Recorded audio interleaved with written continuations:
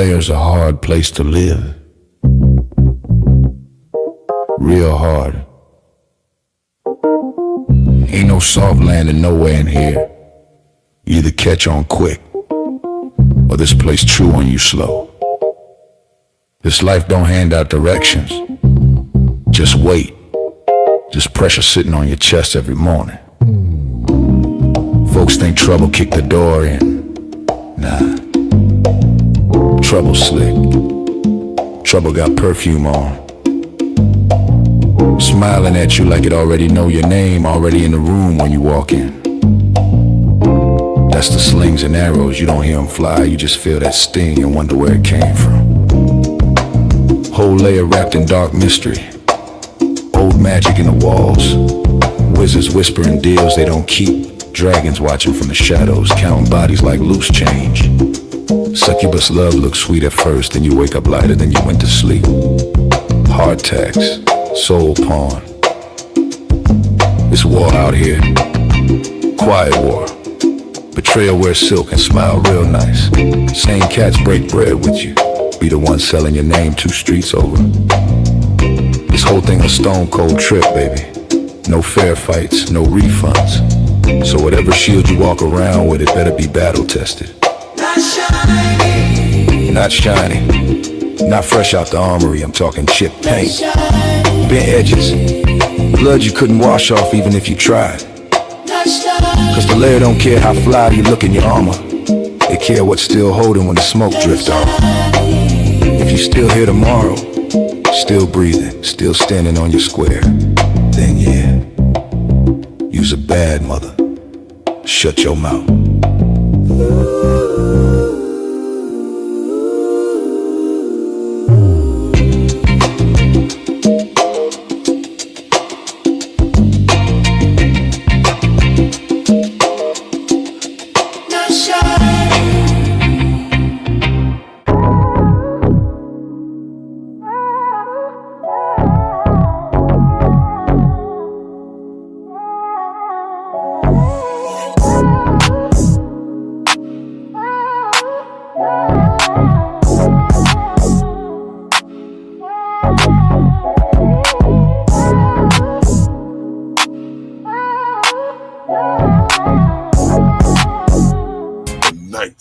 Layer.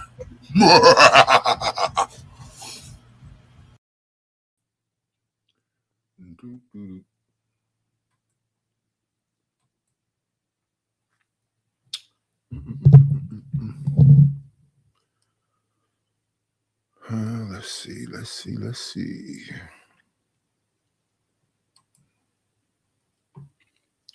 Who we got over here? What up, Chicago Rilla?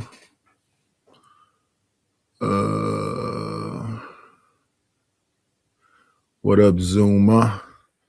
Yeah, we're gonna get right into it, man. We're gonna make it do what it do. Definitely need the fair use. Then get right onto it.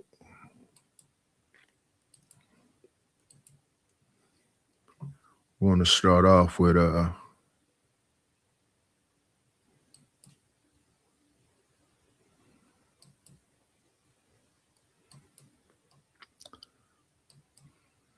we want to start off with Mano and them. Make sure we get them up to the screen. I wasn't thinking early and slaps them together, but we're going to use it anyway. We'll fix it on the back end.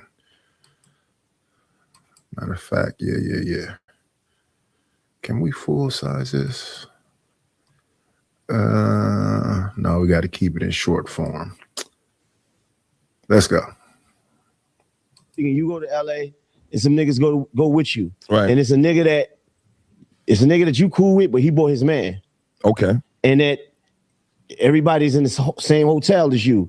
And his man bought a girl. The thing about this is it makes me feel like I'm telling the true story. I like where it's going. The nigga that you know, his man bought a girl. He bought a nigga that I don't know. But you don't know like that. And you know him. But from I know him off the strip for homie that I know. You don't got his number. Cool. He bought a joint with him. He bought a joint with him. Okay. You see the joint, you go, oh. That's all right. I do the glass. I got glasses on. I Yeah, look you got over. glasses on. You look to have a better look. You said, "Oh, that's all right." You're at the pool, and she's, you see. Wait a minute. Wait a minute. BBL Wait. Is this a true story? I'm asking. It's a scenario. Is this a scenario? This vivid? It's a scenario. You're painting this as we go It's a right scenario. now. Listen, I just want to ask him a question. You at We at the pool. We at the pool. You at the pool. You see the BBL work. You say, "Oh my God." Has BBL involved? Right. You say, "Oh my God." Right. You Big, beautiful legs. Right, everything. This is what you do, Mr. David. You see somebody that know her, you send somebody out, you say, yo, what you doing later on? Wait. This the same girl that was with somebody. You don't know she that with was somebody. That You was do with know. somebody. You do know this. You do know. And you send somebody at her, another female, say, yo, they later on come out, blah, blah, blah, blah. So listen to this right here, right? You got a homeboy who brings some dude y'all don't know to whatever soiree y'all got going on. That other dude that you don't know got a girl. What Maynard was saying, is it okay for you to send one of your girls at the new guy's girl, bang her, let him go back with the other dude, keep it on the low, and keep it pushing? Let's let him continue his story. And tell me, this is not your homeboy. This is a friend of your homeboy. Tell me how that's not crossing your homeboy. Your friend that you do know. Blah, blah, blah. And she outside. She came to LA with this nigga, but she You don't know that with nigga. You. But you don't caught know her him by like the that. pool. You caught her by the pool by herself. No, everybody was there. The He was there too. The nigga was The nigga was there too. Yes, even But better. she was looking at you How like did you you looking get over over them. to you? No, you didn't. You sent something. was looking? You sent somebody at You her. sent a snipe at her. Sniper. Right. You sometimes you send a missile. 100%. It's a snipe. Right? Okay, all It's a right. snipe. Right. Say, yo, listen to this. This is what I'm telling you. And boom, boom, boom. These words right here. That's it. Nothing else. Nothing more. We'll say nothing else. Right. But that. But then you get her to come out with you while he in the hotel sleeping.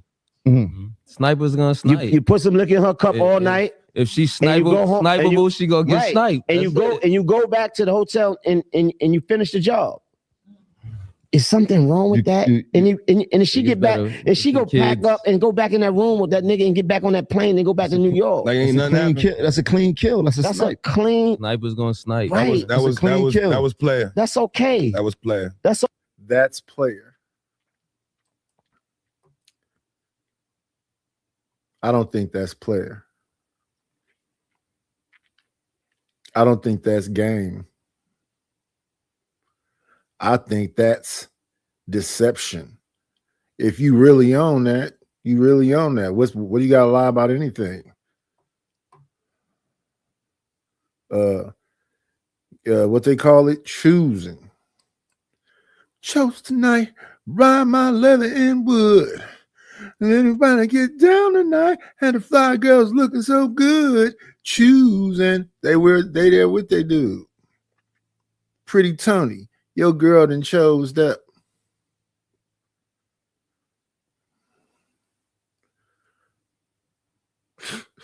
No, that's not player.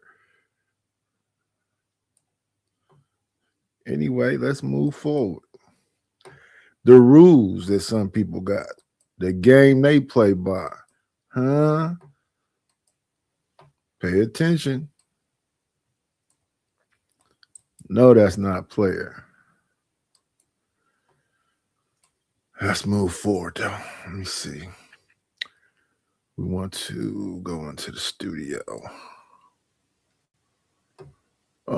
If you haven't subscribed to the channel, please subscribe to the channel. Welcome, everybody, to the Night Slayer 510.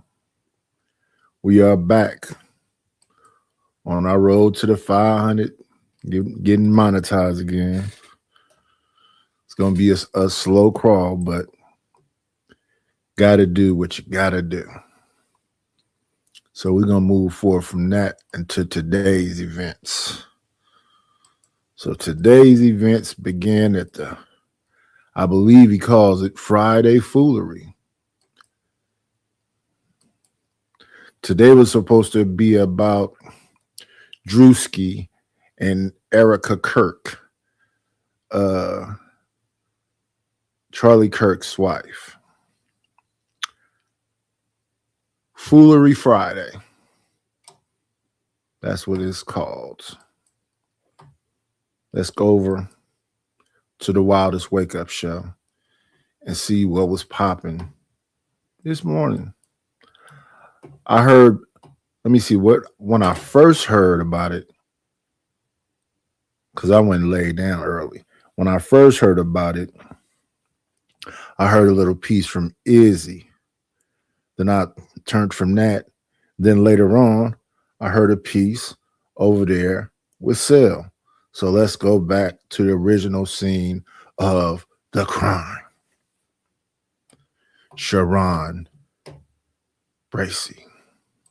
With somebody that is trying to go after my children.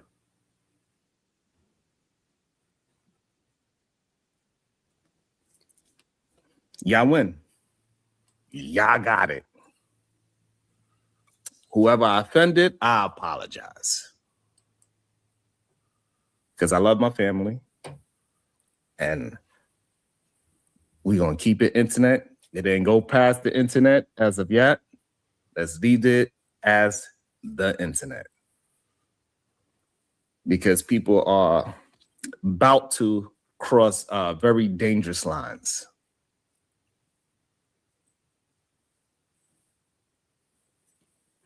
You know what I'm saying? People are like, I'm doing my best to like stay on my side of the thing. I might say a joke or two, but I really don't. Here's the thing, though, when it comes to that right there. I've been here actively doing this 4 years and lost the channel like a month ago. And now we restarted. But from the time I got here, before I got here, rest in peace to my little cousin Tay, he was hollering at me about rappers and beef and how just them words can get people active. Then we was having discussions about, you know, the rappers that was getting deleted because, you know, they were showing the places they were on Facebook, on TikTok, on IG, and whatever else. Now, I got some family members that do the exact same thing. Whenever we out, we had Everson Jones, we had Pecans, we had Trabagos. They want a live videotape. I typically, when I'm alone, me and my wife is doing whatever else. She likes to have memories too, but I typically would take some pictures and probably throw them on Facebook afterwards, not while we actively live in there. And then, you know, we would record, you know, scout outings, some of the scout meetings, but not playing it live though. But there's no way people in this city didn't know where me and the wife was every Monday night. It's impossible. The small city too small. So the whole thing about, well, we don't know where you live and that's BS. It's the city is too small. It's no way you're gonna miss a person. Anyway, the whole conversation about like the YouTube streets. Excuse me, let me make sure my mic is right. I'm always not doing that. Let's get you right. Matter of fact, no, I'm gonna just leave it right there. People was constantly talking to me about YouTube like it was the streets. And my conversation would always be, you know, what's crazy about that is because when I think back on it, all the documentaries, all the way back to the Smack URL, all them little documentaries, all the Choke No Joke, all that stuff right there. All that was talking about, what they used to be talking about? They used to be talking about DMX, Rough Riders, what's dude's name? Willie Henchman, Haitian Jack, all the things that kind of solidify the stuff that we heard Pac rapping about. Because to be honest with you, when I first heard all that, I thought it was too aggressive to be real. I was saying, I hope this is just like a movie. I'm gonna be honest with you. I heard because let's see. And when did it come out? Like people see that picture of me and Pac together. That was Pac before he became Bishop. That was right about that time. After he became Bishop, he wasn't the same Pac as the Pac I took the picture with. The Pac I took the picture with is the one that made They Got Me Trapped, and one of my homies called, and what was the other one? Brenda's Got a Baby. He had back then, he had the it wasn't the Outlaws. They was called what was they called? I don't know, but that's the one when he had this song. What was the other one's called? That's before the Outlaws. When he had Pour Out a Little Liquor, he made that song with Mac Mall. This is right before all of that, right?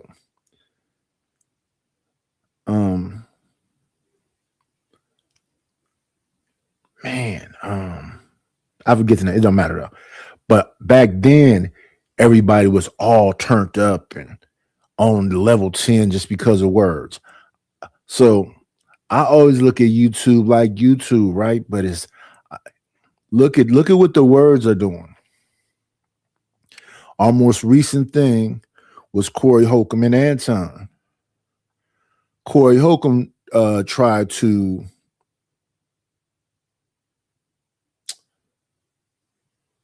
reinvent himself the other day. He has a stand-up stage with a mic. He did a singing performance in the first part where half his hair was shaved. He had a crocodile vest on. As far as actively performing, he was all the way turned up. Because we had been seeing week after week him talking about the situation with TMZ and Christina Payne and Anton. And I was saying, because that was January 13th, I was saying February 1st, he got to stop talking about that. He got to stop talking about that because it's just going to turn more people off. Some things are indefendable, and the best thing to do is apologize about it and move forward. Because words can be miscrewed. Listen, I just got through looking the other day at a clip where I was on Nino Nation, and Fatty came over here and said something to me about don't be drunk, blah, blah, blah, and just whatever. I was talking about quitting shit because I just be tired now. I'm just burnt out. I'm just tired. I'm 56. I don't know if that means I got to take. Well, I don't even take my vitamins. I don't take my vitamins. I don't rub no Bengay on. I don't do no old man stuff. I don't even want to smell like Bengay. I don't like taking pain. I don't like taking medicine, period. I'd rather just drink. But yeah, I was just tired. And then to hear all these different, night is this, and night is that, and night is this, and night is that. I just don't understand why I'm even that significant.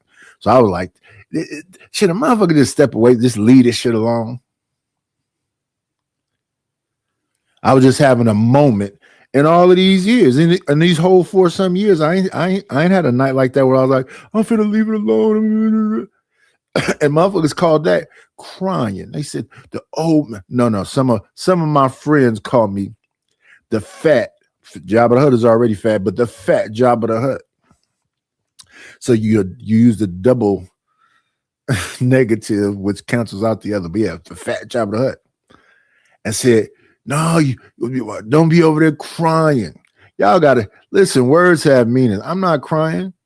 Tired is not crying. Tired is just tired. Not tired of what y'all saying, because I really don't be remembering what y'all said the next day. Because there's no point in getting that invested. And that's how I look at life, really. We really don't. One of my favorite songs by CeeLo Green is Crazy. I don't really think I'm in control like that. I'm not trying to create no cults. I don't need no flunkies. If you mess with me, I appreciate it. I appreciate the dollars, the 50, whatever it is. I appreciate it, but I'm not trying to create no cults.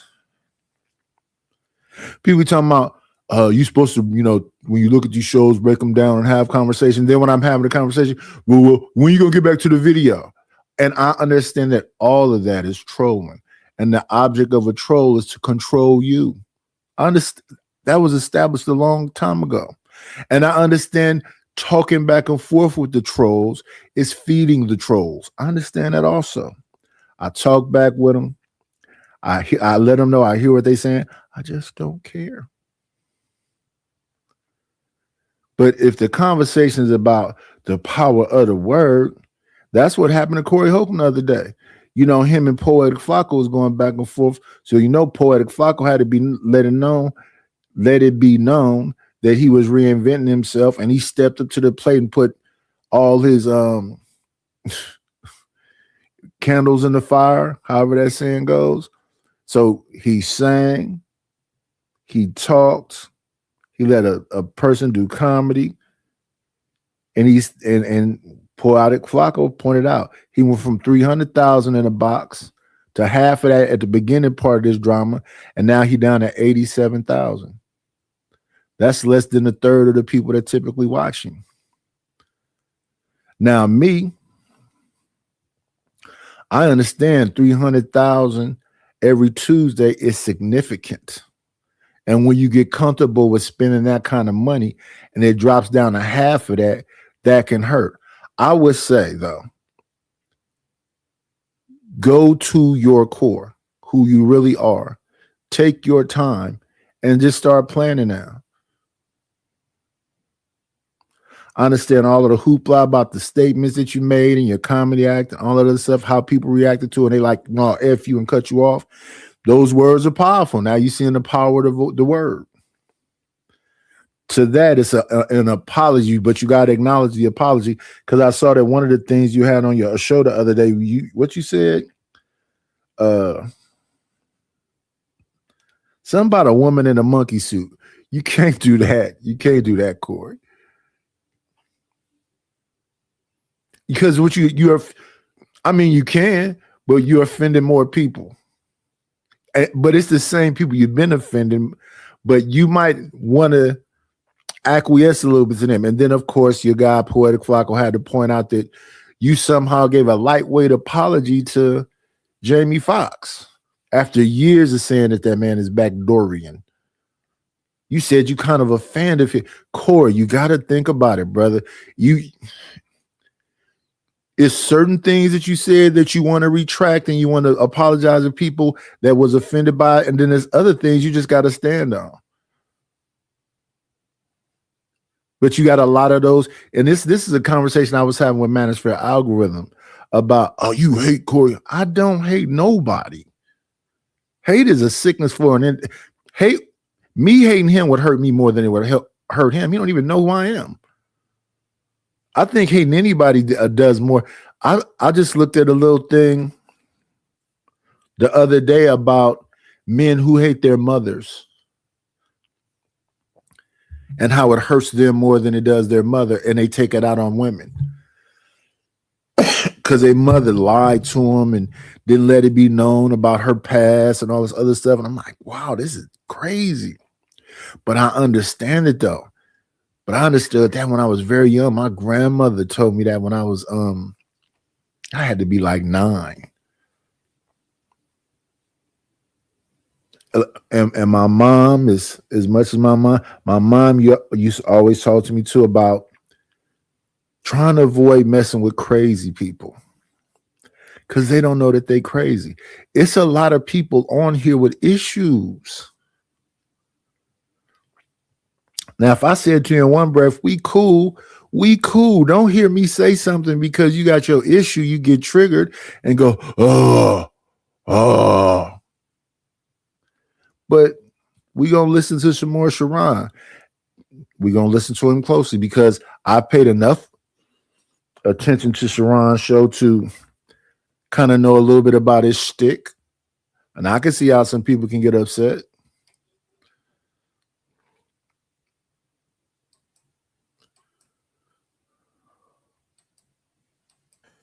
Do anything like really disrespectful, but I get it. Whatever joke I said, if it offended you in a certain way, hey, I apologize. Them jokes has been the same jokes the whole time, brother. You know the joke, rim, which is a rim job. That's a eater. And then what's the other one you call them? LOMs, lovers of men. And then you say things like, these men are dangerous.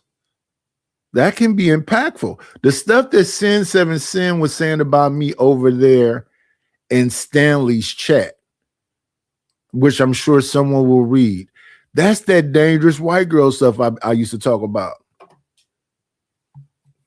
Do you understand people are listening to you, white lady?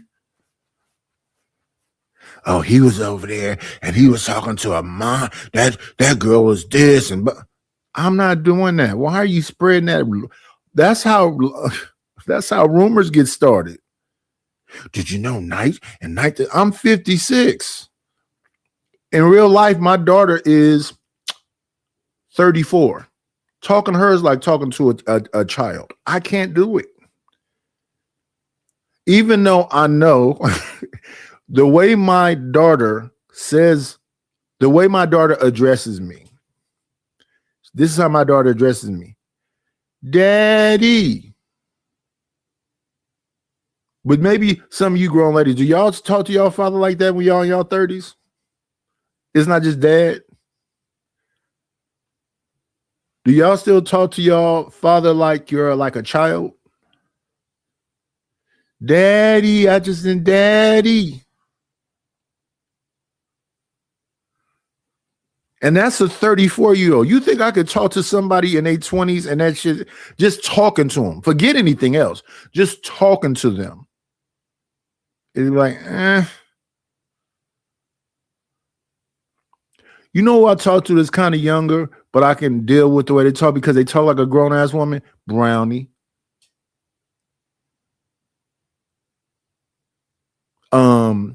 But I don't know how old Brownie is. Rogue C, but I don't know how old Rogue C is. Because I can't really tell. That girl that we was talking to the other day on Earth Channel said she was 43, I believe.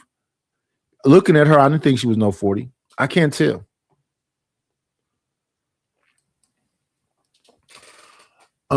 We got Simon Hectic in the building. What it do? What up to American Tradesmen? But some of these folks, hell no. Because I don't know how you could have the questions that they have at the ages that they have. And why they expect an old person like myself to be asking them kind of questions when I would think I would take for granted you already know these things. But yeah, I would think that you would know that dudes don't like being called gay or told that they're zesty or told that they're rims or told that they're lovers of men. I mean, that's your stick. It's a business model. It works, but you don't be seeing these dudes really be upset.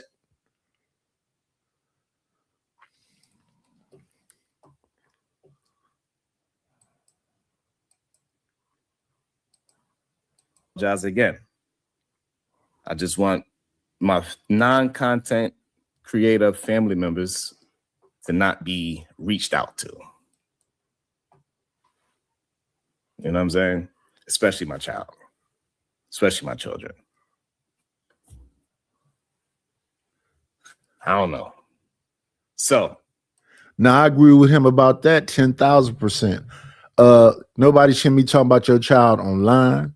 Nobody should be talking about your wife and all this. But this is what I'm saying. Freedom of speech, I guess, is what they break it down to, because they talk about all of that. But you know that because I was over on your channel where they talk about my deceased wife, talk about my daughter. Well, and this is you volunteered online. You didn't have to. If you don't want them to be talked about, don't talk about online. I've talked about it all. It's not an everyday occurrence, but I talked about it when I first came on it years ago, and it's been talked about ever since. But yeah, we just got through hearing people defending what was said about Anton's daughter, what's been said about Rita. Yeah, Rita could be, you got to throw her in there too. I don't got to throw nobody in shit, but I hear what you're saying. And I don't know enough about her other than that's his wife. And every time I've ever seen her, she's only been pleasant.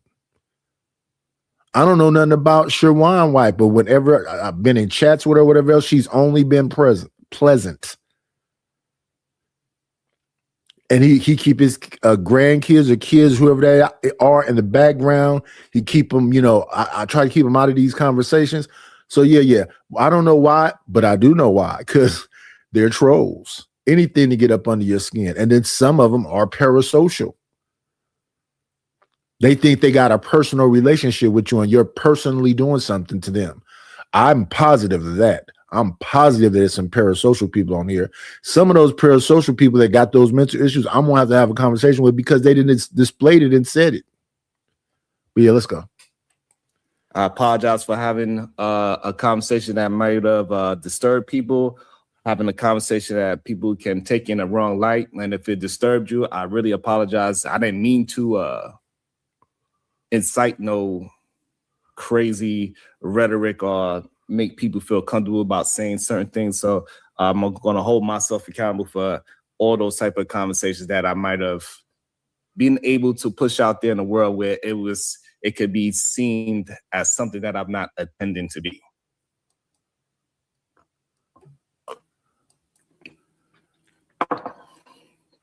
I thought it was intentional. I thought it was intentional to make the people come there. Because I don't want to add no words or nothing, but you gave Fantastic a new name. I forgot what you used to call him. You talked about, I mean, you know what you don't believe that really bothers them people for real? Now me, I try to have a thick skin, but people, they've had whole shows about it. They've had you come to their show. They've had whole discussions about what it's insinuating, how it bothers them. And I would think the ones that you have said that about have a thicker skin, but what about the people that follow them?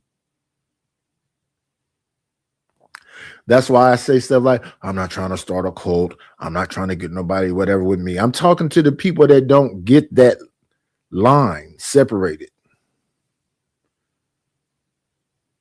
Like me, honestly, in real life, when I hear about something happen to just people in general, it's crazy. It's life, but it's still crazy. Like people hear me say, oh no, I love you, brother, because I love human beings. I'm a human being. I'm supposed to hate you? Oh, that sounds gay. I don't give a damn about it sounding gay. I'm supposed to hate somebody? You're supposed to be indifferent. That's hate. That's worse than hate. No, when I hear about people losing their homes and people are losing their homes, I hear about these foreclosures. I hear about people not being able to pay their bills. And when they can't pay their bills, they can't see their kids. They're getting their license took. The women got psychological issues, so they can't get it. That shit it can be depressing. It can get sad, especially the way people casually just almost mock those people, make fun of them. So the only reason we know Roro is because JP brought her here.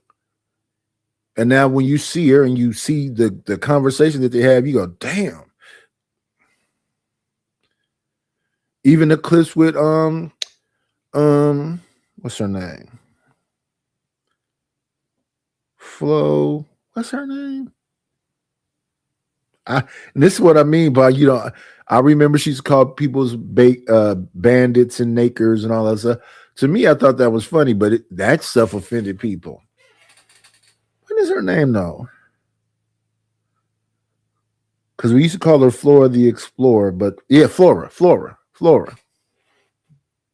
Yeah, these names be bothering people. Like when people holler at me about Reese or Sugar Bum, they be disturbed by, Sugar Bum was in my chat last night talking about you men are weak, you men are losers.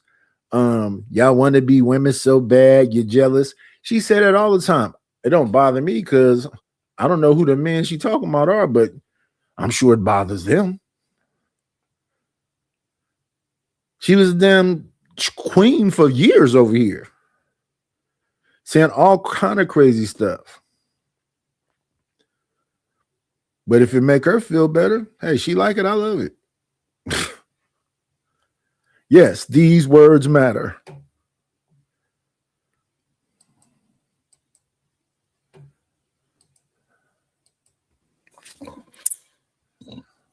So y'all win. You know what I'm saying? Y'all got it. Y'all internet thugs, y'all got it. I apologize. I'm sorry. You know what I'm saying? Y'all win.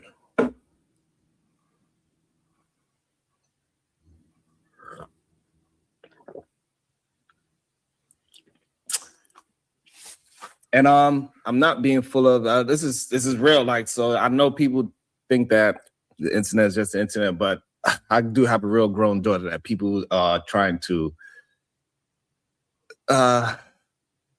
just, hey, look, if y'all support that type of person, y'all do that. Hey, do that on your side of town. Do what you're gonna do, because I know in real life, the person that's doing all the wild stuff, those people would never be actually held accountable. And so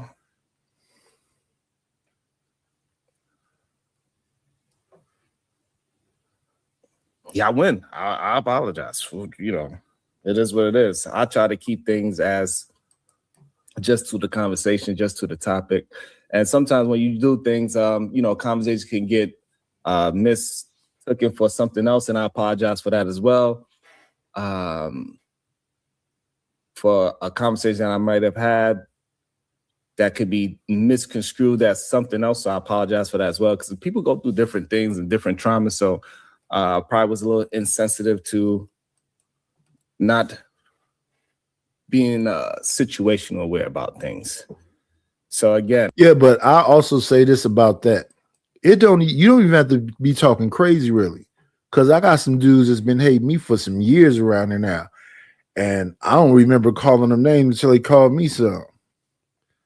They wanted to play the dozens and lost at the dozens, and then now they forever upset. Yeah, again, I don't be knowing what be going through the minds of these people either. But yeah, I don't. Who on here is supporting somebody causing harm to somebody's people in real life? Beyond the disrespect that is acceptable on here, because there'll be a lot of people defending all these things he's talking about. They're indefensible. But it is freedom of speech. I'm the type of person, the Klan should be able to say whatever wild stuff they want to say. Freedom of speech. Do I have to allow you to say it here or not? No. But am I sitting around all day baiting and waiting? And no, again, too much energy.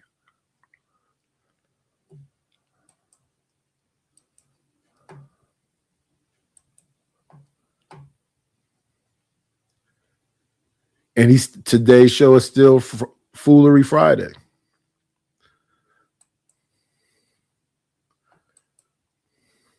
you can't cancel someone who's never, you know, who's never on to begin with. The person who tries, the person who cares, is the person who actually has a reputation. They're all the vulnerable ones. And, you know, the internet loves vulnerability as long as it's someone else.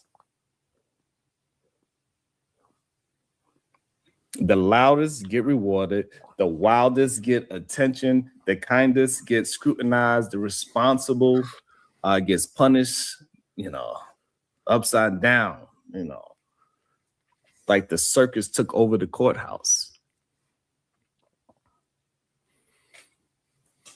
I think the courthouse was always the circus.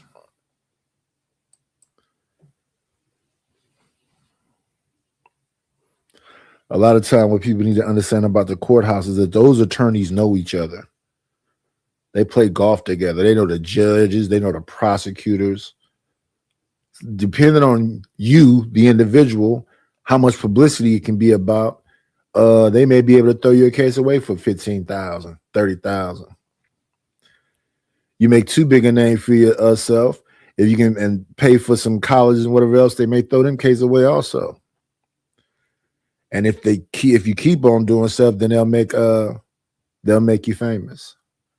they'll become famous off of your name. I practice staying away from most people. It might not be the best practice, but it seems pretty good. Because I avoid a lot of the stuff that probably have everybody else on 10 right now.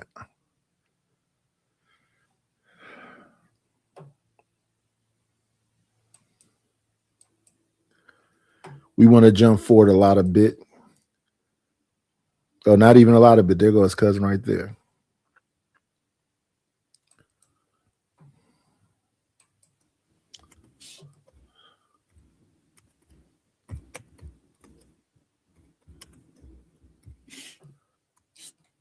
I thought I dropped it. I think I did.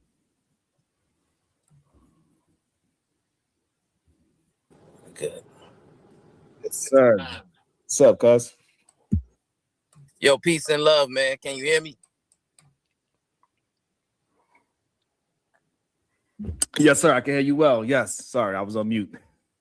Yeah, man. So, what's on your mind this morning, man? What's troubling? I think I got it all out. What I was trying to say just now. Yeah. So, let me ask you this question, right? Would it be better for you if I just leave the space? For me? Yeah.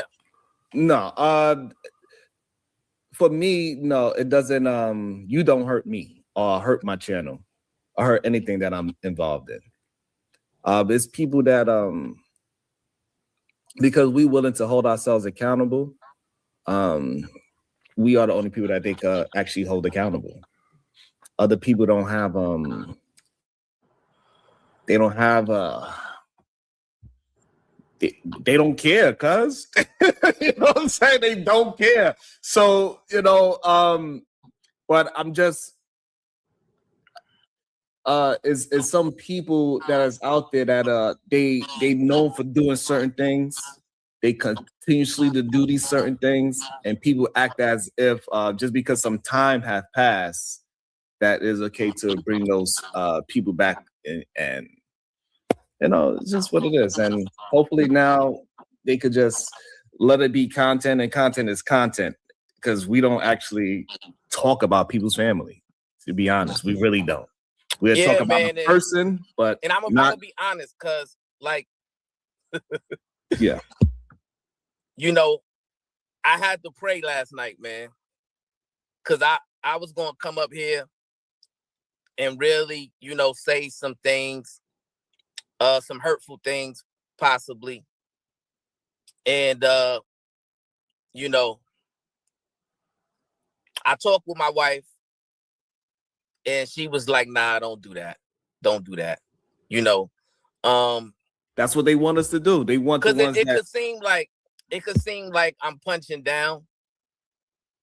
You know what I'm saying? And and I don't want to seem like a bully, right? Not when my intentions is not to bring chaos, right? So. Absolutely. I can say a lot because people have said people can listen to this though. This could trigger somebody. The punching down, this could trigger somebody. Because they don't, a lot of times it's not even what you said, it's what they infer.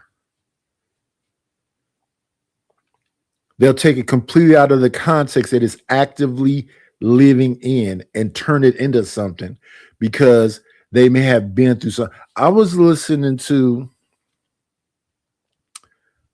Gilbert Arenas and Kenyon Martin and all of them. And I believe it was Kenyon Martin that was upset with a dude that made fun of the way he spoke. Now, that's some stuff, when I look at the overall picture, is something he didn't go get treatment or talk to somebody about when he became an adult. Because he started talking about how in school not him, somebody who reacted to it said they had a stutter when they were younger, and they fought so many people in school, and it was a big thing for them, and they became this bully and blah blah blah blah blah. Well, that's childhood trauma. What up, Cellulite? That's childhood trauma. Why didn't you deal with that once you became an adult? Why would you just walk around with childhood trauma to where somebody makes fun of you stuttering? You want to go to jail, take somebody's life, you lose your own life because you stutter. And yes, this could be interpreted as a backhanded apology. You don't want to talk down to somebody. You don't want to be a bully.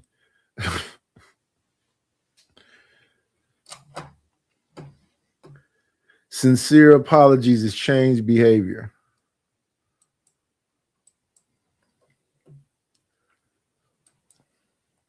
Things. Yes. And you know, it is what it is, man. I mean, if you choose to make yourself this character, you know, and take on this persona so that you can get money, I don't want to, you know, get in the way of that. Not especially when I really don't wish harm.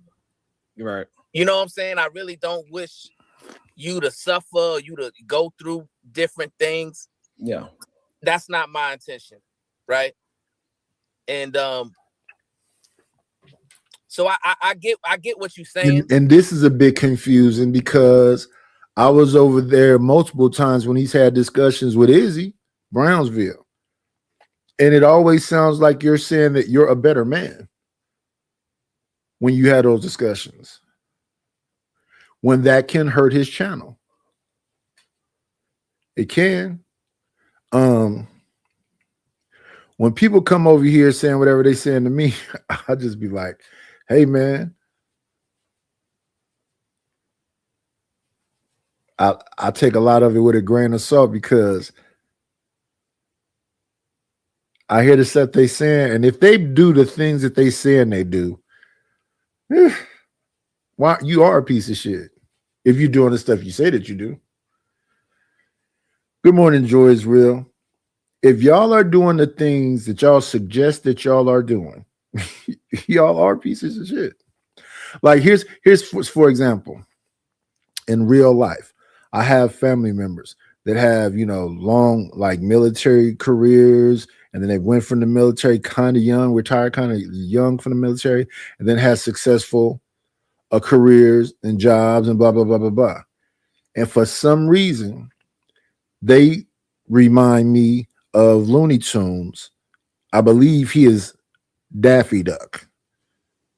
They're on some mine mentality. You didn't grab up no nephews and nieces and such and give them some direction or connect them with people you know and do all this other stuff. So that's why, as upset as folks be trying to be with me, I look at them side eye and be like, you actually finna try to tell me something? And you know what they do, and I appreciate them for this? They don't say a damn thing to me. Because how can you?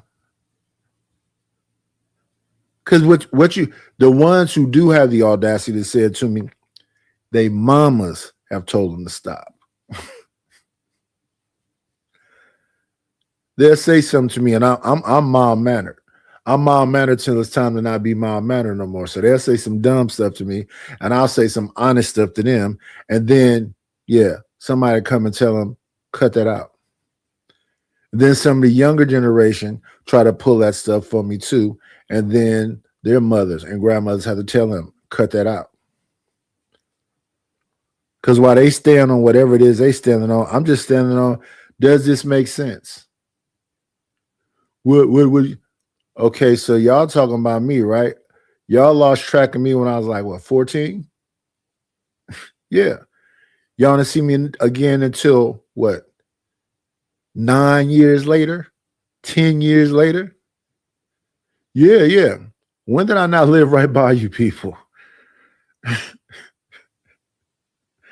I mean, I'm 23, 24 now, but when y'all say this stuff that y'all saying to me, when, let me say it slower. I'm 23, I'm 24. When have I not lived by you people? And then they look around because they really want to be mean and talk crazy. They look around. The minute they say something, they're going to sound stupid. I live in Oakland, California. The majority of y'all live in Oakland, California. This place is 15 minutes that way, you out of Oakland. 15 minutes that way, you out of Oakland. 15 minutes that way, you out of Oakland. 15 minutes that way, you out of Oakland if you are in the center of Oakland. How, if you lived in West Oakland, if you lived in East Oakland, if you lived in Alameda, if you lived in Montclair, if you lived in Piedmont, if you lived in Rock Ridge, if you live in Trestle Glen, it's 15 minutes to each one of them places. So when have that young man, because y'all lost me when I was like 14, and even in them 4 years, I was actively around. How often did I see y'all? Yeah. So what I want you to understand, we start talking about any kind of criminal stuff with me. I was a minor. And we start talking about any of me not seeing somebody. I was the child in that situation.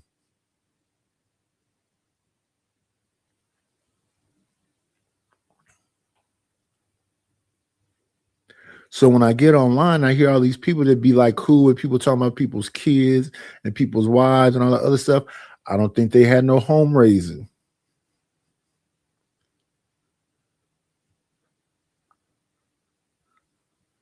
But yeah, all these things right here, from where I come from, would all be misinterpreted and turned into something else.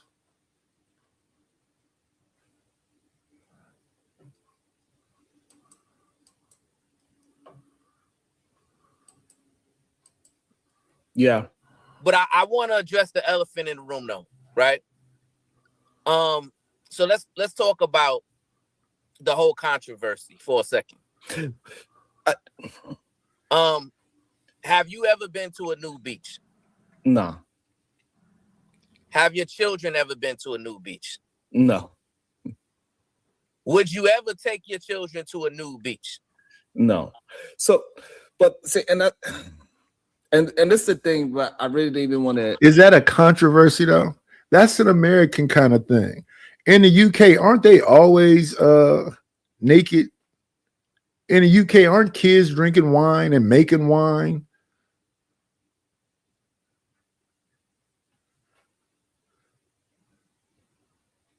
But the kid thing is a sensitive subject in these YouTube streets because it keeps coming up for some reason. And that's the thing. When that kind of subject keeps coming up, people get started being called out of their names. That's definitely going to compromise your channel. That's definitely going to make people do blah, blah, blah. But in some of the situations, you'd be like, it could be knee jerk again. Like I said, it can be knee jerk. Like the Corey Holcomb thing, that could be knee jerk. Because I understand that Corey's a comedian. I understand what dark comedy is because we went through all of that. We talked about, and then as we went through it all, we had people in my chat going, you justify. Well, I don't care about them saying that about me. That's absurd. I didn't let my kids go around their own family. I wasn't around mine. How can I don't know you like that? I took my baby girl to her grandmother and her great grandmother one night. That never happened again. Too much complaints, too much of it. I would think you would be excited.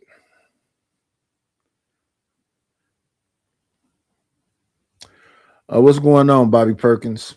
Joy is Real, Cellulite, Simon, American Tradesman, Zoomer, Chicago. I think everybody is just on pins and needles. But when you are a person that's talking about rims and lovers of men and dangerous men, they just waiting for an opportunity.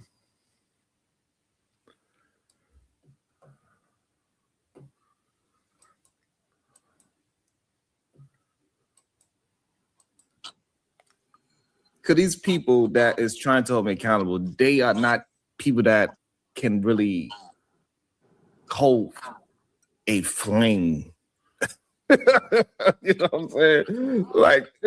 Like if we was to talk the way how they talk, you know, it's you're right. But let me try to get back into like what you're trying to do. Got because you know what I'm saying, like because it's just like because I feel just like you. I want to go to who I can be versus where I'm attempted to go. Right? It's like Yeah, you know. Let me just calm down. And with that being the case, let's go there. With that being the case, I don't know why we always go there either.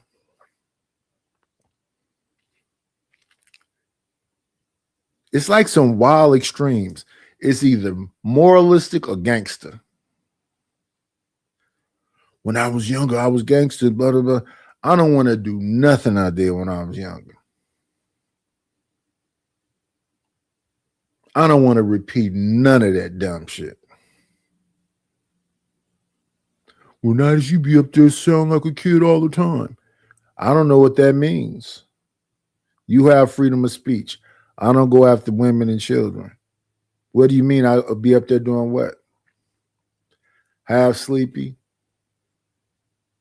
Tipsy maybe? Doing what? And I hear it be so many people saying something about some little thing that bothers them. How is your life the shit on one side of your mouth and then little things bother you? My life is not the shit. Little things don't bother me.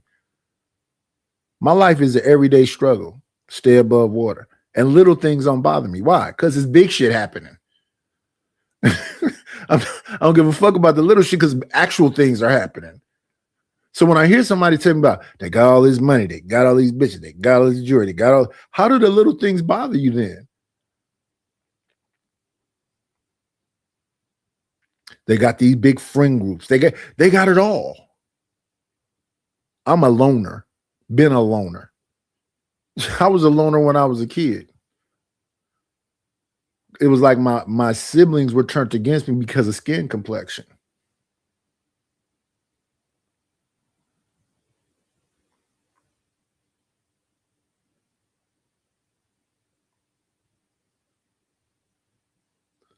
I came around and I did something, or I came around and it was this.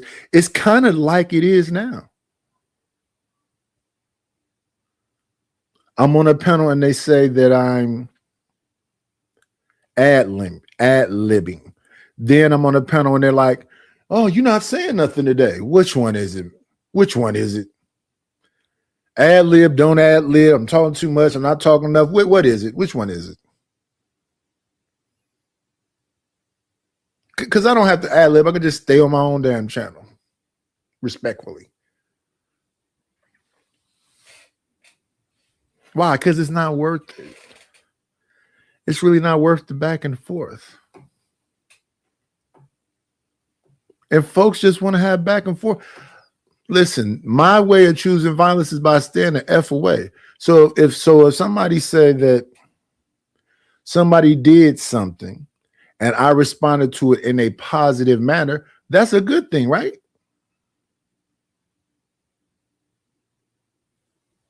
You had somebody do something to put me in some position. I agree with that position. I stay in that position. That's a good thing, right? Let's talk to the lonely people.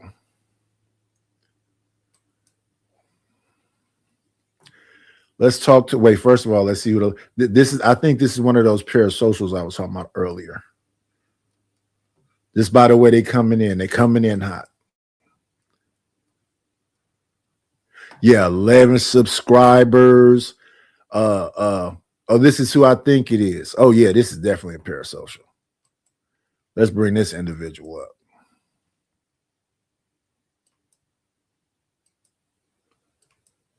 Let's definitely bring this individual up because this person definitely is lonely or something.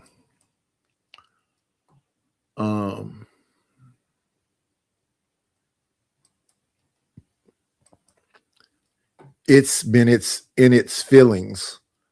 So since it's in its feelings, we're going to let it speak. We don't want to mispronoun this individual.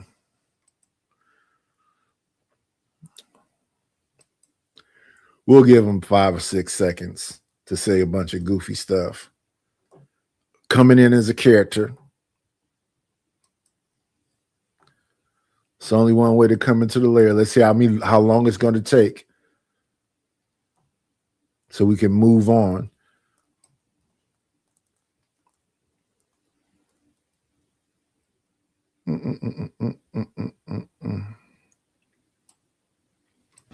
Come on in. Plan, it's always a treat when players meet.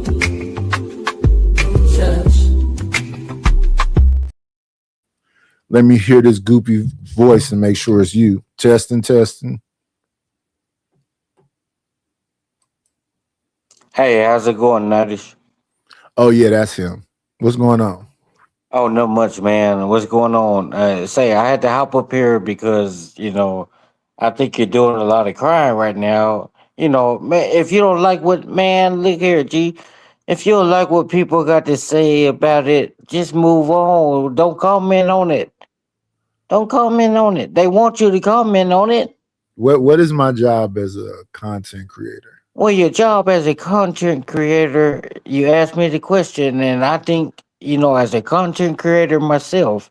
Yeah. What is so skip me. What is your job as a content creator? Well, my job as a content creator is to give people entertainment. It's entertainment. You don't have to take it serious. Don't have to take it serious. Are you supposed to commentate? Well, you're supposed to commentate, and it's a difference between when a person is commentating, maybe someone like you would think of commentating as crying. Well, it's a difference between commentating and taking something to heart. It's a big difference. What's the difference? And the difference is what we're doing here right now. What we're doing here right now. So are you commentating right now, or did you take No, you're commentating and I have a difference. And you're taking it to heart. No, days ago, your feelings was hurt on Stanley's panel. And you've been playing with yourself in your weird parasocial way. And you came and stalked me like the stalker that you are to come up here and say something goofy because you think I'm a lame. Well, technically, I didn't stalk you, and I never stalked you. I was just on Stanley's channel. What would you call it? Stanley dropped your link, and I told him I would come over here if you let me up. Right. We're agreeing then. Well, it's not agreeing. I'm just calling. I'm calling out the lies that you're speaking. Let me tell you why it's an agreement. You told me over there you didn't mess with me. I did tell you that multiple times, and you took it serious, didn't it? No. You told me over there that you didn't. Just like I'm telling you now, I don't. Wait, 1 second, sir. Multiple times, right?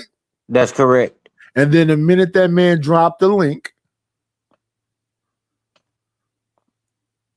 I came over here like a weirdo. That's not a weirdo. And see, if you know the people that I disagree with, I stay away from. So if you know the difference between, if you know the meaning of parasocial, before you use these type of words, I think you should know. Go ahead. You have some relationship with me that I don't know nothing about. You think you know me. That's what it is. Well, I don't know you.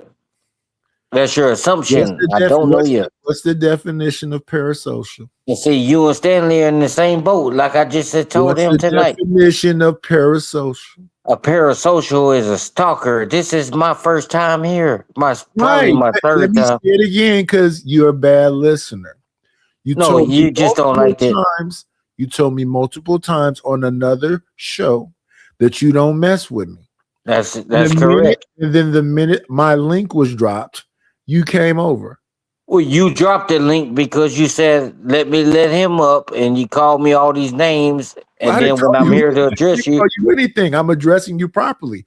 Defamation of character is a lie. I'm not lying on you. When I'm here to address you, instead of typing in a chat, when I'm here to address you straight up to the channel. Well, I don't have to do that. I just said you had to do anything, did you? Well, don't say subscribe to the channel. I'm asking you, did you? I did not. Why not? The reason why I didn't is because I gotta get to understand it, and I don't like commenting in the chat. I'd rather come up and tell you. So you're going to tell me something you've told me multiple times on other panels? That's correct. And I'll tell you again. Don't you find that weird? Well, it's not weird. It's just the truth. So you think I didn't hear the truth the first time you told me? Well, you heard it, but you didn't. You don't think I don't think it. Wait 1 second, sir. I didn't say did I listen. I said, do you think I didn't hear it? Well, you probably heard it. You know, I don't know what you heard. I heard it at least 3 times. Yep. And I think I said it more than 3 times. So were you being honest? Yeah, I was being honest, but that's why I'm here to address you. So then it doesn't make any sense for you to come here to tell me something you've told me 3 times and I've already heard and understand. Well, I disagree. A stalker. I That's disagree. What makes you parasocial. No, I disagree. What do you disagree with? I don't think you know what the hell you're talking about, for one. And parasocial people have a relationship with people that don't know them. No, that's false. I don't know you. That's false. I've seen you on CT channel. What? That's false. You're making a false statement. Channel. You know John Galt don't mess with me. The people that you mess with. Oh, John Galt rock with Mike 123. What the fuck is you talking about? Excuse the language. I couldn't hear what you said. You were talking the same time as me. No, I'm saying John Galt rock with me. John ain't never put Mike 123 down. That's my point. John don't mess with me, and you're one of his buddies. That just because I don't dislike somebody because somebody else dislike them. You voice a dislike for me, and he's voiced a dislike for me. So y'all both on the same. You know what John Galt doesn't do? He doesn't come over here. But I'm not speaking about John Galt. I'm addressing you with the same thing you've already told me 3 times on another panel. No. See, and it's just stuck in your head, ain't it? So if I told you all this stuff, why did you let me up? To prove that you are what I'm saying you are. Well, it's not proving nothing. You're just proving It's proven. Because everybody's witnessing it right now at this very moment. Well, I'm actually here to address you. You know, I came here to address you. You know, because I felt. Go ahead and address me. I seen the animosity. I think I've explained what you're already going to say, but you go ahead and explain it. Because you one of these people, you know, and I'm not here to bash nobody, but you one of these people like another person that I know, another couple of people that I know on the YouTube streets. Y'all cock block and y'all think because you're older, you know everything, and just the young is stupid and all this extra stuff. What? You know, wait. You use a lot of words that I think have different meaning. Cock block. Who are you trying to bang that I'm stopping you from having an opportunity to bang? I'm just saying, y'all get so caught up in these internet women, and you know, what woman was around when you were around that I came up to stop you from having access? Because you didn't have people drop me just so you could speak. Yo, drop this dumb ass. Have you not said that? What? Have you not been on other panels? I've been on the panels with you before. I haven't had to do it because you do what you're doing now. Drop this dumb ass just because you don't like what I'm saying. No. You do what you're doing now. You're filibustering. You're saying a lot of things that don't make a lot of sense. It don't make sense to you. What? Just say it don't make sense to you. Okay, wait. I asked you first, and you said you agreed. So let me repeat it again, because maybe you didn't agree. No, you asked me the question. Have I not said what I said? Did you tell me on another panel 3 times at least that you don't? Okay, now you're going back to this. That's all you have to say. Hey, I'm reversing. Did you say that or no? Yeah, I told you. I've been there said that. And then the minute a link was dropped, did you come over here? What, you want me to lie and say, oh, no, I didn't say that? What you want me to lie? I want you to be honest so we can prove the stalker parasocial that you are.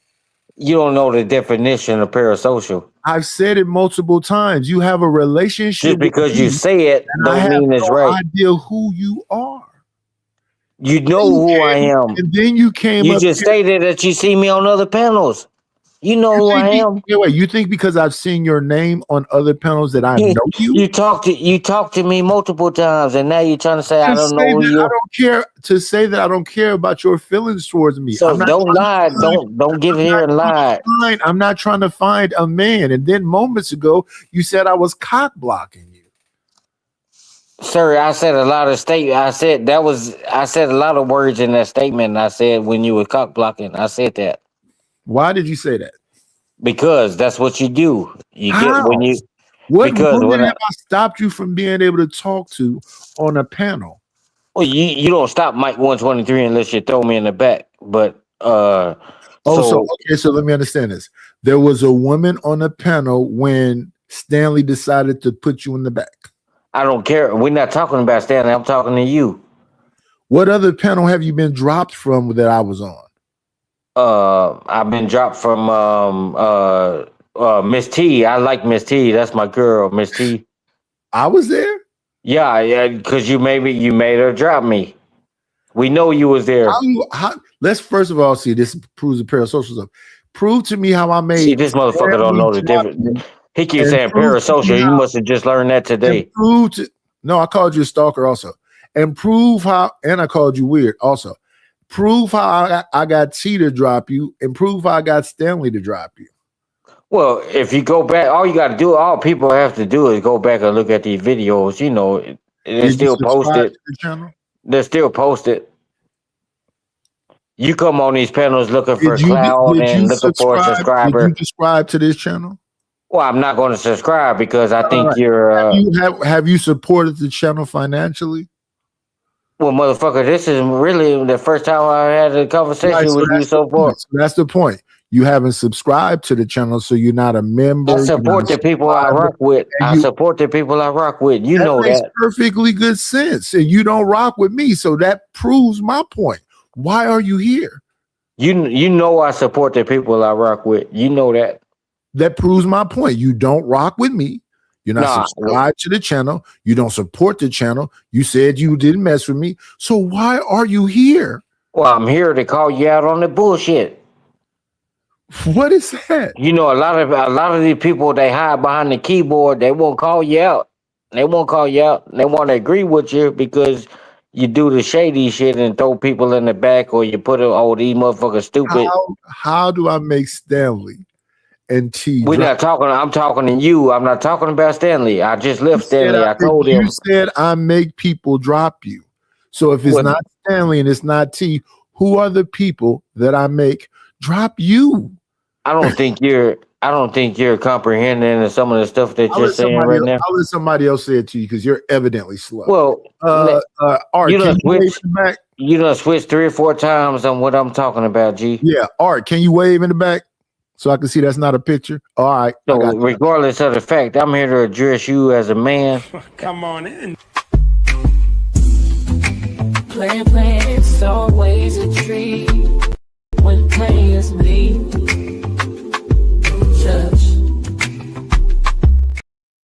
Our inebriated uncle is up here, Art. I don't know what he's been drinking on the night, but he's full. I'm chilling right now. What happened? What's going on? Night, what's up? Oh shit, chilling. What's going on, Art? Oh man, I'm just chilling. I was listening to the last 5 minutes. What y'all got going on? Was it annoying? Oh no, it ain't nothing. It's just Night is in his feelings, G. I mean, I think he was trying to make a point. Go ahead. Was it annoying?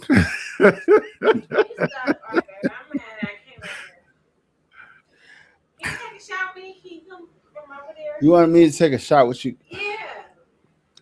I got family over here. So man. you had to get online. You had to get online to ask somebody that they want you to take you a shot with you, Man, and she all did this that. extra Hey, shit. hey, I ain't gonna lie, dude. she did that. Come on, dude. She Sit did your that out of sipping the ass blue. down somewhere, G. Don't come on here with all Oh, this this is my bullshit. cousin. You This is could my have did cousin. that. You could have did Mike, that shit now you gonna- offline. Hey, Mike, now you gonna go after Art? Yeah, he could Yeah, have that's did that crazy. shit offline. That's actually my cousin. Hold on. Well, you could have did that shit offline. You come up here like you're doing They something, said I was dude. simping. I'm not doing that. All right, you know what? I'll come back. You know what? Yeah, that's what you do. Hey, continue to put belt to ass because this nigga don't get it. You know what I mean? So Night is back to what I was saying to you, Hat. I'll be back. I'm gonna start calling you Hat, Leprechaun. So he came up here to try to prove something, like he was talking to a lady or something. You know, I know these fake motherfuckers when I see it. Wow. Hey, Nightis, do you feel like I came up here like I was pretending to talk to a lady? I think you came up here because you felt like it. Night is gonna agree with you because he don't like me, dude. Come on, G. No. Here's the difference, Mike. You told me multiple times you don't mess with me. So I asked you tonight, did you subscribe to the channel? You said no. I said, have you supported the channel? You said no. So why would you? Why is the first thing you asked me? Do I subscribe to the channel? Why is that your first question? I just explained it to Are you chasing clout or what? Oh man, What up, Gas Mask? Let's let Mike rest in his pronouns because he ain't got nothing to add to Well, it. you can call me what you want, and you know that words don't hurt me. You know, words don't hurt Mike 123. You call me what you want. We know what hurts you. We got you covered. What up, Gas Mask? I don't know why Mike does that. Me neither. Hey, I came to chill with you, man. I just came to chill, hang out. So. Yeah. We just reacting to something. That's all. Same thing everybody else do. We listen to people talk about people using words and why the words shouldn't affect them. It takes a lot of work, right, to rehabilitate yourself from, that ABG lifestyle. Right. Anybody get it? Look, man, like I've been through a lot. You know what I'm saying? Mm-hmm. I've done a lot and I've seen a lot, right? And a lot of times, people take kindness for weakness. Absolutely. People mistake, when you're trying to be disciplined, they mistake that for when you're trying to put yourself out to be perfect, right? Yeah. Okay. Shout out to the cousins. My goodness. Let's move. My bad. You good. We're moving forward from that. Let me see. Make sure that's in the back. I will delete. Let me see. Yeah, we're moving over. We are moving over. Let me see. Drop that one. Move on. And yeah, Mike, you're acting a bit strange, brother. Just a little bit. You came up here attacking everyone. We're just trying to have a conversation. And now you've been dropped and you're just hanging out back there. I'm confused. How is this not parasocial? Okay, we're on screen.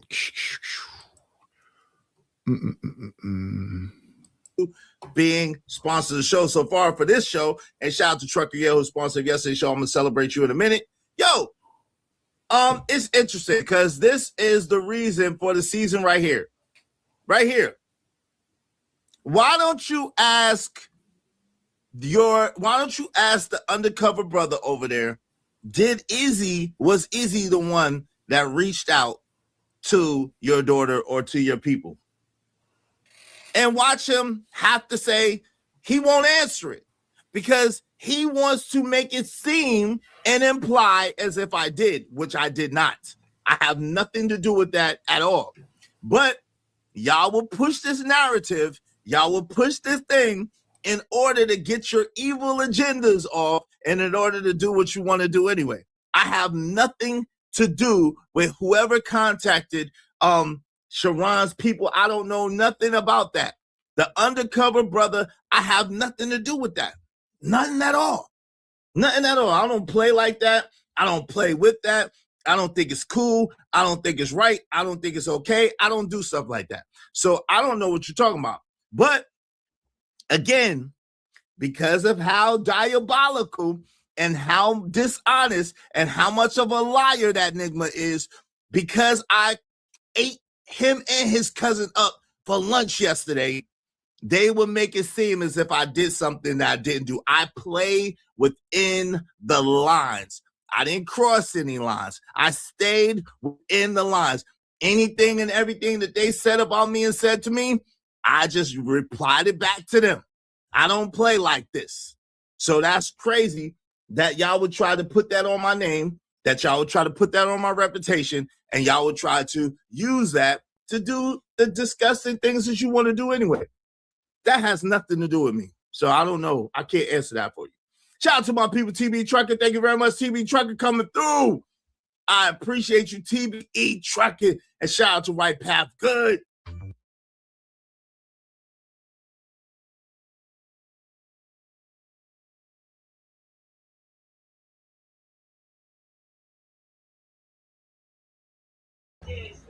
Okay, so guess Hello? what? We'll find another.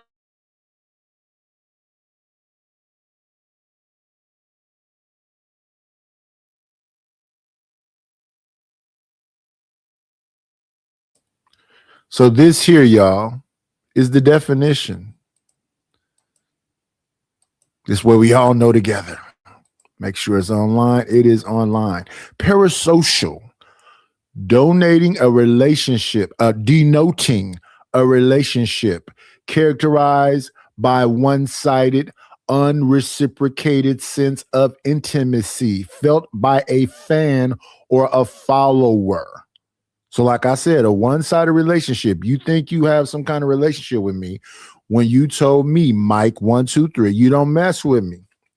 Then when Stanley dropped the link, you came over here after telling me multiple times you don't mess with me. So that's some kind of weird relationship. What relationship do we have? So that's part one. Then it said felt by a fan or a follower.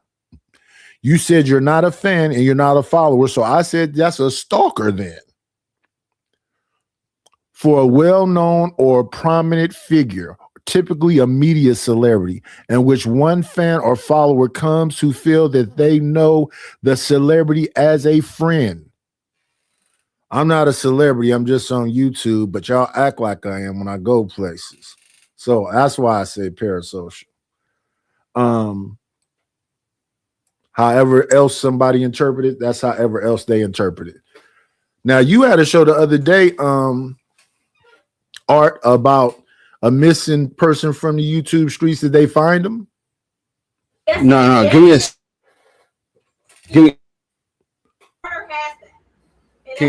Hey, can you go to the back? Guess what? That's it. You want to still be here? That's fine. Tamara, can you go to the back? Like to the back? One Please. second. We gotta guess. We gotta. You can leave.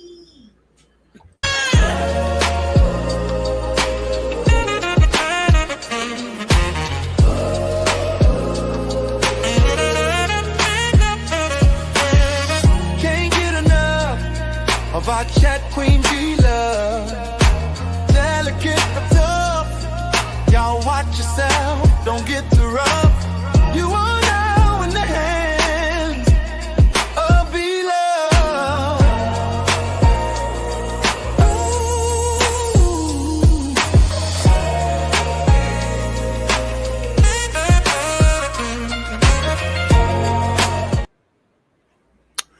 What's going bad. on, love? Technical difficulties. I'm back. Yeah, you said that you lost a YouTube person. Did they find out what was going on with him? Is he good?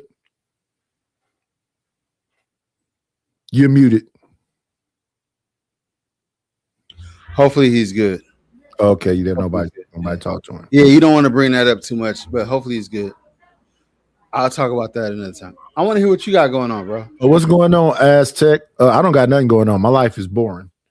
Hey, mine is too, bro. Trust me. Give me 1 second. Yes, sir.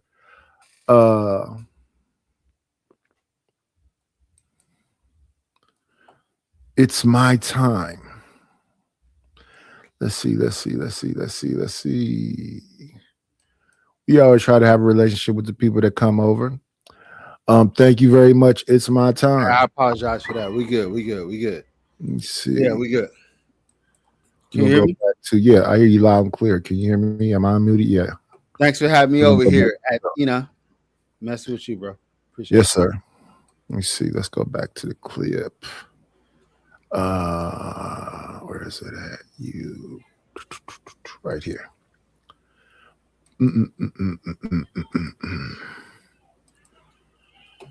All right. Thanks, man. I'm on my grind to get this money. I can't stop it till I'm filthy. Read that wood, the people, Zebo like the rock. I drop. I ain't no trapper. I'm a hustler. I don't got nothing to do with that. I don't know nothing. I don't know what happened, when it happened, where it happened. I don't have nothing to do with that. But the fact that Undercover Brother keeps talking about stuff that has something to do with me and then mentioning that is not by accident. Let me just tell you, fact that the undercover brother keeps talking about stuff that everybody knows has something to do with me, and then mentioning that in the same sentence is no accident, and that's how they do. That's how they lie. That's how they paint narratives. That's how they do. If they come out and say, yo, nah, Iz don't got nothing to do with that. Yeah, that look like Izzy Benz. Is that Izzy trying Benz? to have jokes or whatever the case may be. That is exactly who that is. Okay, that's my boy. Yeah. I heard from him in a minute. Hold on, I gotta. Iz was trying to get at me. He said some things I don't agree with. Nah, they won't do that. They'll try to put me in some stuff that got absolutely nothing to do with me.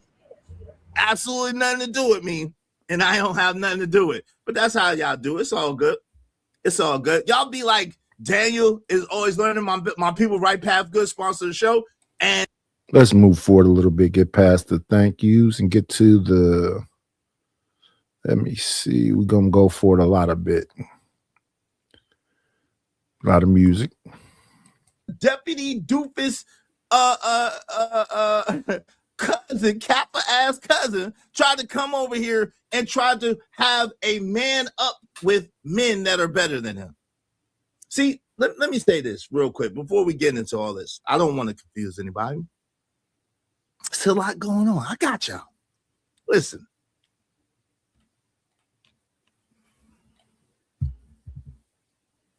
Deputy Dewey. Deputy Dewey. Let me talk to you, because I'm not gonna say no names because y'all don't say no names, but Deputy Dewey, let me talk to you, Deputy Dewey. Sir, and I will address you as sir. Sir, I got a secret for you. You don't have to be a millionaire to have a trust, to have knowledge of a trust, or to understand how money actually operates. I never said I was a millionaire. So the fact that you going around, Deputy Dewey, that you're going around saying, yeah, these people are acting like they're millionaires and we know they're not. I'm on record saying I'm not a millionaire. But you further are exposing your ignorance. You think that you have to be a millionaire to have a trust. You think you have to be a multimillionaire to understand how trusts work. You think that you have to be a multimillionaire to understand how money actually works. And you don't have to have a trust. All you have to do is have some stuff.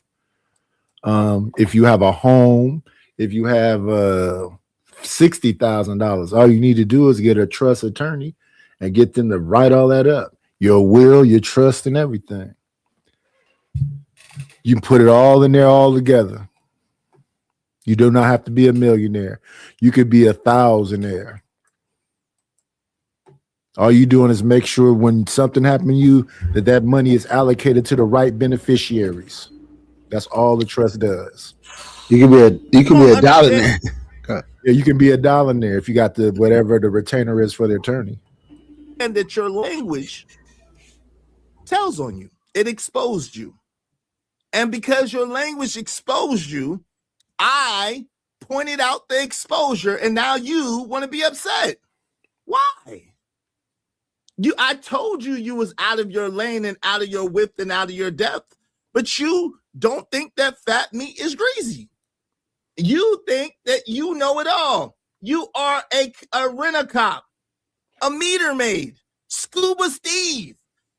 When it comes to tickets and writing tickets and putting tickets on people's cars and boots and stuff like that, I don't go over to your position and try to tell you how many boots to put on an undercover brother car.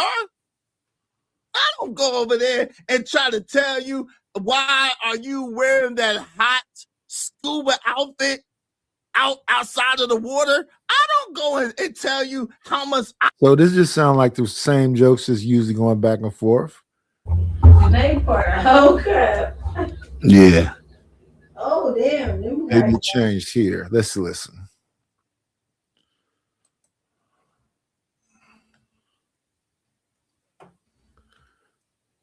Reese for Philly, no, the devil. Reese for Philly, no.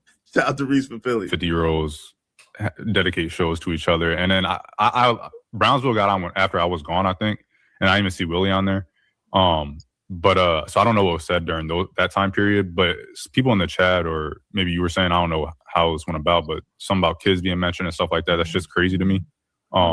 This is YouTube, and I don't understand 50-year-olds beefing on YouTube talking about I'm gonna contact kids, or even the quote unquote fans in the chat talking about I'm gonna contact kids or family members. It's like, bro, this is YouTube. It's really not that serious. Like, you know, I don't know, man. It's just weird. I don't like. I get a weird feeling in my stomach seeing this shit, because it's just like, yeah, it's because it's good to, but like they literally reach it out to like my children. So it's like, see, that's just weird. That's some foul behavior. You know, they grow. So this is like a day-to-day thing. I'm just, you know, catching bits and pieces of it. I was in that chat the other day when that back and forth went on, when that back and forth was taking place with AR and Izzy, and then from AR and Izzy to Brownsville to Izzy. So it's surprising that this is going on another day, because that was Thursday. This is Friday. I mean, I'm sure it's going to linger off into Saturday. We shall see, though. We listening. So that, yeah, it sounds like they're trying to tie it all together, Izzy, so far. Still and they're not content creators. They don't have nothing to do with, you know, and it's just, yeah. And like he tried to pull up some clip, you know, he was pulling up some singular clips and like, you know, throwing a little of you throwing that he felt, I don't know if it's true or not, but he felt was jabs at him or whatever. I'm like, oh yeah, whatever. Like throwing jabs, like, you know, teach your own. Like jabs is kind of funny to me at times and whatever. And when you've done it, like the times that he's talking about, I don't know, because you don't really, it doesn't seem like you name drop most of the time. Congratulations, you played yourself. So because the undercover brother is a coward and doesn't say my name, but plays with offshoots of my name and plays with offshoots of my situation, and because you're too stupid to understand when he's throwing shots at me, or too unaware, or too busy, whatever. Let's give you busy. I ain't gonna call you stupid. Let's just give you busy. You're too busy to know when he's throwing shots at me. You assume that he's not throwing shots at me. Right then and there was a shot. Because the undercover brother know good and God doggone well I had nothing to do with his daughter being contact. But because he's a coward, because he's no character, no integrity, he's going to allow it to be seen as if that I did. And then you got stupid people like the herbalists who run with the narrative.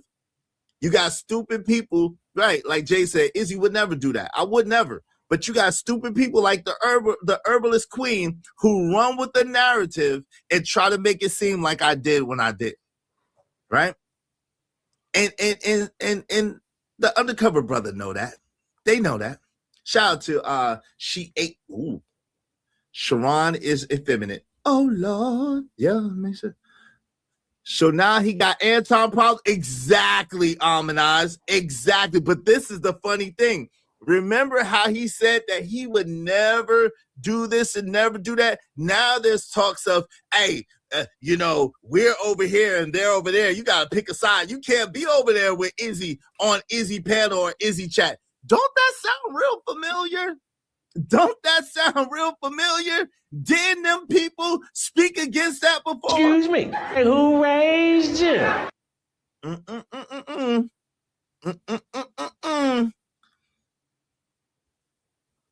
Don't mind the herbalist. She on them drip. Let me see. Let's move forward a bit. Because it's just a reaction look like.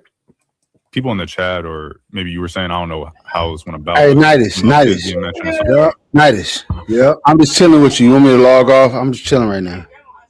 Oh, do it, sir. Do as you want to, sir. You good? All right. I'm just stuff like that. That's just crazy to me. This is YouTube, and I don't understand 50-year-olds beefing on YouTube talking about I'm gonna contact kids, or even the quote unquote fans. And so this is a repeat. We heard this part. He said this on the show Thursday with Izzy. And my thing is, why can't you let the content creators create their content, or let them do their reaction? You're still gonna have test trials and tribulations. You know what I'm saying? And David had many of them, and they were by the hand of the sword. So let's keep it real. Let's keep it real, brother. I know my Bible too. Let's keep it real, my good brother. There's no self-righteousness over here. I'm not self-righteous, brother. I am heavily flawed. But one thing that God know and I know is that my heart is for God. And God knows that. So at the end of the day, no weapon formed against me will prosper, and every tongue that rises against me in judgment shall be condemned. When the enemy comes in like a flood, the Spirit of the Lord will lift up a standard against the enemy on my behalf. Trust and believe that. Trust and believe that. The people's arms are too short to box with God. Y'all will see the power of God through me if people keep playing with me. I promise you that. This is not an idle threat. This is not me just talking. I'm telling you what I know for sure, not what I think. Not what I think. Something about kids being mentioned and stuff like that. That's just crazy to me. This is YouTube, and I don't understand 50-year-olds beefing on YouTube talking about I'm gonna contact kids, or even the quote unquote fans in the chat talking about I'm gonna contact kids or family members. It's like, bro, this is YouTube. It's really not that serious. Like, you know, I don't know, man. It's just weird. I don't like. I get a. I don't know where that happened. That they keep talking around it. Wait, what is going on? Who's talking? I'm missing. I'm trying to find I'm trying to follow this. So somebody is saying, what's There's happening? a show. There's a show that comes on in the morning called The Wildest Wake Up Show. On the Wildest Wake Izzy Band's talking. Okay, go ahead. No. Izzy show is called Izzy Bands. It's called that. I'm missing out. Keep it real with Israel. Let me see. Let me make sure what Izzy show is called. Izzy show. So I got to get my own show. I got to make up hours and okay. That's okay. Yeah, his show is called Izzy Bands. That's the name of his show. That's the name of his channel. Mine's is the Earth Report, but they got a special time and all that shit. Yeah. The early morning after me, when I go off, typically Sharon Bracey comes on. Sharon's show is called The Wildest Wake Up Show. Now, The Wildest Wake Up Show, they're not Manosphere or Red Pill. They typically go after Red Pill people and Manosphere people. And they're saying that Izzy is a Manosphere person because Izzy is friends with Angry Man. So they go after the Manosphere. So they kind of yeah, so they call them rims and lovers of men. They talk about they're bad for women. They attack black women. I think Sharon, can you turn that down, please? They've been disrespectful. Hey, Don, what's going on?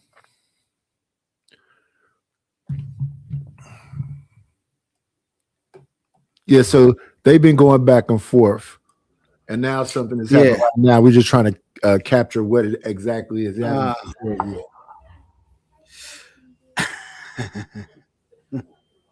gonna say something. Can I say it? Sure. Is it against TOS? Yeah. No, it's not. Can I say it? You good, man? Tell me if it is. I think most of these dudes is gay anyway. Oh well, that's not nothing new. That's what Sharon Bracey is. Yeah, Sharon's. He's he's a little too feminine for me. You know what? I'm gonna lose. Stanley Cross, gay.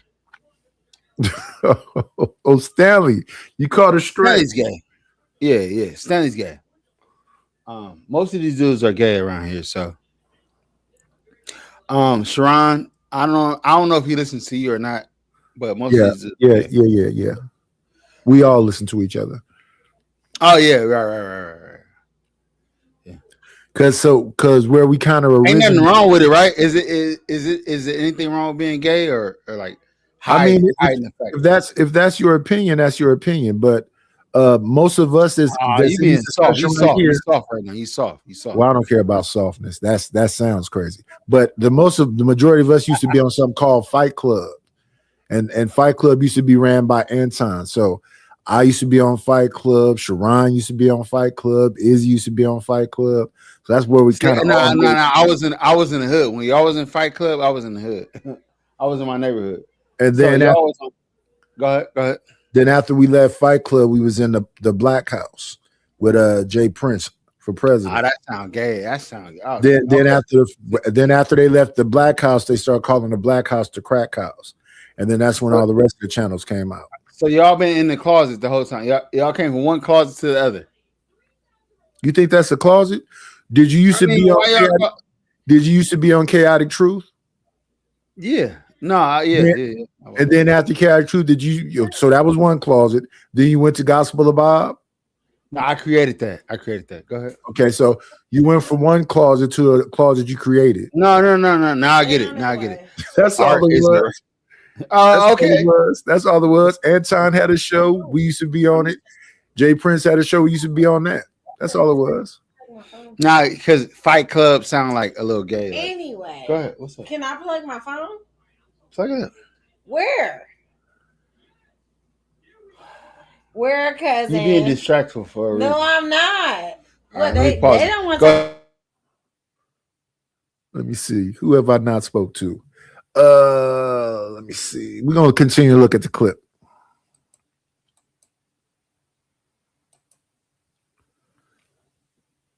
Let's see, Mac. Weird feeling in my stomach seeing this shit because it's just like a weird feeling. Yeah, Yeah, it's because it's good to, but like they literally reaching out to like my children. So it's yeah. like, See, that's just weird. That's some foul behavior. granted, you know, they grown still enough. They're not content creators. They don't have nothing to do with, you know. Yo, AR, I'm curious, AR. AR, how come you didn't ask your homeboy, AR, a random independent AR? How come you didn't ask your homeboy Sharon? Yo, Sharon, did Izzy reach out to your daughter? You making it seem like Izzy reached out to your daughter, to your family. Did Izzy do that? How come you didn't ask that, AR? Because you know, and I know that Sharon is making it seem like I reached out to their daughter or reached out to their family. I did not do that. I don't do nothing like that. I don't do nothing even close to that. I don't operate like that. Everything I did in front of everybody. Everything I did on my stream in front of everybody. I play fair. It's just going back and forth. Yeah, that's all I know about is what happened on the stream yesterday. What happened on the stream yesterday is that AR came up there talking about what 50-year-olds shouldn't do. And then when I left the stream, he was going back and forth with Brownsville. I don't never stay too long when people is going back and forth because I don't be knowing what there is to talk about that long. But shout out to them. What's going on, Reese? Hello to Dawn. Somebody else I saw. What's going on, Dan Ernine? Dan Ernine seems like something you would say on a walkie-talkie. Let me see. Yeah, Dan Ernine. Who else came into the building while we were trying to find out what the actual situation is when all we saw was them debating? Well, Brownsville was having a better man off. I'm a better man because of X, Y, and Z. And AR just was up there talking about what 50-year-old should react to or talk about, and you know, the same old troll stuff. You can't tell if it's a real conversation or not. So yeah, I hope I didn't miss anybody. Say what's up to Aztec Don, Danner, and yeah, I think I'm caught up. Let's go back to, because I think we can even leave that. I saw that part, and I don't know Izzy to be doing none of this stuff that's being talked about right now. So that's my naivete, maybe, but don't make sense to me. Everything I hear him talking about is above ground. Now with the name calling and other stuff, I thought that was just something they do, because that's been going on for some time. I don't know how many times they've been on each other's panels, but I could be wrong about this. But I think the person that first started off with the name calling was the people calling people rims and lovers of men and talking about people getting food out and talking about everybody. Anton, Angry Man, Izzy Benz, Black Man Unfiltered, Fantastic. I thought y'all went at everybody. But again, it could be my naivete. But I thought y'all did that because you were trying to, you know, get them to come over there so y'all can get you and PH Diva and whoever be over there regularly to jump on whoever come up. But let's move forward. We all in the same thing, huh? Close this up. Bring up the next clip. The next person that talked about the same subject. And that would be my guy, Cellulite. One of the reasons that you want to own the mistake that you make is because you're now understanding the position that you're in, and you're not sidestepping, but you're rather confronting this whole errant notion of shame and cognitive dissonance. What Sharon just said here was, he said, if I offended anybody, I apologize about having a conversation. No one is holding you accountable for having the conversation. It's more so paying attention to what you said, how you said it, what you meant by Hey, it. that's crazy. Cellulite is crazy. Why you say that? You don't know why he called himself that? Fat, unwanted fat. Then he'll sell you lightly. He likes heavy women. I do too. I like a big girl. That's why he calls himself that. He loves big girls. I like all women. I ain't gonna lie. As long as they women. What about you? I've never said that last part, but yes, I was married to one for a very long time. Imagine if he sell you like though. That's crazy. That's a crazy name. You hear me? Yeah. No, they don't see you. I got my cousin over here. She been drinking. And I'm not. Don't be doing she that. want to be the star of the show. I've been trying. I'm not the star of the show. Her the simp. Hey, am I a simp? What is a simp? My bad. This is not my show. Go ahead. Simp? Yeah, I don't know what that Yeah. is. Go ahead. Does she know? That's a coward ass nigga. Am I a coward ass nigga? No, that is not what a simp is. A simp is somebody who is That's what they say. That's my name on the internet. That's someone who has sympathy. That's someone who has sympathy for women. Take things differently, where you seem like you like a poo, but yeah. All right, go ahead. I don't think you're not a hard nigga though. Okay, go sit down. Oh, I Yeah, go sit down. Yeah, I think you didn't sit down. Yeah, they hear you. Go sit down. Oh, All right, go sit down. All right, go ahead. Go ahead. All right, man. Go ahead. Go ahead. A simp is someone who has sympathy for women. So people tend to think that you're supposed to be hard on the woman. And if you're being patient, understanding, and caring towards women, they consider that to be simping. Simp was created by the pimps. A pimp love a simp because that's how you get paid.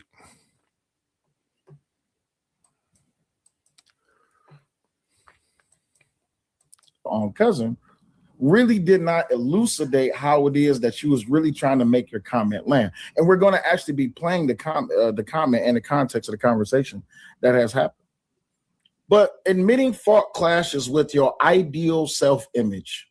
Your brain desperately wants to restore harmony by justifying, minimizing, or denying the mistake. It's everybody else's fault. It's y'all fault for witnessing me having the conversation. It's not my fault for what it is that I did within the conversation. It's y'all fault for being there to witness me have the conversation. Y'all understand what I'm saying? I think in different places is different ways people interpret that. Again, as I said earlier, if you were in the UK or something like that, those people have no problem with nudity. Those people have no problem with, young people drinking wine. It's an American thing where they put all these crazy things up. If Hey, can you hear me? Weird. I can hear you now. I gotta figure out how to turn the volume. You were muted.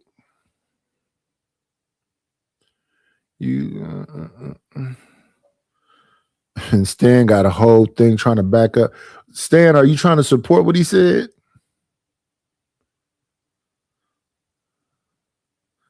Or Stan doing his slick, I don't get this trolling though.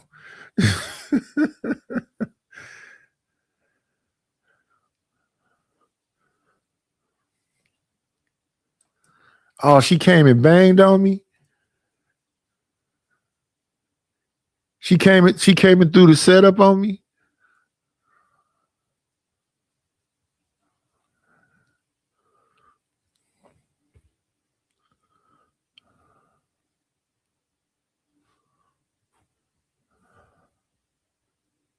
Let me see.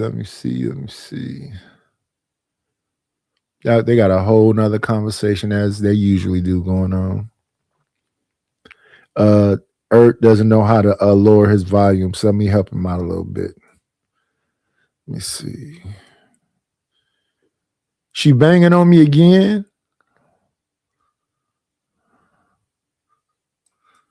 Look at her. Let me see.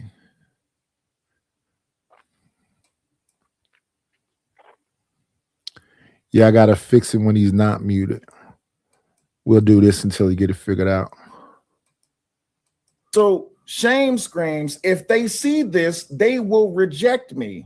Going back to Sharon's word, it's my fault for y'all seeing me have the conversation. If they see this, they will reject me. Yeah, what you said in the conversation may be uncouth. It's not that you offended anybody. It's more so, did what you say go against your ideal self? You're turning accountability into a threat of social or self-exile. And you're experiencing, or rather you're trying to deal with, this fear of judgment and vulnerability. I think you're putting a little extra on itself. What I got through hearing is they want to take it there, but they trying to be cool.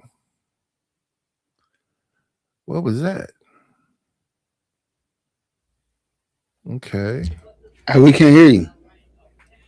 And you got a monkey. Yeah. That's Let me see. You can't hear me? You said I can't hear you now. Let me see. You can't hear me? You don't hear me talking?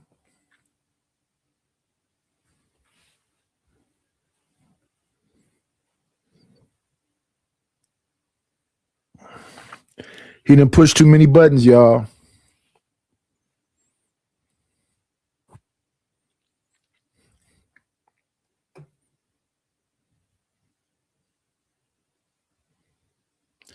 His cousin was over there banging on my avatar.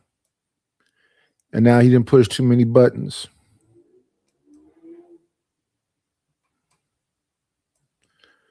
Let me change my avatar to something she could probably recognize a little bit better. 1.27 seconds. Now we got it going on.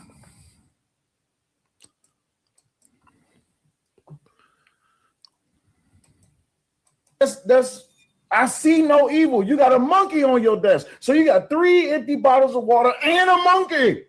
You a degenerate because you got a monkey. But now I'm going to normalize having a monkey on your desk. Do y'all see where I'm going with this? Shiesty Bum says, I don't think my naked body is degenerate. No, your naked body is not degenerate, but children should not be seeing your naked body. Put a 1 in the chat if y'all understand what I'm saying. Shiesty Bum says, so being nude is degenerate? No, being nude is not degenerate, but children should not be seeing your nude body. I don't think what I'm saying is too hard to understand. I hope everybody is understanding what I'm saying.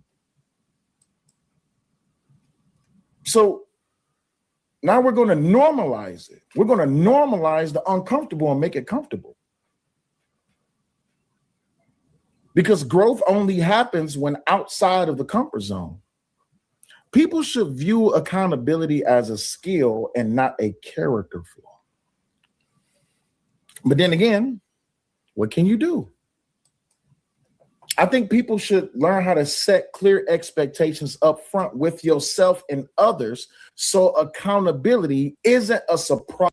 You know what? This discussion was had a couple years ago when Jess Hilarious had some picture where it looked like she was nude, or maybe she was nude in front of a baby.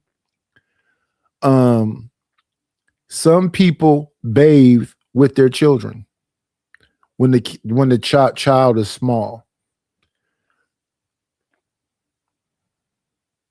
Some people don't stick their baby in a sink and bathe them. They bathe and bathe the child also.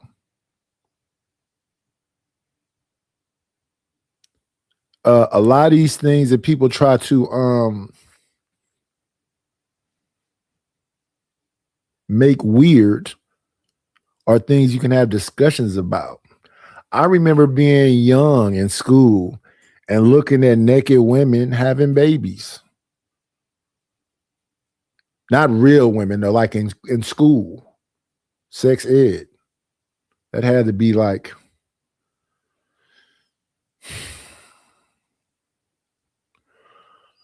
I want to say 5th grade, 6th grade. It was while I was at Lockwood, so I was super young.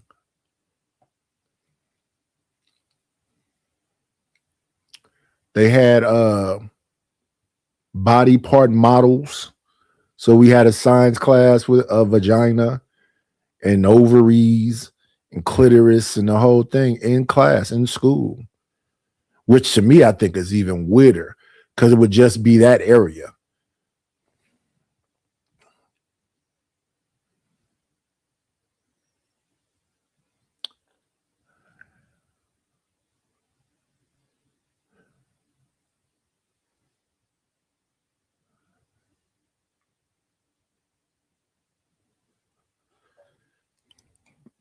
And if you're not weird, you're not weird no matter what the situation.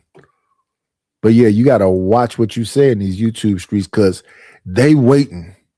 They can't wait to do what Sin 7 Sin did in Stanley's chat the other day while he reacted to me being on a panel. And Bush. But when we don't have these clear expectations, we have this, because I said it and you like me and you subscribe to me and you send me super chats and you send me cash apps and you're a member, I can say some off the wall shit and it's okay. Shiesty Bum says, my sister bathes with her child. Is that degenerate? I will say this, for me, my children do not see my nude body. My children does not see my wife's nude body. What I'm saying to you is, Shiesty Bum, is that to have the position that everybody's naked, so my children should be it should be perfectly normal. If we're going to accept that standard, Shiesty Bum, what's the next level? Should your children be also in purview of you making love? Yes, exactly, Naomi. Boundaries are 100% necessary. And by the way, y'all, we got 28 likes and we got 55 people watching. Please make sure y'all get the likes up. It's great. And yeah, no kids shouldn't see that, but I'm sure kids have walked in on parents having sex, walked in on older siblings having sex. Sex is going on all around you. But should it be openly? No. But again, what we had, Hustlers and Playboy and whatever other magazine. I used to clean out my father's van. Them things were sitting around regularly. Well, I wasn't that much older when I saw my first VHS. I was probably 16, 17. I didn't see him at my mom's house. I didn't see any VHSs at Pop's house, but at Pop's house, he definitely had a stash of magazines. We appreciate it. Yes, privacy is indeed 100% protection. So let's continue. And I wave the white flag because people are trying to come at my family members. Now, I'm still waiting on the proof of that. If Sharon wants to put out there who is it that messaged his family, his daughter and her brother, as he said, that person needs to be held accountable. You should not be reaching out to people's family members. You should not be reaching out to people's family members because you have a problem with them or you. Exactly. Your problem is with just them. Just stick to them. But that's not what's been happening in these last couple of weeks. That is not what's been happening since January 13th. Right after January 13th, a couple of men sat at a table and called this man's daughter a man. Then made a t-shirt, then doubled down on it.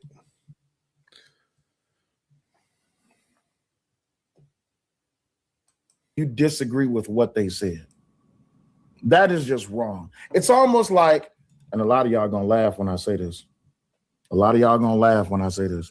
It's almost like putting someone's wife or daughter on the screen and saying very obtuse or out the way things against them. Or when someone says that someone's daughter is ugly as F, or someone's wife is ugly as F, and it's because that it's coming about a person who you don't like. It's almost like it's accepted, right? It's almost like we're perfect. It was accepted. A lot of people laughed at it and reacted to it and talked about it, and yeah, it was accepted.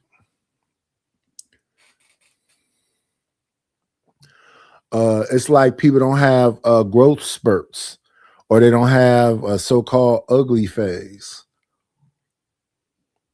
I think them people should be left alone.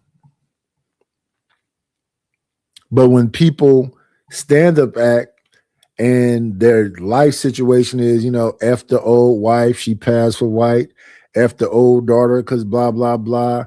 A lot of your jokes is these chicks ain't this. Your new stand up was something about a monkey. Matter of fact, to stay to this point, and we can come back to this, let's go over to Poetic Flacco's take on the whole latest show, 5150, the rebrand.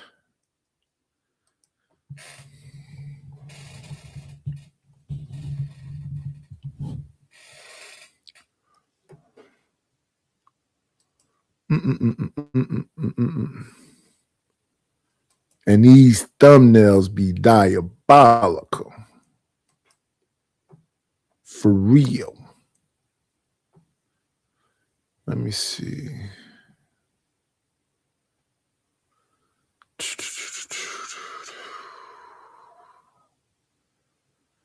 So we want to go right about here. So Flacco is making shows about Corey. Then there's a dude making shows about Flacco. Yes, this is normalized in these YouTube streets. They go after everything about you. Okay.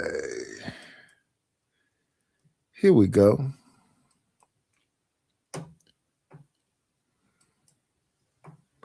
Want you to want me truly, baby? How does it feel? Let's go back over to this.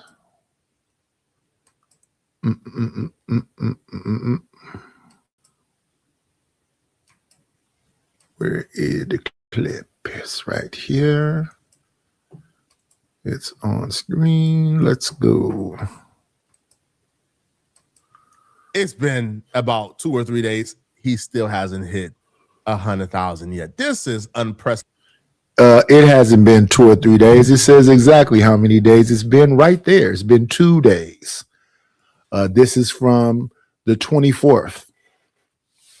When you reported this, that's live. It's right in front of you. That's 2 days ago. So he did the show before that. It was at 142,000. Let's see, maybe about round about January, he was up into the above 200, 300 range. So this is a very large decrease. The show before this one is at 142.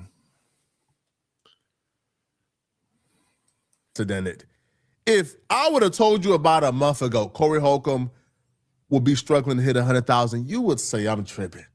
Corey Holcomb has gone from 300,000, 200,000, 200,000 to slowly and gradually falling off, staying around the 150, 140 range. Now it's at 87,000. And understand, after the show, the numbers don't increase by that much, okay? I believe when this episode was done, right, after about the first, 12 hours, it was, like over 100,000. After the first day, about 120, 130.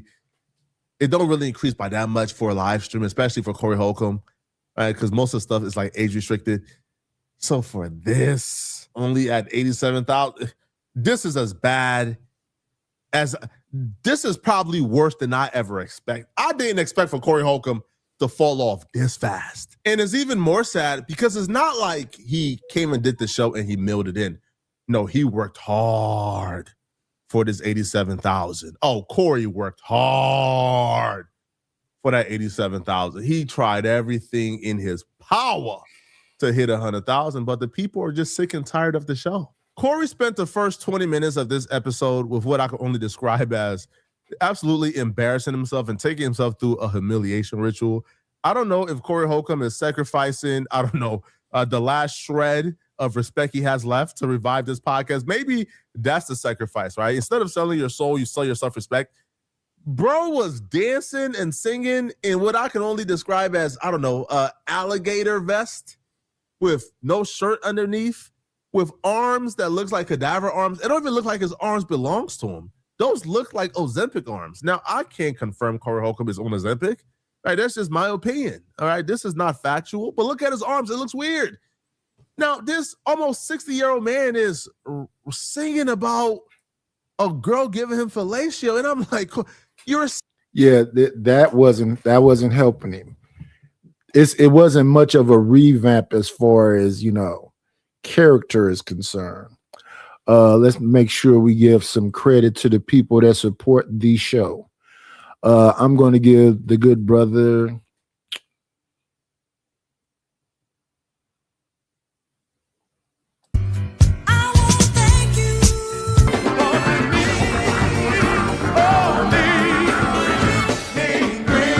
Got me a couple of dollars. Guess what I'm gonna do? Shout out to Stan Archie for the Cash App. I appreciate you. You have officially broken the curse because I've been Cash App free for a couple of days now. Thank you once again, Stan Archie, for the Cash App. We're going to get back to Poetics Flacco watching the disintegration of Corey Holcomb.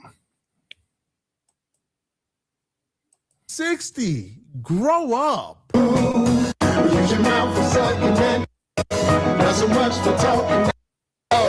This man has completely lost it. He's lost his confidence. He doesn't even know what to do anymore with this show and himself. I disagree about this. So when you say a rebranding, all I really saw him do is change the format of his show, Poetic Flacco. He's always been talking to women like this. He does comedy shows to make some women walk up out of there. Maybe you need to go check out some Corey Holcomb shows. His shows are very much about being disrespectful.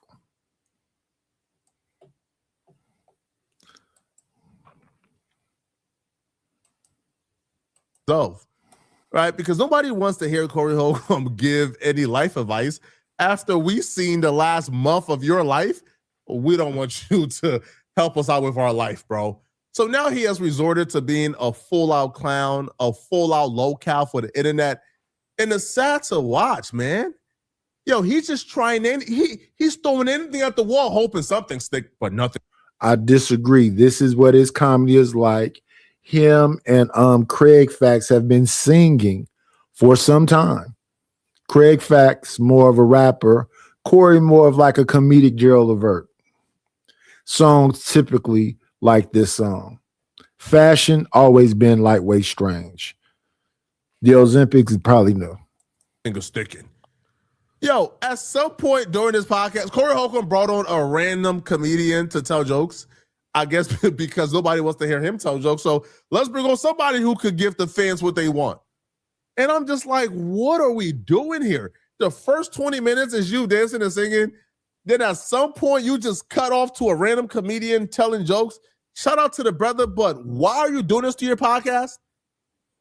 Really, when we first saw Craig used to have skits in the middle of his stuff, and he would have either one of the comedians that was there, because it used to be Craig Fax, a whole crew, before it just became Craig Smith by himself, and still some of the crew that he used to have.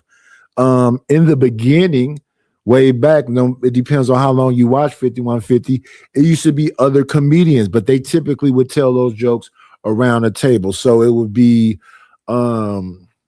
Nate Jackson, Ryan Davis, what's the dude with the beard? Grady, Marcus, Craig, a lot of people. So him actually providing them with a stage, I guess that's a little bit of a rebrand. But no, this is the same old stuff. I think he's going to have to tweak his stuff a little bit. I think he's going to, if he apologizes to Jamie Foxx, with you're going to show in a moment, I think you need to let a little bit up off of the harsh women jokes and stay clear of the ones that go to the younger folks. But he can't come back out just being the same old dude and just getting right back to it. It's going to have to be an actual rebrand. And then it's going to be a slow build back up. None of his original co-hosts is there. Is randoms now on the show. No cohesiveness. It was just absolutely absurd. Freaky for me. I said, what? She said, talk to me like Forrest Gump while we're... I said, what? Then I thought about it. I was like, Janae, you're right. Hey man, maybe dude paid for a spot. Maybe he's a bringer. I don't know. Maybe they doing stand-up shows inside of there now, because that looks like a stage. How big is that room? Sound like it's an audience. We don't know. But whatever you need to do, brother, to stay up, do it. Don't be ashamed by these people. Like they jumping on Tasha K. You got to do what you got to do to stay above water, man. Everybody going through it right now. And it don't look like there's a lot of help, so you really got to have your own engine and keep pushing. What's going on, TK? Speaking of pushing, let's get on the big screen. I've been on for a minute. Let's hit him with the this one. We got to get our shit together. It's about to go down. A nickel bag gets sold in the park. I want in. Tell them to bring me my money. If it don't make dollars, it don't make sense. Oh, honey, I got to get my hands on some. And then I'm gonna get that money. I approach him with my... I like that. I want to just, I need that. I take your money. Oh, yes. Please hit the Cash App, $KNIGHTISH1. Or, again, paypal.me/IDLNO. All you would be doing is helping the show grow.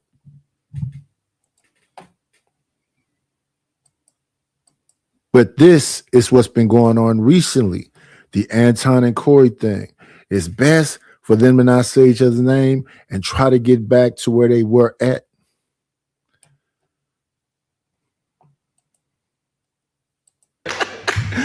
Shout out to the brother who got the opportunity, man. I wish you well on your comedy career. But Corey, you need to be imprisoned for putting your audience through this nonsense you put them through. This show, and I'm being honest here, this is not hyperbole.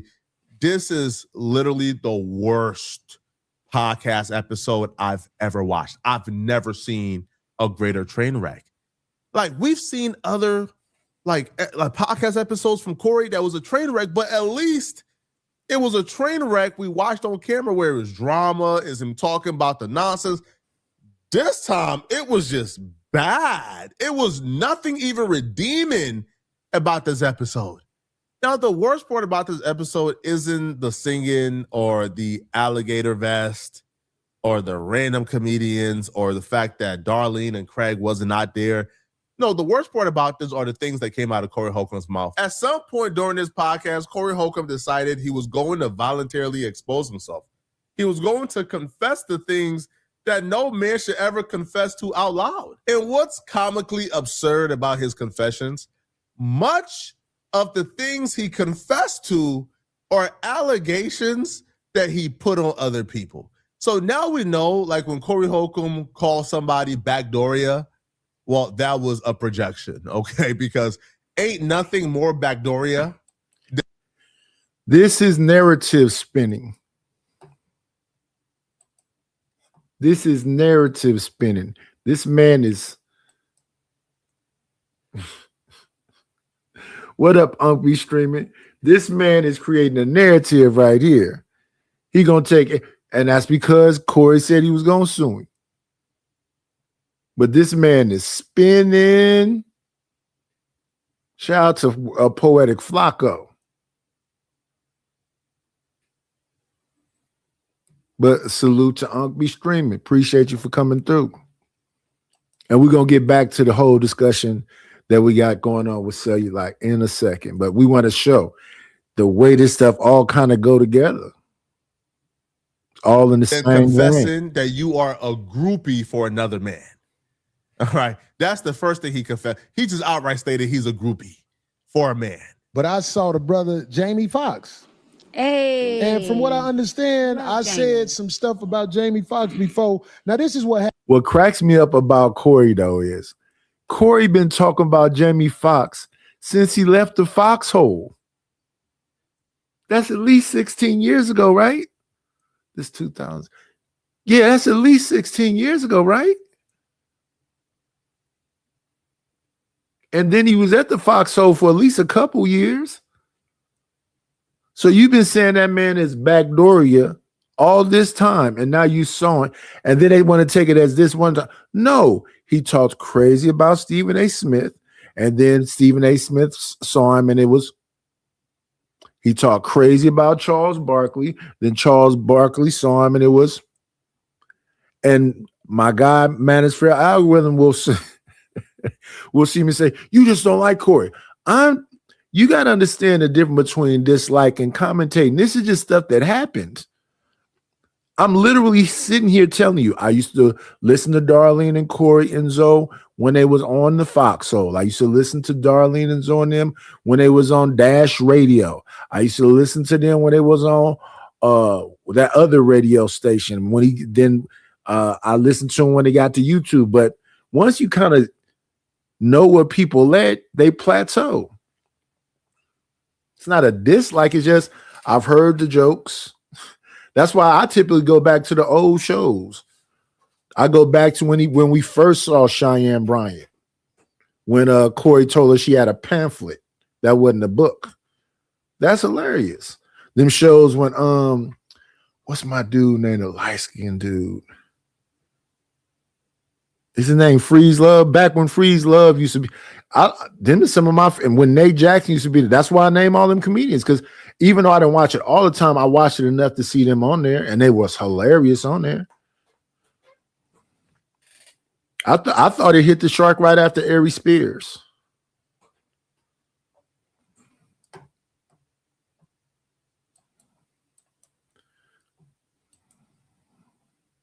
Happens in comedy. Let me tell y'all who's younger than me.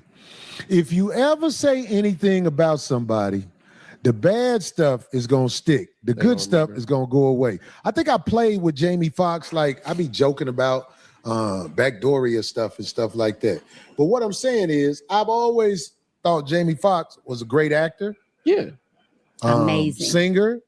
Whew, yes, sir. Comedian, entertainer. Like I'm a fan. I'm a groupie around Jamie Foxx. You know what's worse than admitting you are a groupie for another man?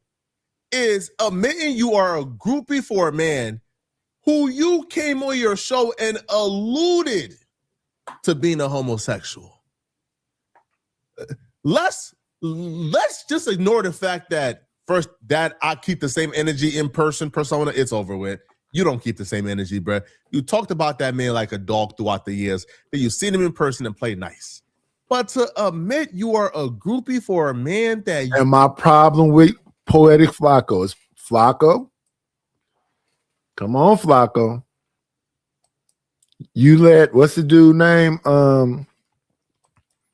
What's the name from No Jumper? Frosty the Snowman is the other dude. He said Blueface stole his style. What is his name? Just got through arguing with Jalise. Suspect? Something suspect. You let that little guy intimidate you. Matter of fact, forget him. 16 shots, spit on you.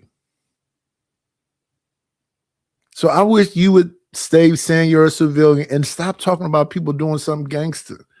I did not want to see Corey and Anton fight. I did not want to see Corey and Stephen A. Smith fight. I did not want to see Charles Barkley and Corey fight. I just wish Corey would stop saying these things about them if he can't prove them.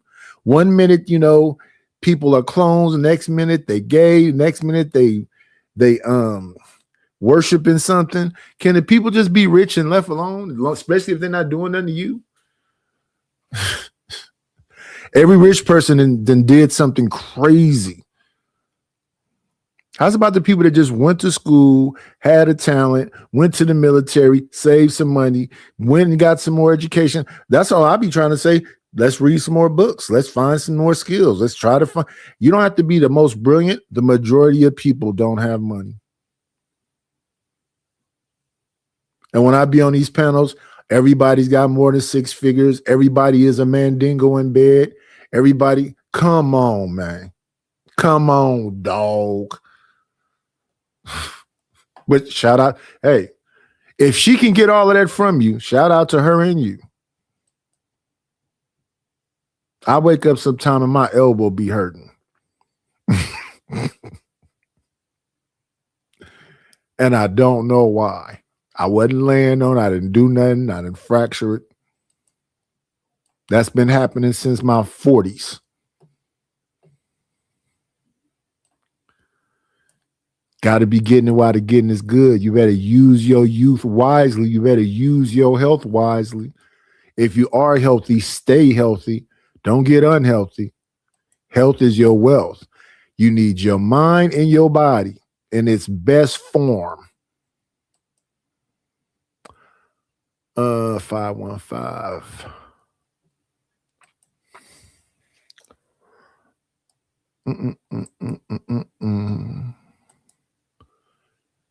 Save that, get Flacco up out of here. But thank you, Flacco, for giving us that information. Now we can go back to Cell and look at today's thing and why we calling it glass houses. Because all these places couldn't take the hit. Corey Holcomb didn't take the hit well. You got to understand when you get into these, even when I was younger, I don't care even if I won the fight, you took a hit. I was just thinking the other day, they was talking about Deontay Wilder and Tyson Fury. They both beat each other up. They both are not the same men no more.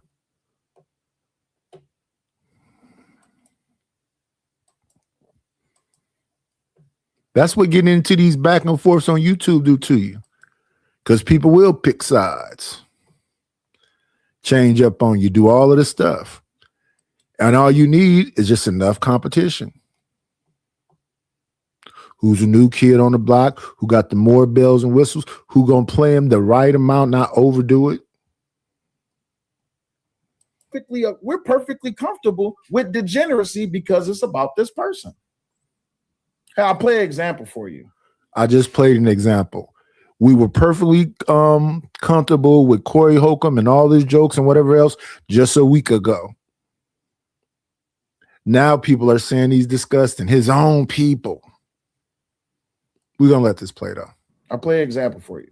And all of this other shit he come up with. So I don't give a damn about what the people say. I said his daughter is ugly. I mean, she's ugly, and he knows she's ugly. Y'all know she ugly. And the simple fact that he drags not one child, not two child. Anton is always talking about people, kids. Why y'all think I start talking about Anton?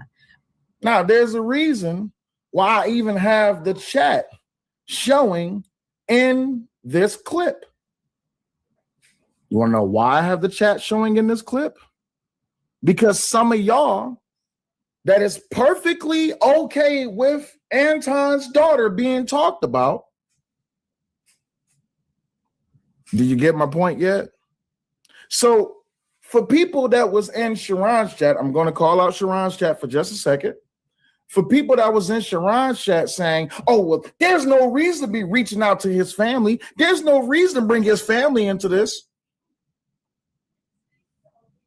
Why y'all think I start talking about Anton? Originally, I don't, really like to talk about content creators, but unfortunately, when you're talking about news, sometimes y'all send me stuff and be like, talk about this. Sometimes it does happen. It does happen. Now, generally, if I'm talking about a content creator, it's probably going to be somebody big like an Anton. So, no, Shiesty Bum, I am going to call out the chat. Yes, Dr. Manhattan, it's all hypocrisy.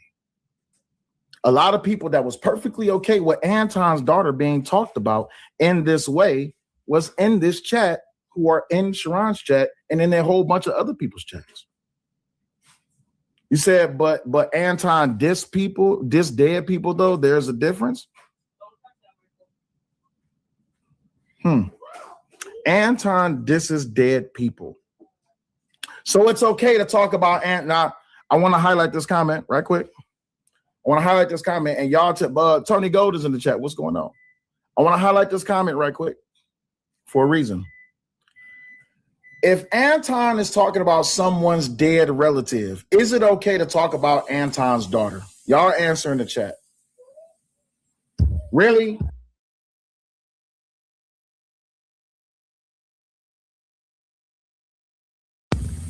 Anton talks about people's dead relatives. Is it okay to talk about Anton's daughter? That's my question. And if that's the standard, then someone reaching out, you says yes. So it's perfectly okay, because Anton talks about people's dead relatives. It's okay to talk about Anton's daughter. So then my question is, from Sharon's perspective, from him having the position about taking his children to nudist beaches, if someone reaches out to his family member and they're attacking his family member, is Sharon the victim? Because I need to know what the standard is. The standard is, if I disagree with what you say, I'm coming after your family members. Is that okay? Is that the new standard? I just want to know. I just want to know if that is the acceptable standard. Right? This is when we actually deal with the hypocrisy in all of it. Because if we're not going to deal with the hypocrisy, then no one's a victim. But still, even in this clip here, and all of this other shit he come up with. So I don't give a damn about what the people say. I say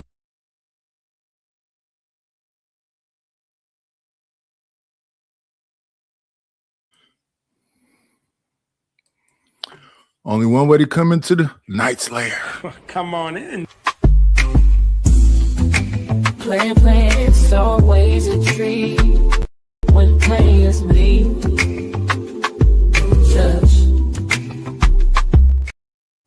What up, Ruthless? What up, King Rooster? Oh shit! Back to back. Back to back. What you mean back to back, bro? Yeah, me and you. I ain't been on you. No, I ain't doing you the pedal came with in you in on a your minute. own horse, home. You came in on your own horse, and I ain't got nothing to do with what you got going on. I ain't got nothing to do with what you say tonight. Nigga, we I just ain't said come in back to there back. playing the brother, No, bro. yeah, I said back to typically, Vic, typically I'll play it once for Ruthless, and then I play you feel in you. a I second feel you. time. Look, This is the first time I ever brought two people up at the same time because I was doing stuff in the background, and I kept Ruthless back there a little too no, long. I understand. Look, I understand all that. I understand. Do you understand what's been going on since January 13th? I understand all the stuff that's been going on in this space. It's been content creators going after content creators. And the conversation has typically been, I'm better than you. You know, hey, you know why it's like that? Competition. No, there's no more JP. Everybody used to crowd on JP, but now they are looking for the next person that can create content for them, and everything's dry. Everything's dry. Like the content. Okay, with a JP, you can expect something to happen every day when he was running his channel, but these people, they got stuff going on, and they'll do some dumb shit today, and then they'll decide not to do it like for 3 weeks, and now you don't have no content because they ain't doing no more dumb shit. So is it what it is? They've been going at each other's throat. Hey, look, and they should. How long has Sharon been calling people rims and lovers of He has men? been abusing people. He has mentioned. He even mentioned something about Paul. The goddamn wife of his has said a lot of shit about. Oh yeah. children Let's not. and No, Vic. We can't talk about the wives and kids. That's Okay, exactly well, what we're talking about tonight. I don't know about that, but yeah, let's just talk about Sharon and Brownsville. I think Sharon and Brownsville does well enough, and we can talk about the other content creators because you got PhD over there, you got Bomb Sherry over there. It's certain people I don't even want to talk about because listen to what I'm saying. Like Brownsville, okay, Sharon, he's a double Dutch nigga. Brownsville, even though he don't know me, Sharon don't know me, Brownsville don't know me and everything. But what I have been doing is looking at the patterns of human beings for all my life. I ain't no big nigga, right? So my study of human beings is my survival mechanism. Like, okay, Brownsville, he was begging Sharon, he was basically begging Sharon to say, you got the out to get out of this situation. He didn't want to upset his cousin, but Sharon didn't want Brownsville to leave because that's all he got. I'm finna show you something. You think so? That's all he got. Daryl alone created that blueprint for what that show that they got. I'm telling you, Brownsville took the place of Daryl, and what happened was, you think so? I know so. I've been around. Give me one second. Let me say what's up to the people in the building. I didn't see them. Hello, Creative Solutions. Thanks for coming through. There go my guy, Mansfield. Algorithm Unfiltered even changed his name. Who else popped up in here? What's going on, Primo? I'm 53. If you talked about one of my dead family members back in the days, you was going to I understand you. What's going on, SD Reese Almond? Reese is a trap, bro. Reese is a trap, bro. Man, that motherfucker is a goddamn floozy, bro. That what's going on with you and Reese? Man, Reese was the same person that she gave a certain when JP had that Pop the Balloon challenge and everything. JP probably was on the phone with her, and JP had already told because he can't never stop telling folks shit. And he fuck around. Yeah, Reese been around forever in the Black House, right? Man, Reese is a fucking op, bro. She don't give a fuck about nobody, bro. I'm telling you, look, listen to what I'm saying. I can say what I say because I don't give a damn about none of this shit. I'm not a content creator. You know what I'm saying? But I see the patterns of human behaviors. Man, Reese. No, I understood what you said when you said that since you're a smaller fella, you have to be able to read the room so you can be able to move around. Yeah. Rufus, have you been paying attention to this? Everybody's trying to be the bigger, show and all these little back and forths. Between everybody. Everybody been going at everybody. Well, a lot of it's clout chasing. Anton's been the big topic because it's get your numbers up, right? And yeah, it's clout chasing. Dudes just trying to, by any means necessary. This is a dog eat dog world. Everybody's trying to come out to crabs in the bucket, right? So yeah, win, lose, or draw. Yeah, Anton kind of created a lot of enemies along the way, right? He crushed a lot of people along the way. So it's just these guys have now become opportunists. These guys have become opportunists, and they're going to ride this till the wheels fall off. Let me ask you this one more thing, Ruthless. Do you think that the whole Anton thing has jumped the shark now? That there's nothing left else to be said? Yeah, a lot of it's speculation. Yeah. So yeah, it's pretty much it's beating a dead horse. But a lot of dudes weren't doing the numbers they were doing before they start talking about them. So they're going to keep eating as long as they can eat. Hold on. You speak about the terms of beating a dead horse, Nick. It's like beating a mule that's live at 12 o'clock, nigga. He ain't moving. See, now you know what I'm talking about. Bro, yeah. The whole thing is, bro, is all this shit. Look, all this stuff is performative. And there's a lot of people in these spaces that dish out certain things.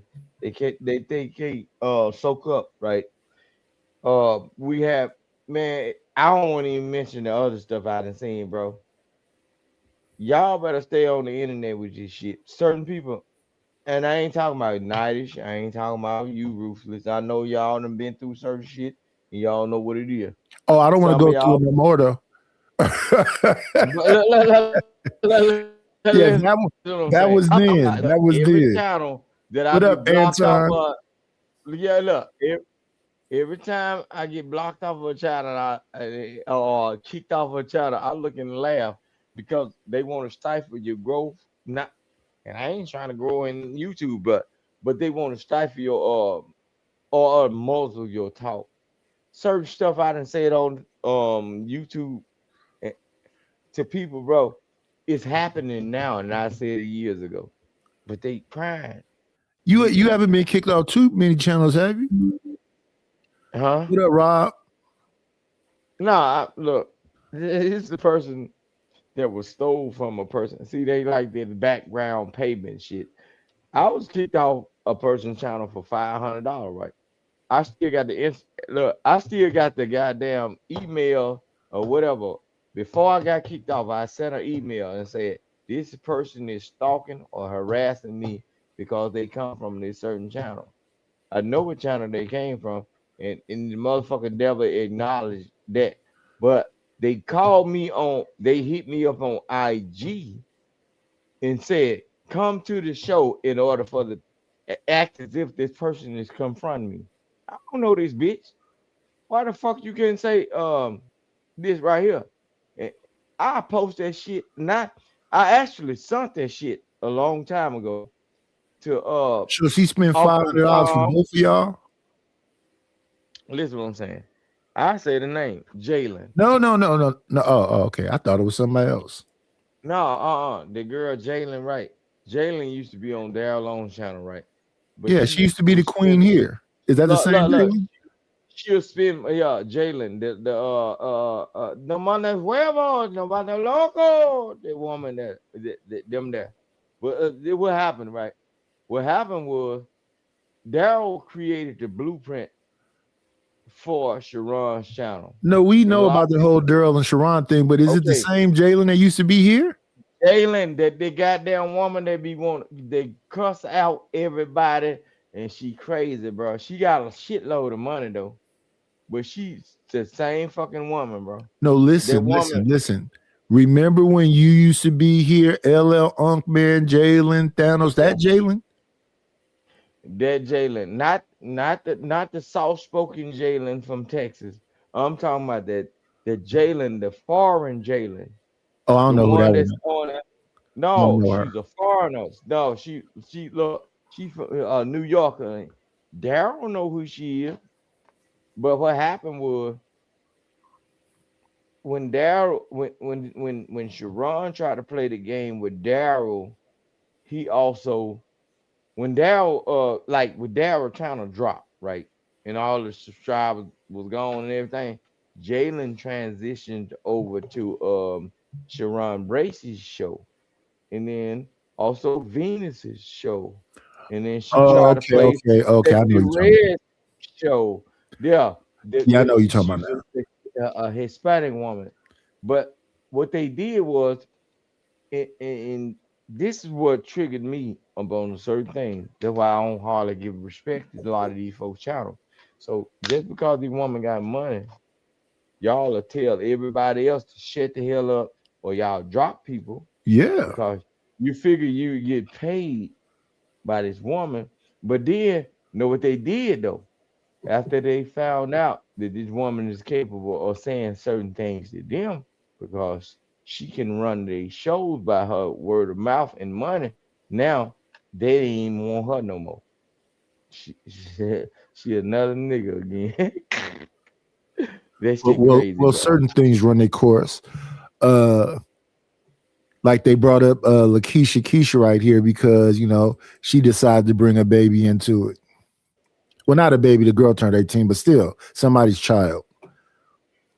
And his daughter is ugly. I mean, she's ugly, and he knows she's ugly. Y'all know she ugly. And the simple fact that he drags not one child, not two child, Anton is always talking about kids. Why y'all think I started talking about Anton? But that's my point. You should have just stuck to talking about Anton. That's the point. Not his kid, not his wife, not everybody else in his life. If it's okay to talk about Anton because you don't like what he says or does, it's okay to talk about Sharon and include his family members because you don't like what Sharon says or does. Rogue sees in the chat. What's going on, Rogue? Says the family shouldn't be at fault for an individual's actions, right? Absolutely. Shiesty says, what we got to do with this lady? Shiesty, I'm pointing out the hypocrisy in the people. I'm not pointing out the lady. I care less about Lakeisha. Oh, yeah. These SD, these people have said how old she was. See what happens on here, like I'm up here talking right now, SD, because you always like to say you don't know what's going on. While I'm up here talking, we'll have Sin 7 Sin, Reese, Chalk. They'll give you all the details. Hey, send some on your channel, and I'm look, nice. Send some on your channel, and then I'm hearing somebody. I'm looking at somebody in the chat. Hold on.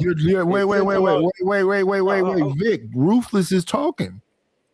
But I was asking you. I think Vic a little drunk. Yo, yeah, he tipsy.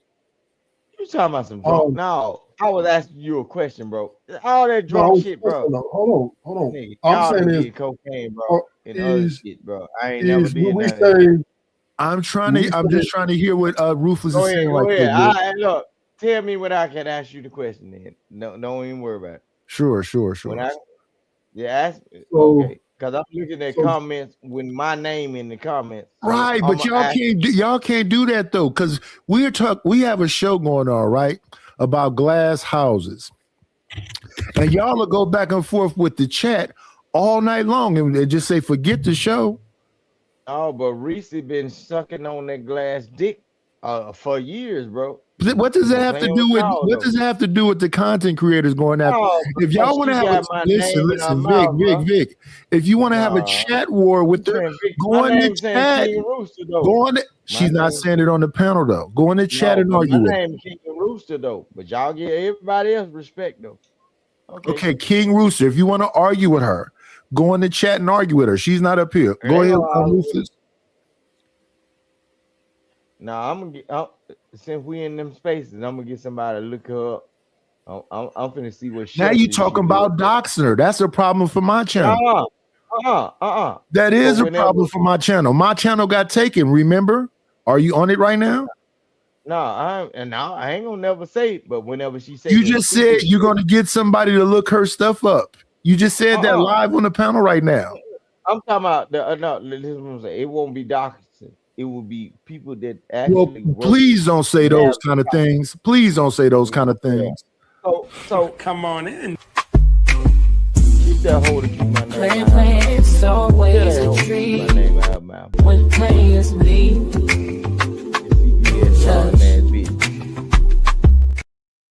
What up, Algorithm Unfiltered? What's up, man? Hey, everybody on the panel. I'm just trying to survive. Everybody on the panel. I hope everybody on the panel is having a great day. That was hell of a. He got a hell of a avatar, don't he? Oh yeah. But so Didas, you playing that? I just have a question in the sense of it seems like everybody, since I come to this place for 2 years, everybody's at war with all the blacks are at war with the blacks, right? Yeah. But with war comes casualties. Yes. And I think that's the reality that people have to understand especially when you're living your life as an open book. People will use that against you because they don't like you and they want to win at all costs, as well as clout chase. But hey, it is what it is, right? You can't do nothing about that. I mean, you could, but why would you? Well, I came into the space, the first story was about my childhood. The second story was about losing my wife. And the third story was what I did after my wife passed away. All that stuff was thrown at me on Fight Club. Yeah. Yeah, that's what it is on this space. Yeah. You put your personal life out there, you make your personal life become, or people in your personal life become a casualty. Exactly. Because all the among black folks are ruthless because white boys like too. 90. Well, yeah, wait. You're right, Vic, because we've had some of what you call white folks up here too. We've had some of that community up here too. And I'm looking at all of them with a grain of salt because they all have different ways where they could hurt your channel. Because you can go back and forth with one of the people from that community. They could say they feel harassed. And they could use their identifiers as a way of saying that you cyberbullying and whatever else. You really got to watch all these people. Same with the ladies that be in the chat routinely. They go all up, they talk about a dude bad. And if you really get into a back and forth with them, they can say that you just go after people. They have screenshots and recorded clips. And I'm like, I'm taking it way more serious after they took the channel. Before they took the channel, I was talking crazy to people in the chat, dropping people, using sound effects. Now I'm a little bit more cautious with it. That's why we go ahead. YouTube is really funny, right? They're really funny about these things. Yeah. If you make them money though, they ignore a lot of it because I see channels that they get away with all the stuff they say you can't get away with. They got Tommy up out of here. Oh yeah. But he keeps them out back up. Yeah, he makes them a lot of money. Y'all saying they got Tommy out of there. It ain't about how he talks or how he articulates himself. He looks like a person close to the weirdos that they don't want to get caught up with the actual weirdos. Look, bro, listen to what I'm saying. He got a fucking history. My bad. He got a history of like the old school freedom type shit when they're dealing with females. And the way he talk, bro, they got a pattern. They got like y'all talk about the algorithm and everything. All of this shit being seen, bro. If you took this shit on, but that's why I say some people. That's why I say some people are allowed to get away with it. Bro, some people are smart like Anton. Anton know exactly what to say and still be here. No, And I don't see him asking for no cash apps, and I don't see him having to be on panels and tell people don't do this and don't do that, because I'm sure he gets these people from TikTok and whatever else. They make agreements, their numbers go up, so it's beneficial for all parties. You got to find out how that works. Well, nice, like the TikTok thing. Okay, like with Anton. The whole thing is Anton is going to make it because Anton is the true like perception of what the white people do and what they get away with amongst their community. See, the shit, y'all got to pay attention to what some certain people are actually saying. Like, he's the geek, the nerd that ain't from the hood and ain't actually from the hood. He might have hood relatives because we all do, but he's the one that's actually doing what he's doing. He know how to maneuver, bro. They will use a black person like that or a brown person like that to say, hey, we ain't so bad either. Y'all got this nigga doing this. So you don't think that a lot of these... It's the same thing they did with Diddy. So you don't think that... One second, brother. So you don't think that a lot of these people are CB4? I don't know what that look. Explain that term. You don't know what CB4 is? CB4 is a movie where Chris Rock stole. Oh yeah, that with the Jerry Curl and Remember, Charlie Murphy was the real Gusto. Then Charlie Murphy went to jail, and then Chris Rock stole his identity and started running around saying that he was Gusto. Oh yeah. And they created like a fake NWA where they got to play. You don't think that that's most rap? I think that's most YouTube content creators. They live. I'm saying, but before it was YouTube, that was something that people did. Yeah, that's what they did because a lot of us, like even down to so basically, what I'm saying is that Todd Shaw has came out and said that he is not Too Short in real life. Too Short is a persona for his music career. Ice Cube has came out and said he's not Ice Cube in real life. That was a persona for his career. Okay. Too short I was too short to make it, so I had to fake it. You know what I'm saying? Well, there you go. Hey, fake it. You make SD, I threw a record reference in there too. Ice Cube and Too Short.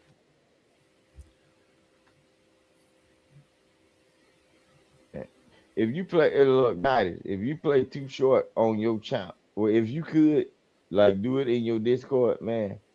You'll lose a lot of females because all these folks are fake, bro.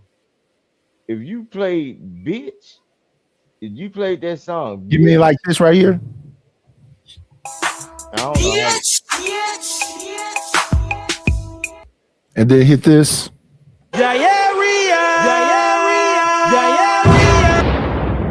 Guys, chop down. Or some sugar free, bro. They'll be mad at you, bro. Why would they be mad at me? Man, look, this is what I'm saying. Because a lot of these people that y'all entertaining, bro, they ain't live no life. They ain't been outside. Some of these folks ain't been in jail. Them folks, they nasty. Why do they need to go to jail? Why do they need to go to jail? I'm just saying, but they be acting like it's just the same way, like when Jesus was nailed on the cross. Or the woman when they say he who has no sin cast the first stone, and can nobody throw a rock or a pebble. These motherfuckers is waiting on a point to say and point their finger and say they better than United. But guess what? I don't think you get what I'm saying, Vic. No, you ain't got to get. Let me help you out. Let me help you out. What I'm saying. Let me listen what I'm saying now. Charleston White says egregious stuff. I don't even want to hear about what he ain't going nowhere. He ain't going nowhere because he's doing the Lord's work. It's a flip. It's a flip. See, when you walk around trying to speak the gospel and tell folks what they need to do, they resent that shit. Tell them motherfuckers, look, I'm out here drinking Don Julio, kicking bitches in their ass and slapping the motherfuckers, sipping drink, doing Ray out here.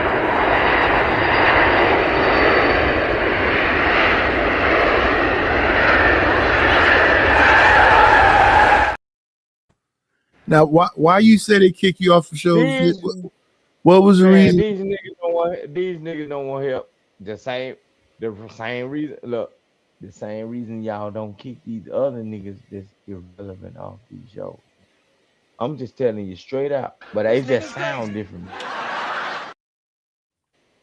No, I think we be trying to have a conversation. You and then think you this shit go gonna on. get paid, nigga? I think we be trying to have a we be trying to have a we be trying to have a conversation. No, we want to have a conversation with you, but you do this thing where you go like these long diatribes. We want to have a conversation with everybody. We know who you are. What? They don't know who I am. Kick me off. Or do I need to exit? Shit. That ain't it, y'all. Look at the algorithm. Nigga, fuck you! Holy. This nigga did something I have wet dreams of doing! Crazy work. No, what we're saying is that some people, what the song say, when they do it, no problem. When I do it, that's what's going on. Other people do this stuff every day, talk crazy. And even when they lose channels, they're doing better than a lot of people. Maybe Corey need to go talk to Charleston White. But Lakeisha's not a victim. Roxy says it's always a rule. Children are off limits. So then why is it okay and respected and accepted when this lady was up here saying F Anton's daughter because she ugly and F his wife because of Anton? And a lot of people, I'm not going to say any names, a lot of people who was in this chat celebrating and cheering it on were perfectly fine with Anton's daughter getting dragged. When the notion came up about Sharon's family members getting brought into it, now it's wrong. Again, I'm calling out the hypocrisy within the standard. Tony Golden says, say a few, hit the super chat, hit the cash app. And also, let me say this as well, right? Because I went back and I was paying attention to Sharon's chat as well. If it's not directed, it's not respected. If you're not going to say my or anyone else's name, and I get some people like to dance around and they don't want to say people's names and all this, that, and the other, they don't want to start up drama. I get it. But if you're not going to direct it, don't think that. I even disagree with that. I think some days it's specifically directed. They say specific names or they do these things where they describe the person. So they was looking at Kendra G. She had a dude up there with a Versace robe on, a headscarf, and he named 3 or 4 people. They got the same kit. We think they read from a book. He might not be saying your name, but he said some names. He said that he say names. He might change your name a little bit. I forget what they was calling Fantastic. Instead of saying Izzy's name, he say, is he blind or is he this? I remember when he was going after Auntie. So when he was saying it, I was like, I thought that was a part of your like content strategy is to say these people's names so they can come over here so all the ladies could attack them and y'all could do what that show is. Hey, am I confused? Mr. Knightish, why I call you grandpa? You know what I'm saying? Cause we ain't that much older, man. But listen to what I'm saying. The best thing for they be always talking about community, bro. The best thing for people to do is start saying names, because what happens with he's explained what he considered a community. He considers a community women and children. Oh shit. So ain't no man that creates the women and children. So that's stupid shit anyway. But I'm trying to tell you, look, you don't know these things. I thought he's been saying this for like 2 or 3 years now. So look, Knightish, the best thing that can happen in the black community is snitching. Wait, let me ask Rufus, because you're acting. Rufus, has he not been saying that for about 2 or 3 years now? Yes, 2 or 3, maybe more. Yeah, because they're saying that women and children is a community. You as a man need to step up. No, They're going to a whole diatribe on you, Vic. They're They saying are saying you drunk too much. Where are you being a man? You got a family you need to be protecting tonight. You're not sober. They're going to a whole thing on you. I don't give a fuck about these humans. I eat, boy. I come from a tribe that eat the women. Oh yeah, I gotta drop you. We can't say the don't- things you want to say, and I think it's because you're inebriated is why you saying it. We can't talk about doxing people. You can't be talking about. It's just too much. I think that's what it is. We need you to at least be coherent. Well, they accused me of doing something crazy the other day too. So yeah, maybe we should stay on panels when we get lit. The problem is he has no respect for anyone's panel. He don't care the outcome of your panel. Because Vic, he's a panel hopper. He'll go from panel to panel and spill his guts. It's what he does. He comes on here drunk. And this is what he does. So Yeah. Will was Not like complaining that Nidus told him several times that Nidus told him several times, look, he's been kicked off of YouTube for a little bit. He's not trying to get kicked off again. And what he does, say stuff that'll get his channel taken down. well, he's drunk, so that's the risk you take when you bring a drunk man up here. But to the conversation is, I think Will's making an argument that some women was talking about Anton's daughter, but when a man did it, it was a big deal. So, yeah, I think that's his argument. His argument is bringing up kids in the first place. What I notice is that, first of all, for me, bringing up kids is a no-no. For Ruthless, it sounds like bringing up kids is a no-no. For Nidus, it seemed like bringing up kids is a no-no. But it's not like we all came to the table and said, all right, these are the rules. Just like when you play chess, you have an understanding that there's a set of rules that's out there. These people are operating on their own rules, and we're out here hoping that they have the same morality that we have. Look at the whole T.I. and 50 Cent thing. Mm-hmm. They felt like because 50 Cent put a picture of Tiny up there, that now it's justified for me to bring up his deceased mother. And no one bat an eye. Everybody's bringing him, oh yeah, he said something about he put a picture of the mother, so let's talk about the dead mother. Everybody moralities is different. And that's the one thing from what I'm seeing is we're speaking on our moralities. What makes us moral? We're not speaking on their moralities. They're doing what they want to do. Yeah, because like you're doing what you want to do. Saying that in these 2020s, the way to be seems to have no morals. And the thing about the 50 Cent picture of Tiny is going on tour with Escape dressed like that. He didn't say nothing. He just showed the picture. And that's what I said. I was telling someone, I said, listen, what would have happened if he did the exact same thing with Beyonce?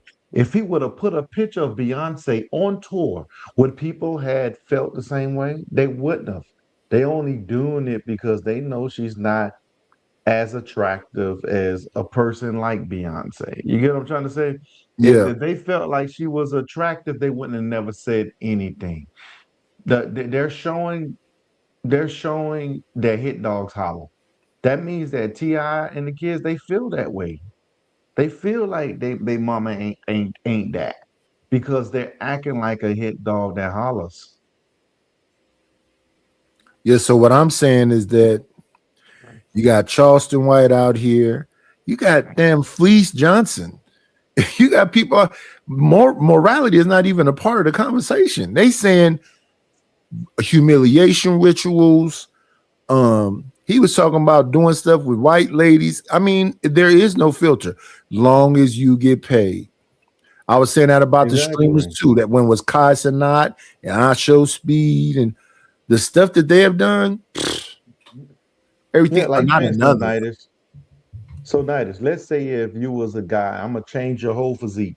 Let's say if you was a guy that was let's say 6'7", 220 pounds. Yeah. But you know that makes you a thin person, right? Yes. 6'7", 200 pounds. Will it offend you if someone came up to you and say, "Oh, yo, fat ass"? No, I've been called that too long now. No. Well, no. I'm saying Oh, if if I you was was skinny, if I was 6'7", 6'7", no, if you it was wouldn't. skinny, will No, it offend you? no, because that's not me. So hit dogs holler. If someone calls your wife ugly, and now you like if someone's well, he ain't even call your wife ugly. Someone just put a picture of your wife up, and you went all the way to the point where you talking about his deceased mom. Hit dogs holler. Yeah, pretty much. It's just what it is. You feel that way. Yeah, Simon, I can't do 3 in a row. I had Mike 1, 2, 3 up here. He was lit.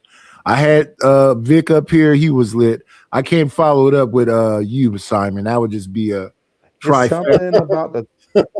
It's something about the 3 o'clock hour, or like between 1 and like 4 o'clock in the morning. All our drunk panelists jumps on everybody's streams and go crazy. I don't know what it is about the liquor between 1 and like 3 to 4 o'clock in the morning that gets them the one they hit the stream yard. I don't know, but I can't do 3 in a row. What's going on, Not Fokker and Studio Mansions? And I mean, Mike was incoherent as well. But yeah, what I'm saying, it seems like the real so-called successful ones intentionally try to get kicked off. So first it was Andrew Tate, then it was Fresh and Fit, then it was Sneeko, then it was what's the word? Pearly Things. It seemed to me like they try to get kicked off to say and do even wilder stuff. And they doing well behind it. You know what? I got the same thing. I like when I'm like, why would you purposely violate the rules to get kicked out? It's no difference than somebody telling you, hey, if you pull a gun out in this bar, we're gonna have you arrested, and you just pull the gun out in the bar. Well, algorithm, you have to. I mean, rules are meant to be broken. It's just what it is, right? And yeah, when we get to the spaces, this is just like the streets, right? Is that a good thing? Because I think that's we are a product of you are a product of your environment. So yeah, you are. But it is, but is that a good thing though? Should there be some growth at some point? Well, no. And I'm not saying I agree with it. I'm not the same man at 56 that I was at 26 or 36 or 46. But the world is what it is. The same when you was 26, the world has gotten worse than from 26 to 56. I agree, but do you think that's a good thing? Because if we all do what the world do, then I'm supposed to see you on site and pop you, because that's where we at pretty much. I look at some of these movies and shows they have. I looked at a cartoon. Now I do understand that when we was younger, that Looney Tunes, they was hitting each other in the head with anvils and doing all this other crazy shit. But could you imagine if we acted like the way we know the world actually is? Well, they did. It wasn't as loud as it was, because you had Crips and Bloods back then, and they were taking each other out, Tookie and all them. So I mean, once again, right? YouTube is bigger now. YouTube is the filter of the streets. So people still have the same mentality. You just on stage now, right? So we promote violence in this space, right? Hamp sets up the boxing matches. People show up, get beat up, or win. I mean, boxing is very big in this country. We like violence, right? We are attracted to violence. Violence is what gives you respect too, right? People. Do you think boxing is healthy? Huh? Not just do you violence. think controlled fighting is healthy? Controlled fighting. Am I attracted to controlled fighting? No, I said, do you think it's healthy? Yeah.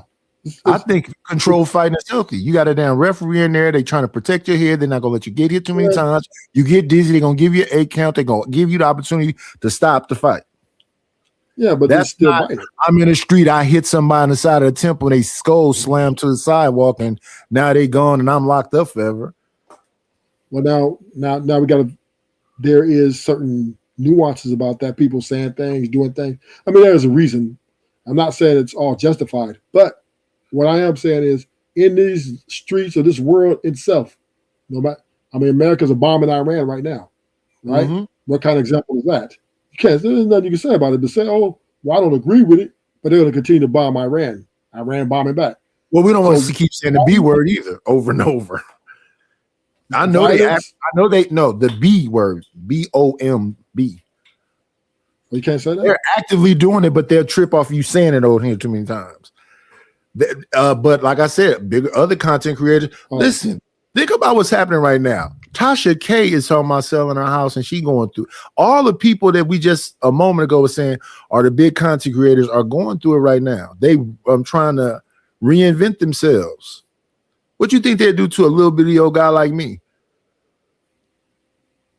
Well, you know, nothing. Not for that, Corey Holcomb went from almost 300,000 people in the box while the show was on to yesterday 8,700. Oh, because that chick, that chick, right? That chick came out, showed him hitting her. No, or something? all of those people. He went after. It was TMZ, Christina Payne, Anton, Comedy Hype. He decided he said he wanted Chicho's violence, and he decided to go after everybody. Well, but now he lost a lot of his followers because of the woman thing, though, right? The domestic violence. But that was before Anton. Yeah, but it got resurfaced. That video was from 2 years earlier. I think Anton resurfaced that video for him. You know, it's kind of a low sneak blow, and that he said he lost shows because of that. Because it was even though it was an old video, but people they don't care. People judge you for the past all the time. They don't care. Yeah, I say that's been going on for the last 20 years. Yeah, but they got a Kevin Hart for a 10-year-old tweet. And then I thought he was going to be finished when they started talking about he used to be the host of them Diddy parties. Yeah. So in this case we in, especially America, your past still exists. You will be judged by it if it's surfaced. But see, that's what I'm saying. If you've been paying attention to the space lately, that's all it's been is, listen, we had Tawana back. We had I want to say that the first time it was an overemphasis on a bunch of old stuff was Cat Williams. That wasn't new what Cat Williams was going through with Faison Love and Cedric the Entertainer and Steve Harvey. Every one of them stories was at least 5 years old. And now when we listen to this stuff being talked about, they talking about clips from Fight Club, clips from Lapeef. He been going from Lapeef for at least 3 years. Yeah, people love violence. People love toxicity. It's the way of the world. It's the quicker way to get news ratings up. Just talk about something negative. Yeah, nobody listen. Nidus, remember, me and Nidus around the same age. He's older than me. But you remember we had KRS-One. Yeah. That was the battle rap. Right, but there's a lot of that was Boogie Down Productions. Yeah, that was Boogie Down Productions against the Get Fresh crew. But there were a lot of positive messages, right? The poor righteous teachers, et cetera, et cetera. Well, people chose gangster from NWA. From New York, they all came out of the battle rap scene. Yeah, but people chose NWA, right? They chose the violence. I think that no, I think we sheep. No, just people like violence. Because you know why people like violence. When NWA came out, I was still listening. When NWA came out, I was listening to them Public Enemy and fucking Sadat X and them, and I was it took me to listen to NWA, and the reason it was because my city was already like that. You're not rapping something brand new and exciting to me, right? But I'm just saying, it's people over time pick the violent rap over the positive rap. No, I think they pushed that. No, people picked it. It sales dictate, right? What people purchase. In the beginning, when let me ask you a question, because you're from LA. when Quick first came out and he was banging on wax, did LA just pick it up instantly? Not really. He had to blow up. Yeah, he had to leave and become big and come back. He told that story. That's why I mean we didn't be sheep. Yeah, go ahead. No, yeah, you're right. I'm not saying you're wrong. But what I'm saying over time, right? Yeah. Over time, the community consumed more violence than they did positivity. And that's even R&B is no longer. Nobody wants. I was playing R&B in my car, and my daughter said, "Dad, put Gucci Man on." I was playing a Rick James track. Yeah, because that's what I'm saying. They've been indoctrinated now. They've been indoctrinated now. There was a time, remember, there was a time, this you use it as dun, dun, dun, dun, dun, dun, dun, dun, dun. Your ass can read a book or something because TV was off. But you, I Nidus, remember can those days. I ask you a question, Nidus? Sure. I'm gonna ask you an algorithm a question. Can we agree that people have evil natures? Oh yeah, sure. Yeah. So That most So definitely. can we agree that birds of a feather flock together? Sure. Yeah. So that's why people pick violence, because they're inherently by nature violent. And this is what we're starting to find out about the women and the men, right? We're violent people. This the only way I disagree with you though. This the only way I disagree with you though. The majority of people, even though they have a violent nature, don't have conflict and try to avoid it at all costs. Well, they what do you mean? Take now. That's the thing. Most people, they try to avoid it because they don't have the de-escalation skills that everyone else has. Like once they get to that point, it's kind of hard to calm them down. So what happened? Right. They go in So their that's car, a good thing. they put on Little Dirk and a drill rap. Yeah, but listen, if I already know I'm willing to go there, the minute I go there, that's a wrap for me. Right. I'm agreeing with you. But we can't admit that, okay, I'm gonna go to my car, put a Little Dirk on, or King Von, and that's gonna help. And I'm gonna beat my chest to that drum and let it all out in my personal space, right? Why? So that's what I'm saying So about that, you, consuming so the that violence. you can go to work the next day and deal with that person that's talking stupid to you and looking at you crazy. Yeah. So, So what you I'm saying, play, you play some Vaughn and you lift some weights, or you play some Vaughn and you go to the range. Right. Nobody wants to hear Keith Sweat. Nobody wants to hear Boys II Men anymore, right? They want to hear that I'm going to take your head off stuff. So, and this is because they can relate. They can relate to that things. Even though I they think don't. the majority of people hate that shit. I wouldn't say majority. Rap's pretty big. It is big. They But took you got to rap- think about it. The majority of people hate that shit. Rap took out R&B. Rap took out positive rap. But how did it do it? By the rappers start singing about the violent stuff, and then that's what we want to hear. Well, I think the original rap hypnotized you because you already knew that song. You already knew that was Parliament Funkadelic. You already knew that was James Brown. So you heard the James Brown. A lot of people when I was younger never knew the song, just knew the beat.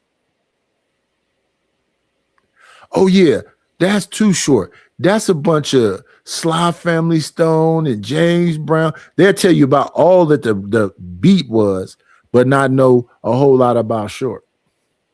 Now that Short is a damn phenomenon, you can go to straight up where it's just white folks on motorcycles can recite every word. Because now he's like a cult kind of figure. I would have never thought that when I was younger. Even Ice Cube and Willie D and all of them, they like cult-like figures. Politicians kind of like look up to Willie D. And Willie D made the song Bald Head Hoes.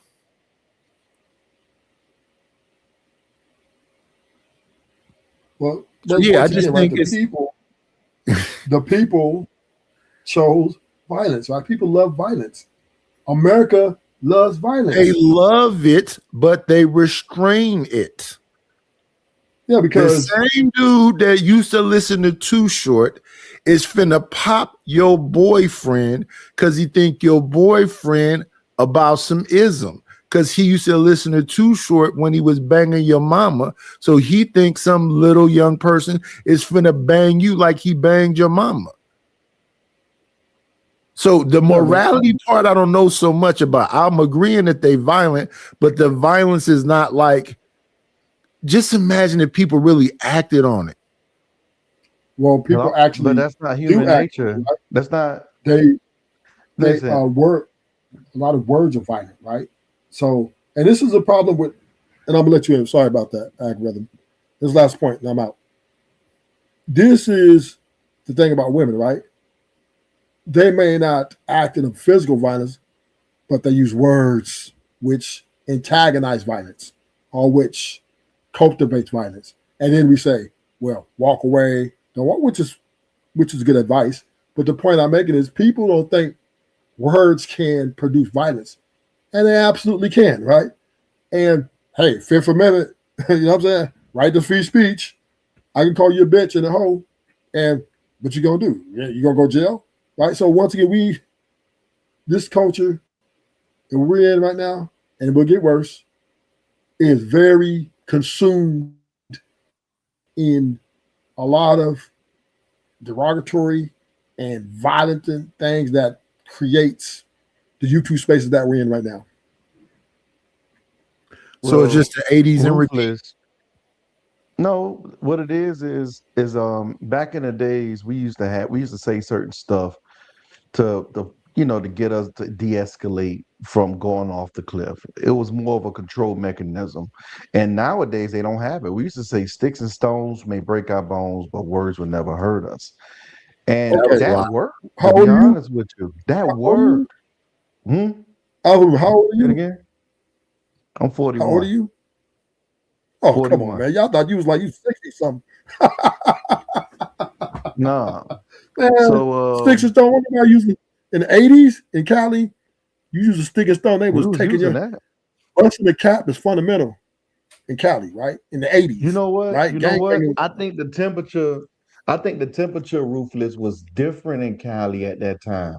You could, man, y'all had a lot of gang stuff at that particular time. The Rodney King stuff was coming up.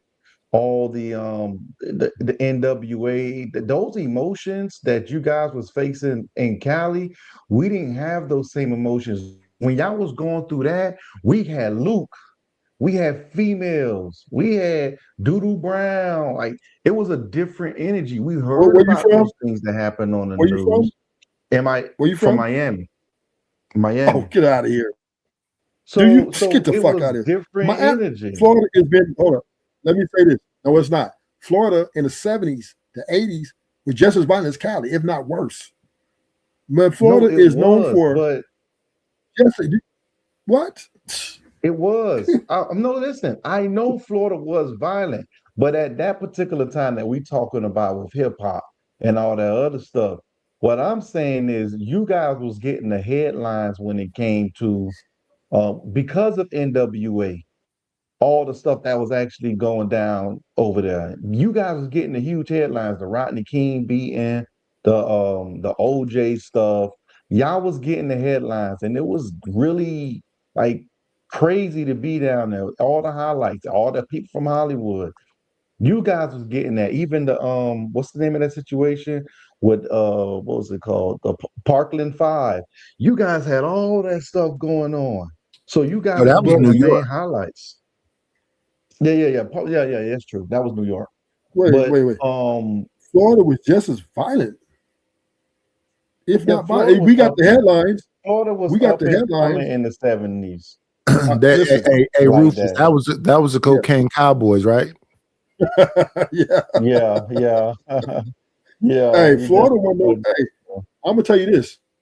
Even Cali, at the same time, Cali violent. Florida was just as violent. It just Cali, we got because gangbanging, the terms of gang banging, right?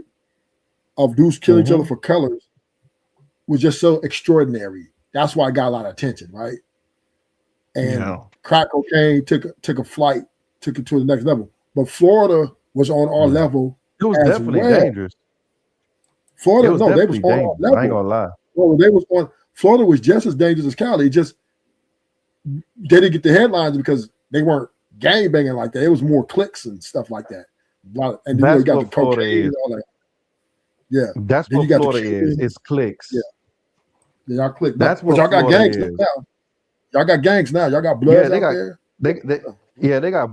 Hey, listen, they got gangs everywhere, but I don't think they would ever be as organized as Cali. At Cali, won't gangs allow are it. highly organized. They won't allow it. Yeah, like yeah, Well, 'cause the Cali's way not Cali's is. Cali's not organized. Cali's Yeah, they renegades. destabilize it. I like Taz's take on it. That you had the Panthers and everybody out here, and once everybody learned that revolutionary stuff and they knocked all their heads off, now you got all these people revolutionary mind, and that flipped and turned into gangs. Well, Vic went from saying dumb shit up here to saying dumb shit in the back. Vic, it's hard to deal with the dumb shit, man. Nah, Vic on something else, man. I told you he doesn't care about people channels. If he really did care about people channels, half of the stuff he say he wouldn't say. But who could blame him? Like, and this is why I say who could blame him.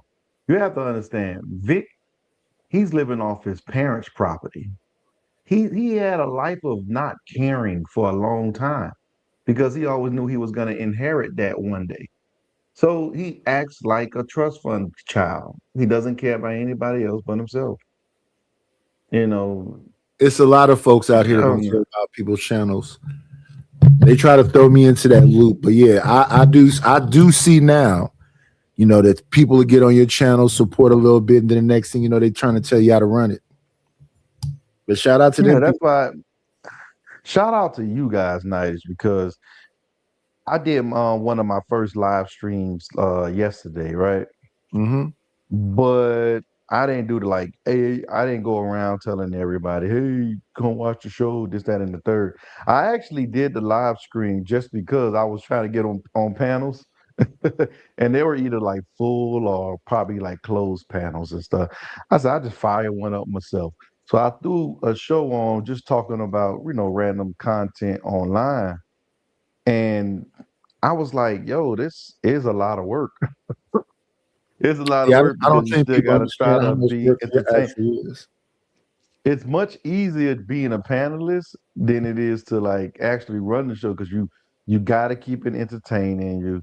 You want the people engaged and stuff like that. But what I noticed is I had to use a whole different platform.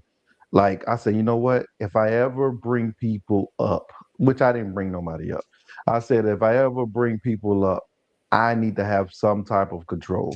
So I chose a different platform. I didn't choose StreamYard. I'm like, I'm gonna use a different platform. That way, if I ever do bring some people up, I can be able to mute. And the only way you unmute is if I choose to unmute you. It won't be so one of you those just things drop where you them. can go crazy. If they won't respect being muted, you just have to drop them. I don't personally like to drop people that much, but I will drop you. I give you a couple opportunities. But yeah, I will drop you. That's why when if I ever get dropped for someone's show, I don't really take it personal. Oh, I'm me not either. like, well, you dropped me and you didn't drop them. It's their channel at the end of the day. Yeah. I don't really Can't get trip upset off with of that. either. It is what it is. But when the trolls are in effect, they'll try to tell you all about your psychology, your biology. It is what it is. It's all just a part of being in the game. What's going on, Ice Queen? I think what oh yeah, let me see. We have Will still breaking down the whole I think they try to make it a moral conversation, and it's not a moral conversation. It's a what are you willing to do conversation. Because some people would choose violence and just go after everybody that had something to say about them. And we yet to still see what's going to happen with this further, because they've been going back and forth for a minute now. So about that, right? About that, Nidus. Question: if you're a person, and I want to get your take on this too, Ruthless. If you're a person who don't agree for people to go after people's wives, you think it's okay because of the other person does it, you should do it, or should you stand on that and find other things to say about the person without going after their wives? I don't like it happening to me, so that's why I wouldn't do it. But it's happened to me several times. But yeah, I don't like it happening to me. That's why I wouldn't do it. My standard is my standard. It doesn't waver. Okay. What about you, Ruthless?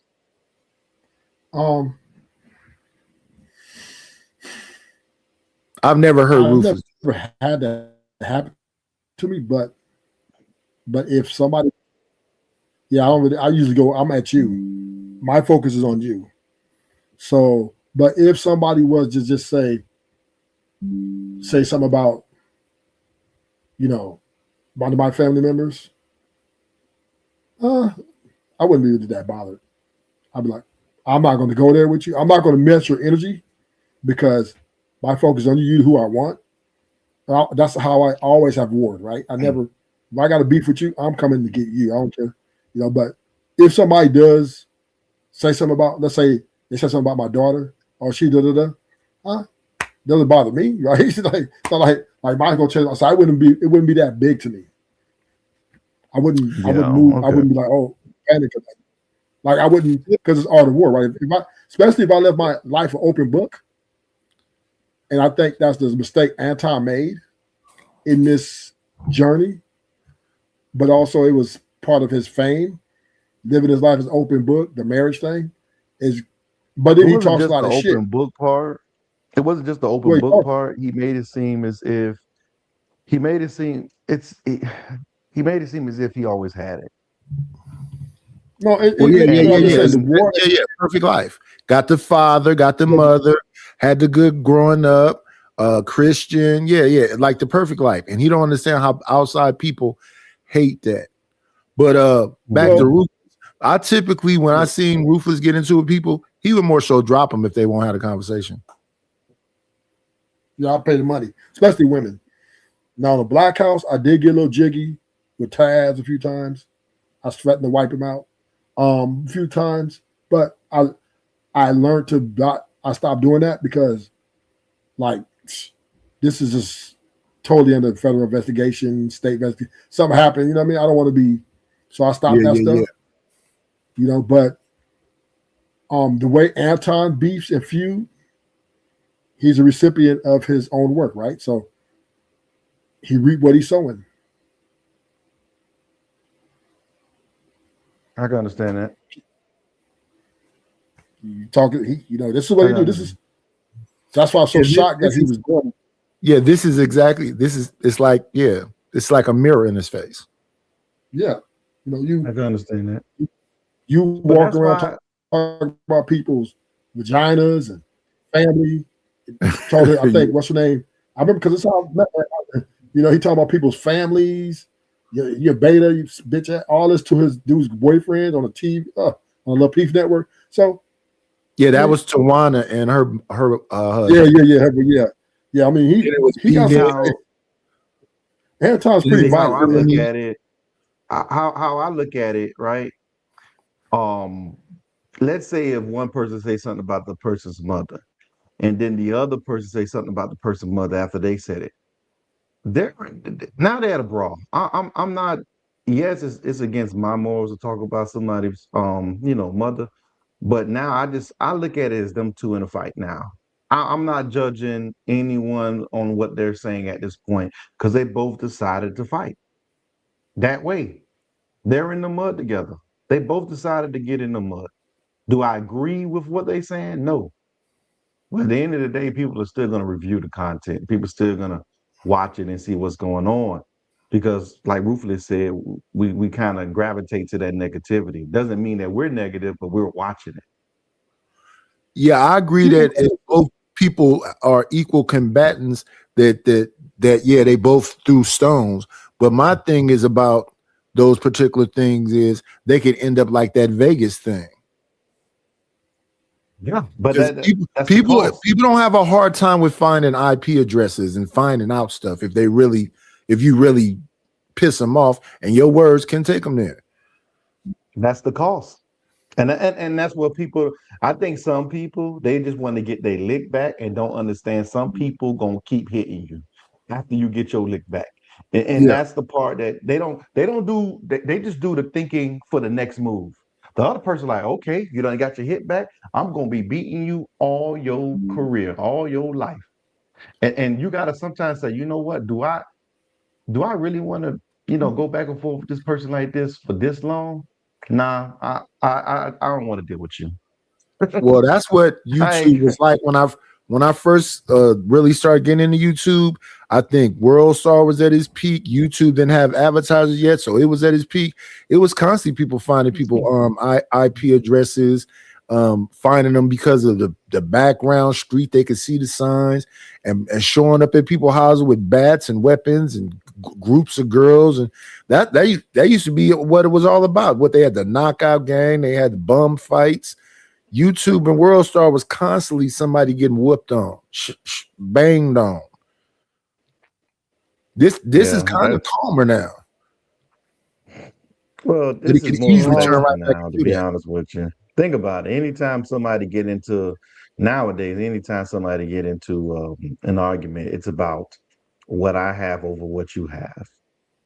And that's Yes. what it stays on. Oh, I got more money than you. I got Yeah, more big women than homie you. stuff. Who, look at my jewelry. Who, I'm clean. I can support everything is a flex when it comes towards defending. You're flexing the entire time. Yeah. But once again, right?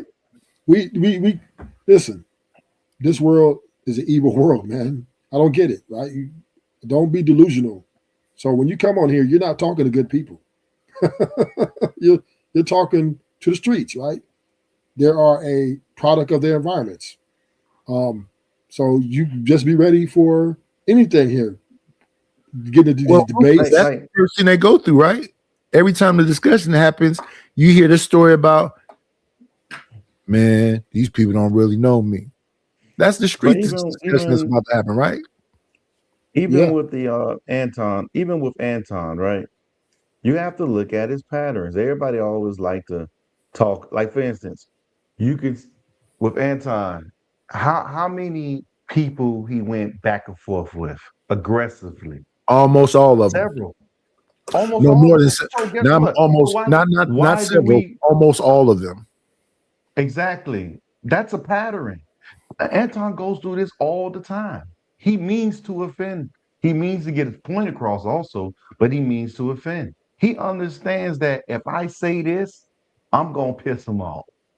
He means to do it. So when people say, oh, every time you, like Vic, he's on here. He means to get kicked off. He likes that. He knows what he's saying is going to get him kicked. You know why? Because you tell him 30 seconds before he say it. You tell him 30 seconds before he say it. Also, people, because they've been suffering in silence in their homes and not able to speak their mind, There they you come go. on here to vent. That's the other one. That too. I think that one more than anything. They can't talk nowhere That too. else. They ain't got no voice. It's the person that you work with it's the person that you work with is always telling people what to do at the job, feel like they're doing too much with their power, ain't got no power at home. Or in your house. Yeah. All in the house. That's at home. Yeah.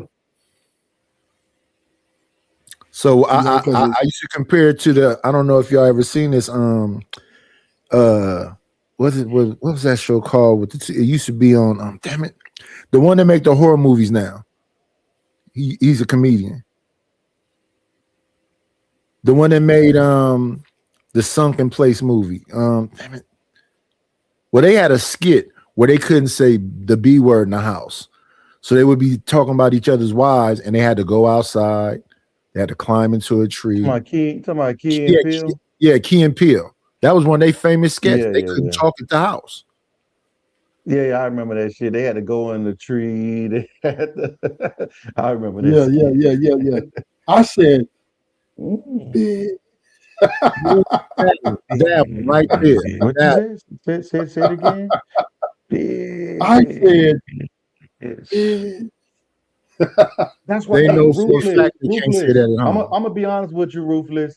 I cannot be in a relationship where I can't say what I want to say. Like, Yeah, might that's die troubling single. mentally. You're gonna die single, so like, think about it. Think about it, huh? No, listen. And guess what? That might be a very true statement, right? But at least I don't lose who I am. Yeah, because that's losing who you are. Like When you can't- when you a grown man and you can't speak, you a grown man, you gotta hide stuff. You a grown man, you gotta drink before you get home. It gotta take you 30 minutes outside in the garage because you can't be around that person because it's gonna be something about, but can you take the trash out? I need some money. It's never no like hello and hugging you around the leg. That's the fantasy. like I had watched a show, right? And they did the comparison because people like to say you're gonna die alone, right? They did the comparison on who gets more box, right? And they were saying that the married person get more box than the single person, but it was only by 2. Like they were saying that the average married person get boxed 8 times a month, right? Versus the single person gets it 6 times that month. Okay, I'm looking at it as no, watch it. Hold on, Ruthless. I'm looking at it like this. You're in a household with this person for 31 days, and you could only get it 8 times. And I probably got these fleeces at the house probably for like a week, and I got it those 6 times. You got to fight for 31 days just to get it 8 times? well, Nah. you got to understand, right? When that 8 times, because then you don't want to wear it out, right? Too much sex, you get tired of them, right? So it's sometimes it's 8 times is good, right? It keeps the good. But a lot of times I didn't want you to really focus on the number, Ruthless. What I'm trying to say is I could be myself, right? Get roughly the same amount of box that married person get and deal with less of that stress that married person gets. Oh yeah, it's for sale now. It's for sale. You just it's for sale now. You can go buy it at the supermarket now. Right? Oh, it's like one of those things where that married person who got that box that 8 times, man, he look at all the work he had to do to get it. Let me tell you a secret though. Let me tell you a secret. Married men run the strip club. Married men run Figueroa. Married men run OnlyFans. Period. So they get more than that. They just on the low because they can't just drop. This is what the thing about Anton is about, right? Because Anton went and got some outside the house and he tried to keep it on low, but he got a little relaxed. And the beef with Corey kind of put him on blast. But bottom line is married men, they because most married wives underperform. But most wives underperform in these marriages. He's a newbie cheater. What? That's what it is. He's new to it. No, he's not a cheater. Anton's not a cheater though. Yeah. No, he's not a cheater though. Yeah, he's not a cheater. He's not a cheater. His wife, Rita, has not came out and expressed any indifference towards this. And she came on and said, how else did we get to the top? So if she's with it, then nobody else can complain about it. Pretty much. I'll take it back then. You're right about that. You're right about that, Ruthless. I overspoke. I'll take it back. And this is the thing about this space, right? Men sit here and attack, and I don't like Anton, right? I'm gonna lie to you. I don't care. I give 2 shit. But the way that they're attacking him about his little affair that we don't know was an affair. He might have had. Okay, he might have got him a side piece, and his wife might have been. Right. But people want to jump all over that because they're jealous that they can't have access to a woman like that. And that's just the bottom line. I think that's a lot of what a lot of people jealous. I think that's a lot of what it is. Because he's success. Yes, and he has great success on YouTube. For me, Ruthless, I actually like a lot of the stuff Anton does. Now I don't I'm like just a shade. person that actually, I'm just a person.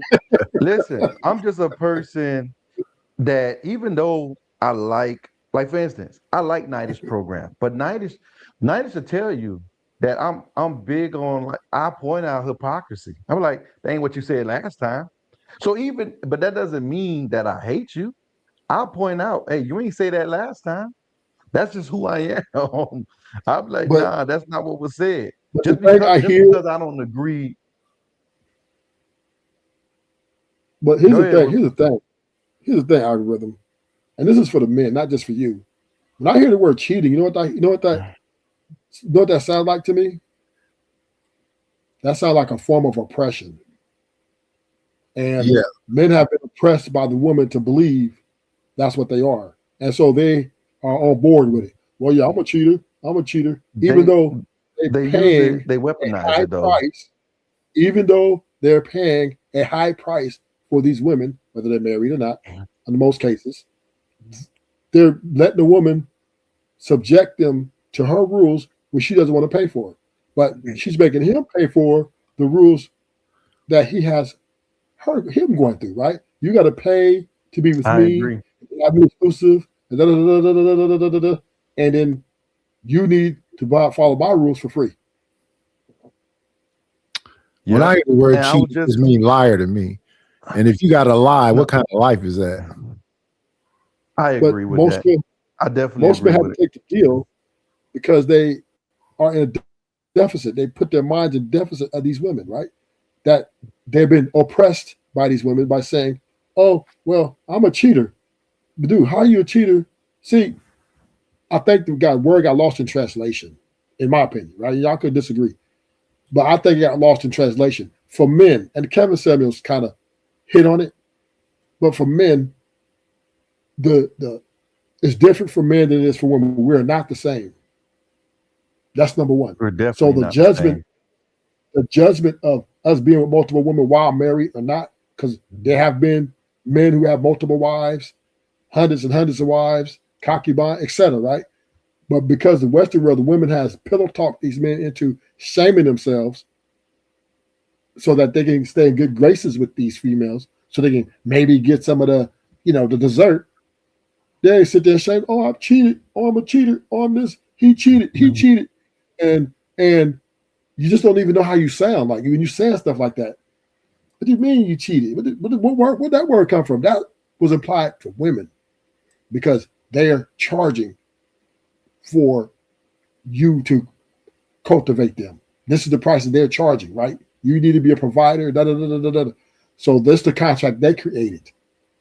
So if they go out and get an extra piece of man, you are cheating the contract. You may be paid for. Now, not all cases. Yeah, but some outlier cases that some women, guys, just they keep the monogamy thing for certain things, but most men are paying for the woman that they're with. So therefore, she's charging them that because she won't be with him if he's not that. So That's therefore, true. she's under the obligation not to spread her things around because she's charging for her low body count and her loyalty and her exclusivity. That's what she's charging. That's the price she's charging. Right? If I'm going to give myself to you as a woman, if that woman says, "I'm going to give myself to you," you better be a provider or everything I need you to be. If not, I'm going to go get it from someone else. But Well, this that's what comes with a price tag. It does come with a price tag, but guess what? It comes with your peace. And guess what? My peace is bigger than anything. I'm in a relationship with my peace, and can't no woman come between it, regardless. Don't care what the situation is. That's why I tell women, like, when you're in those conversations with women and they tell you, "Oh, would you cheat on me?" I let them know. I say, probably. And they say, "Why would you say that?" I say, because if you ever deny me box, I'm gonna get box It's somewhere the else. truth. I'm not gonna not. I'm gonna not. I'm gonna not get box because you only want to do it, twice a month or maybe 3-4 times a month. I'm not gonna suspend my nature because you don't feel like it. And this is why I always say you get into a marriage, and when you get into that particular marriage, you're contractually obligated to divide some of your assets to this person, no matter what the situation, no matter what happens. Even if you got a prenup, there's going to be some type of division of your assets that you completely obligated to.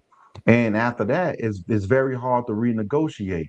But with a woman, she can give you promises. She could tell you she's promised she's going to cook for you every day. She promised she would sleep with you. She promised this. But while in that marriage, she constantly renegotiate that promise. She said, well, babe, why we gotta have sex 5 times a week? Can we just have sex 2 times a week? She constantly renegotiate the promises that she made in the beginning of the relationship, and you're unable, or it's very difficult for you to renegotiate what you initially said in the beginning. So it's really not a fair deal when it comes towards if everything blows up. Well, that's called lying. It's definitely lying. Or what men need to do is become better negotiators. Oh no, just Right? be They men. need to. See what happens is people will take on that title, and the biggest part of that title is honesty. Why are you lying for? If I get fatter, you gonna leave me? Yeah. If I cut it down to 2, yeah. They'll just sit there, or they'll just sit there and take abuse. Telling the truth is not cheating. Lying It's is. not. I Deception agree. is. Omission is. But telling the truth can't trigger a hostile environment, though. Do you think you should trigger in the front? Do I should what? Do you think that you should trigger in the front? No, I'm saying in the that's not beginning. worth it. I'm saying in the beginning of the relationship. Yeah, I'm not gonna do that. I'm not This is finna why lie. this is why I don't indulge in relationships, because I know that no matter how you start, you may start out like that, but like most men don't have the heart or the balls to that's their say, fault. I don't like you wearing those lashes on the first date, because That's their fault. you're not going to get a lash. You're not going to, no, but I'm just saying, men's biology to get sex and a relationship That's their fault. is I'm not saying whose fault it is. What I am saying is most men just don't have they desire women so much. And not only do they desire women, they pedestalize them. So, they're not going to tell them, hey, I don't like the lashes, or I don't like the BBL, or I don't like that you're out here. No, they're going to be like, just go along to get along. Yeah, but then guess what ends up happening, Ruthless? Eventually they try to gain some control, but it's too late. They let it run wild. Well, that's out of pocket too. If you go into a relationship, take all your standards drop to the floor while all hers stay to the top. You don't have no say later on, because he's gonna be like, "Who the hell is He's this not person?" gonna have none. Yeah, so that's why you should front end it all. Yeah, this is not acceptable. I met you, I was fat. I met you and I was fat. Now you get with me and now you getting fat. I'm not in violation. I was fat when you met me. Then that's a real conversation I would have with somebody. While people will be only going, you ain't gonna say that. Ain't nobody finna mess. You can believe what you want to believe. Man, you got so think about it, it's hard to get some sex. It's not the truth. One thing I learned about women, they're very intentional with their words. This is why when women tell me, oh, I want to be treated like a queen, that's a red flag for me. You know, the reason why it's a red flag for me is because queens don't cook for their mans. They don't cook for their kings. They don't serve them. They hold a position in the kingdom. And that's what they want to be. So when I hear that, I'm like, nah, I need someone who's gonna be more of the helpmate type, not a queen type, because queens don't cook for their kings. They don't have to do the duties that an actual wife has to do. So they're telling you, and they're being intentional with it. They want to be served. They don't mind you being served, but they want to be served. They do mind you being served. Why y'all not listening? I just got through listening to Creative Solution the other day talking about we don't want to be like our grandmothers. And all they said was something about cooking and cleaning. You're already cooking for yourself and cleaning for yourself 3 times a week if that's how that's often true. it is. That's true, right? But name the queen that cooked for her king. No, but that's what I'm saying. They're literally saying they want to be taken care of and that they don't want to take care of nobody. And that's a part of feminism and sexual liberation and all that other stuff. Why they keep trying to say it's not. It's because of those things. You have those rights to do whatever you want to do while the man has to stay in some traditional role. I am not going to be anything like my grandfather. Nothing at all like him. So you've changed. You're this new person. And these new people you calling zesty and all this other stuff is the men you asked for. You ask for this. Exactly. When I was younger, women used to always say, "You don't talk very much. You look mean all the time." So I started to talk a little bit more, just try to smile a little bit more. Now you don't like that guy. So listen to you say that you like this. You don't like that guy. You didn't get a smiley, talkative, whatever kind of person. Now that I am that, you don't like that. You like the original me. And to be honest with you, I don't know how to even be him anymore. So now a person will have to get to be comfortable with this guy.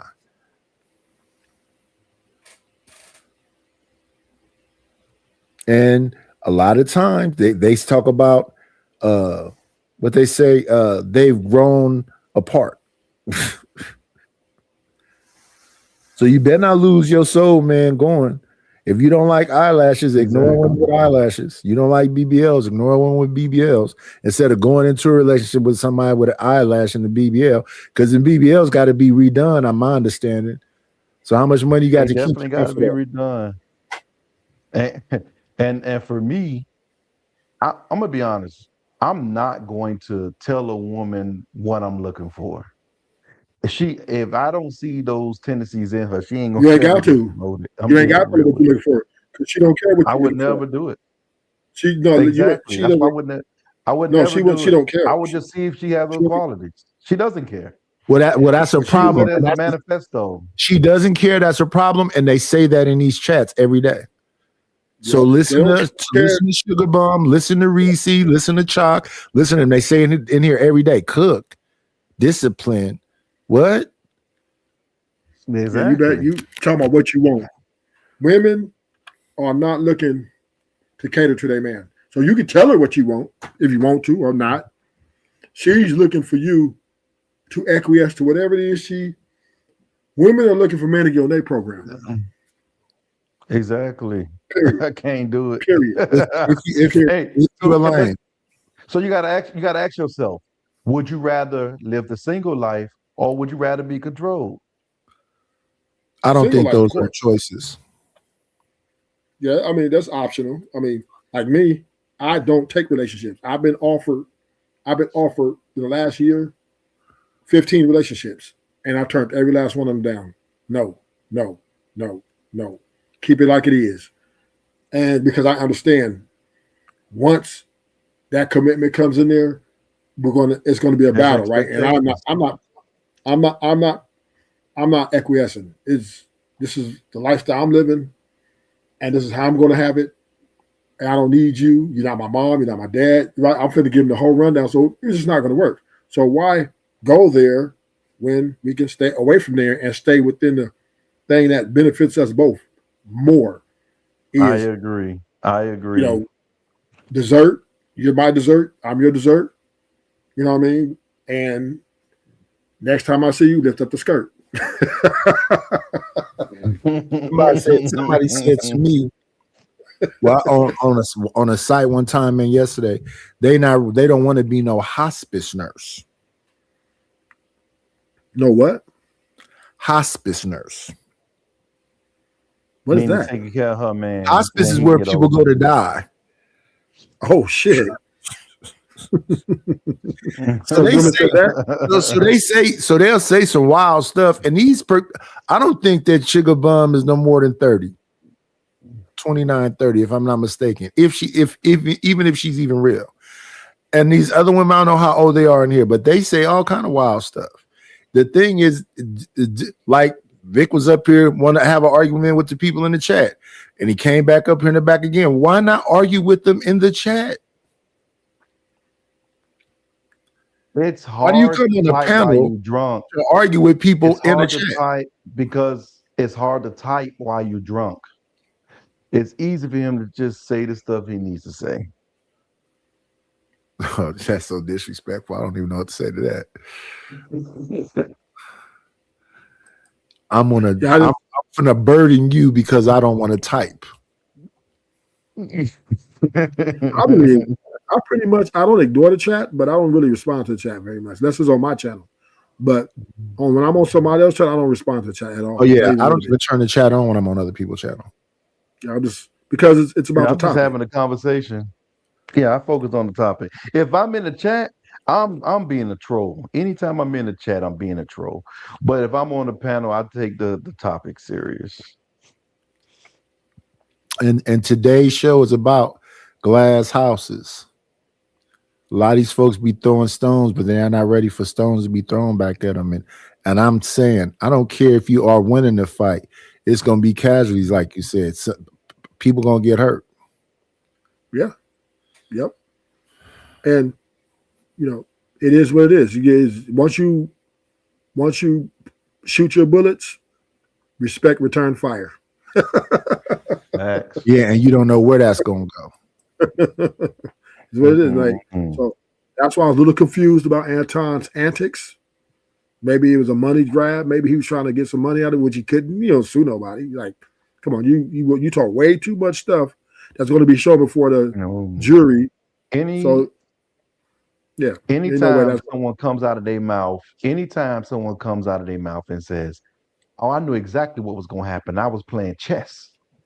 Guess what? I don't feel sorry for them after they make that comment because they say they knew exactly what was going to go on. They planned this at pretty much. Yeah, and in my essence, it didn't really help Anton. It didn't really hurt him that much, but it didn't help him either. He lost a few. He got, I would say, he took a rib shot. Yeah, his thing is just to kind of sit back and wait a little minute.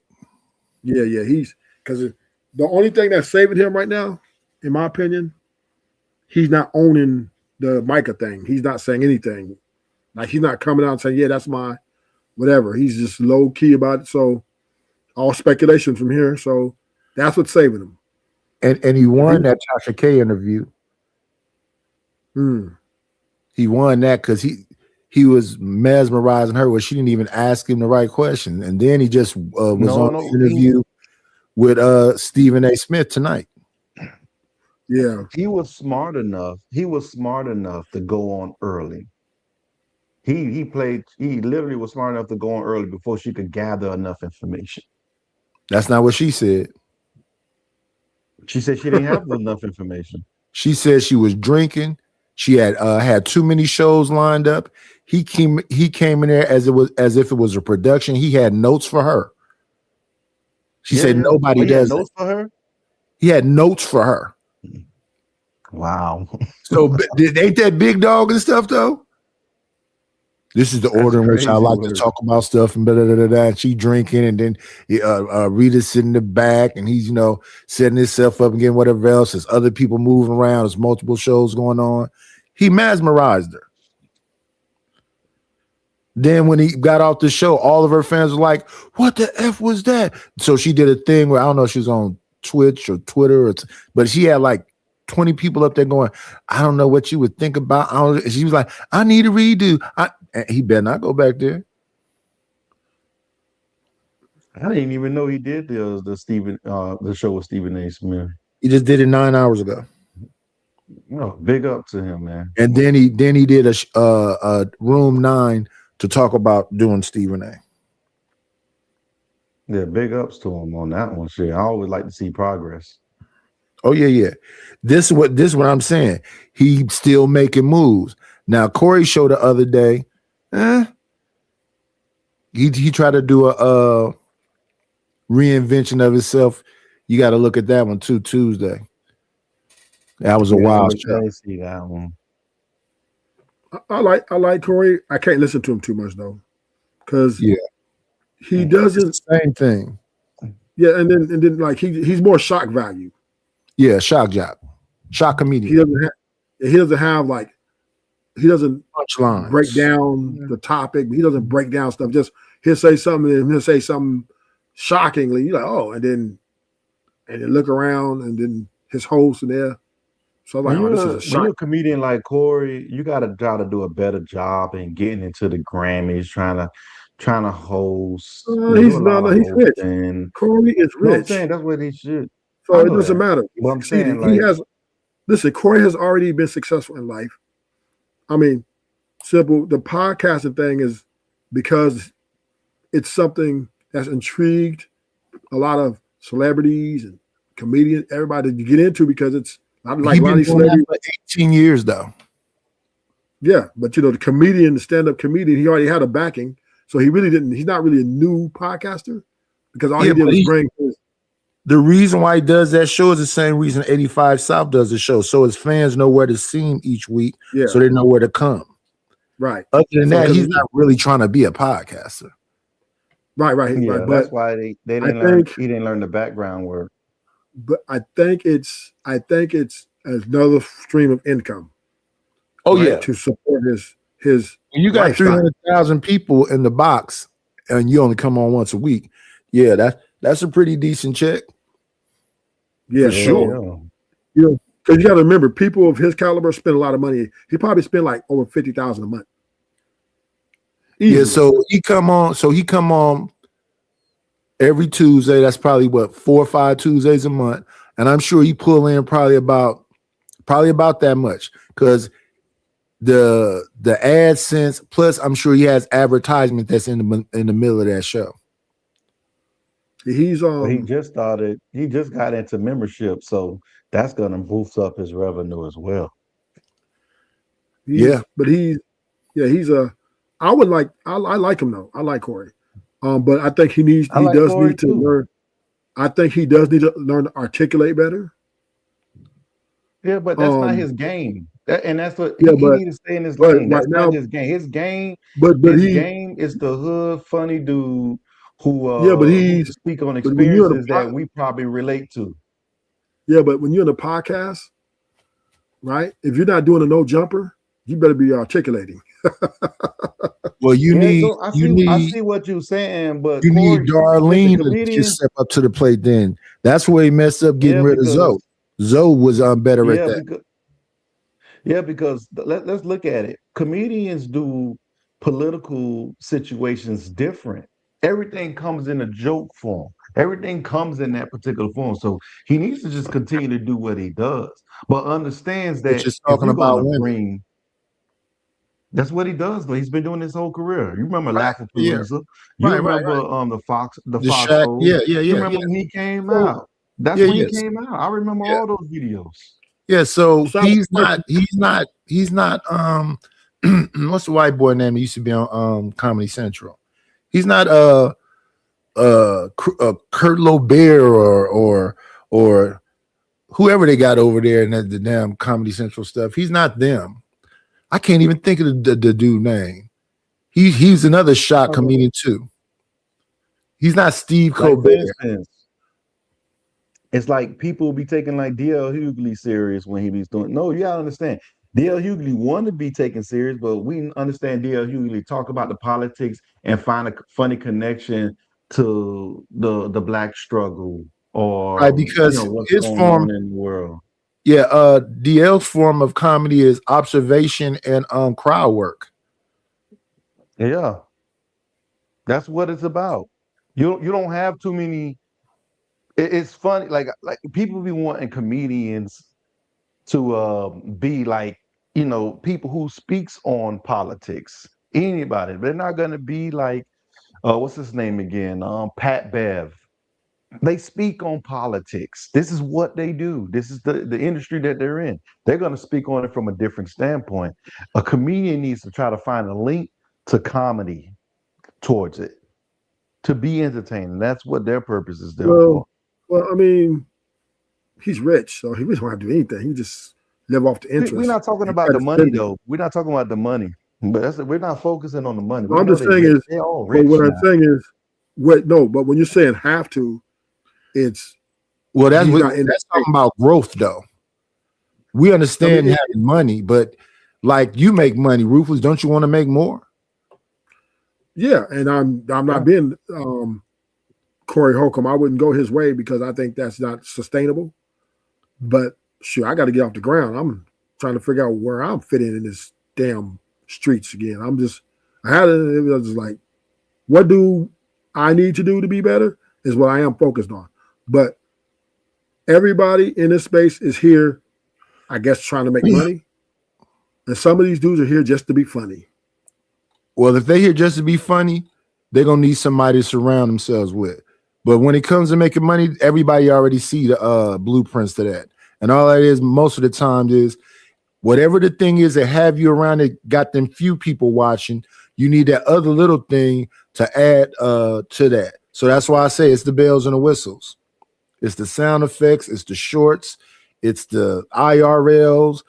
And then even with those, they have to be, because I look at a lot of these IRLs, they lame. And that's why that's kind of falling off because, okay, we see that Ray and Rakai and them is going out to go shopping. All right, nothing special there. Now they came home and made the food, nothing special there. Now invited a whole bunch of IG and TikTok girls over, nothing special there. Until, that one got drunk.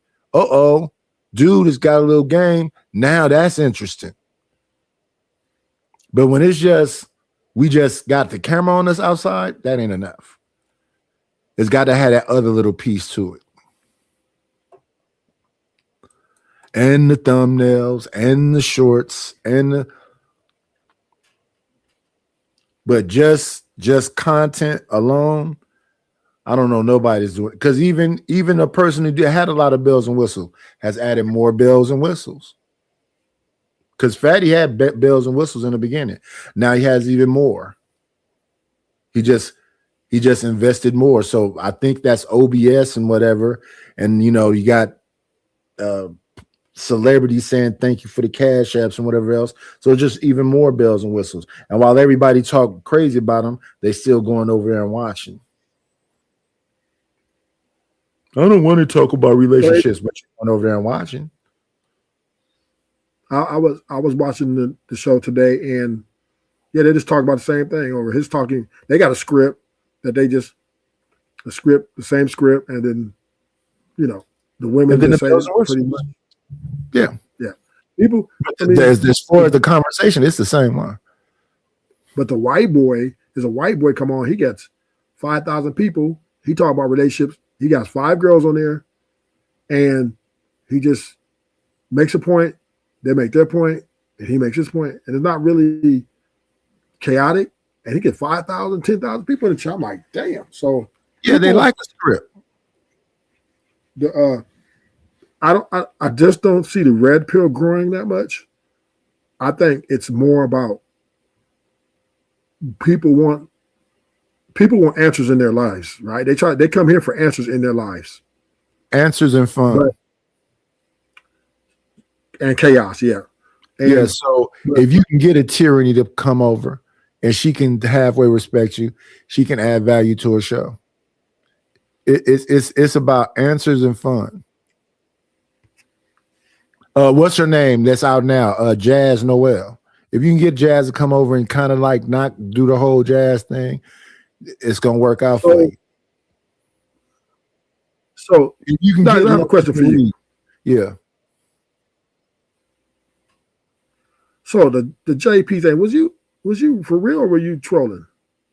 About what? JP. It's so many things with him. Which part? Well, I'm talking about the other day on Will's channel. You guys trolling or you guys for real? I don't remember what happened. No. This is what happens here. JP will come to this channel, right? And it's JP, so we let him up. Especially if I'm talking about it, we let him up. And he'll come on here, and I forget who all was on here. And he started off the show saying, "Yeah, I came over here to kick it with you losers that don't nobody pay no attention to on this trash ass show."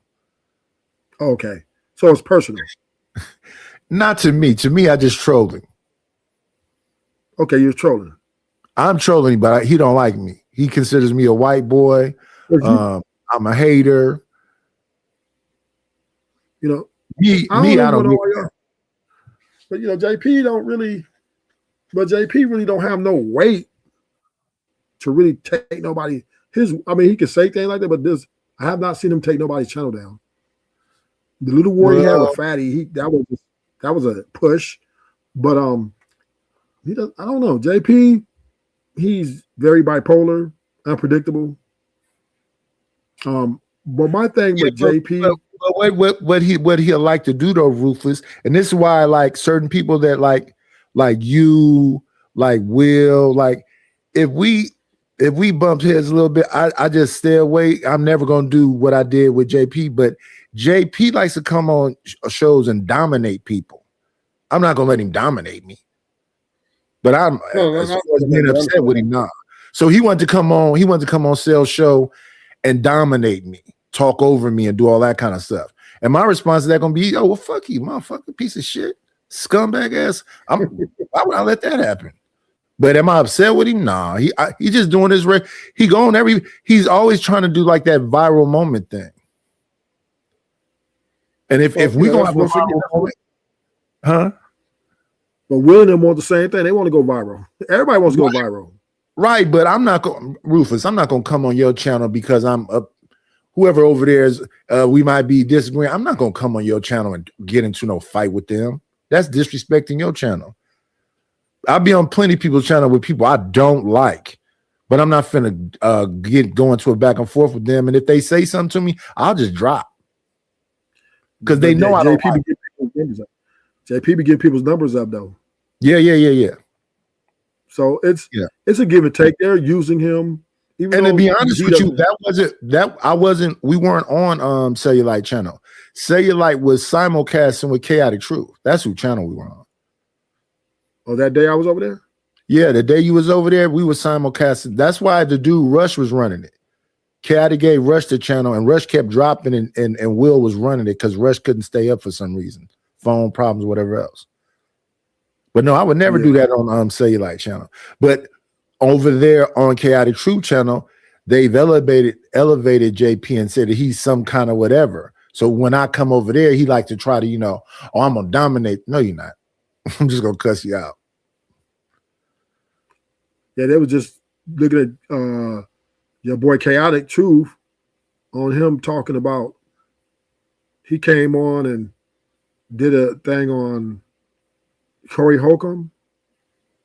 Oh yeah, and he was trying to talk down about his ghetto-ness. But then they was like, you over there playing monkeys and you try. They say chaos be. We understand he doing shtick too. And his thing is about getting that other side of the crowd, and they paying him, so it's working. This is the same thing I say about Sharon. Sharon thing is he's gonna woman's perspective, and he's gonna say you men is bad and y'all got to work to get better when young men are doing better now. So when I see these sisters in the chat, I'm still saying sisters because I was born in the 70s. These younger folks, most of these brothers I'm seeing, these young cats, they got Samoan girlfriends, Asian girlfriends, Mexican girlfriends, all this stuff about black women is not messing with. I don't see who's really caring. I don't know who give a fuck. I mean, shout out to them if they think that divesting is a way, but who cares? I'm happy for Serena Williams. I'm happy for Eve. If y'all happy, y'all black. I'm black. I don't care. Yeah, Sharon is a character. Yeah, so I can never tell. Yeah, I can never tell when it's serious or not, or is this just another, move in the chess game that he playing? What up, No Chaser? No But I trace, don't know if this is serious. Yeah, I don't know if this is serious. but it is. I think it's serious. But the game that they're playing ain't. So I agree with you, Nidus. I think this is more serious than. I don't even think, and I'm being honest with you, I don't think Sharon and Brownville them. I don't think they. This is two things. One of two things. Either they don't know the significance of their position, or they're accepting being dominated. I think they think that their idea of manhood is some antiquated notion of being stoic. Which being dominated, right? The younger people look at it that way.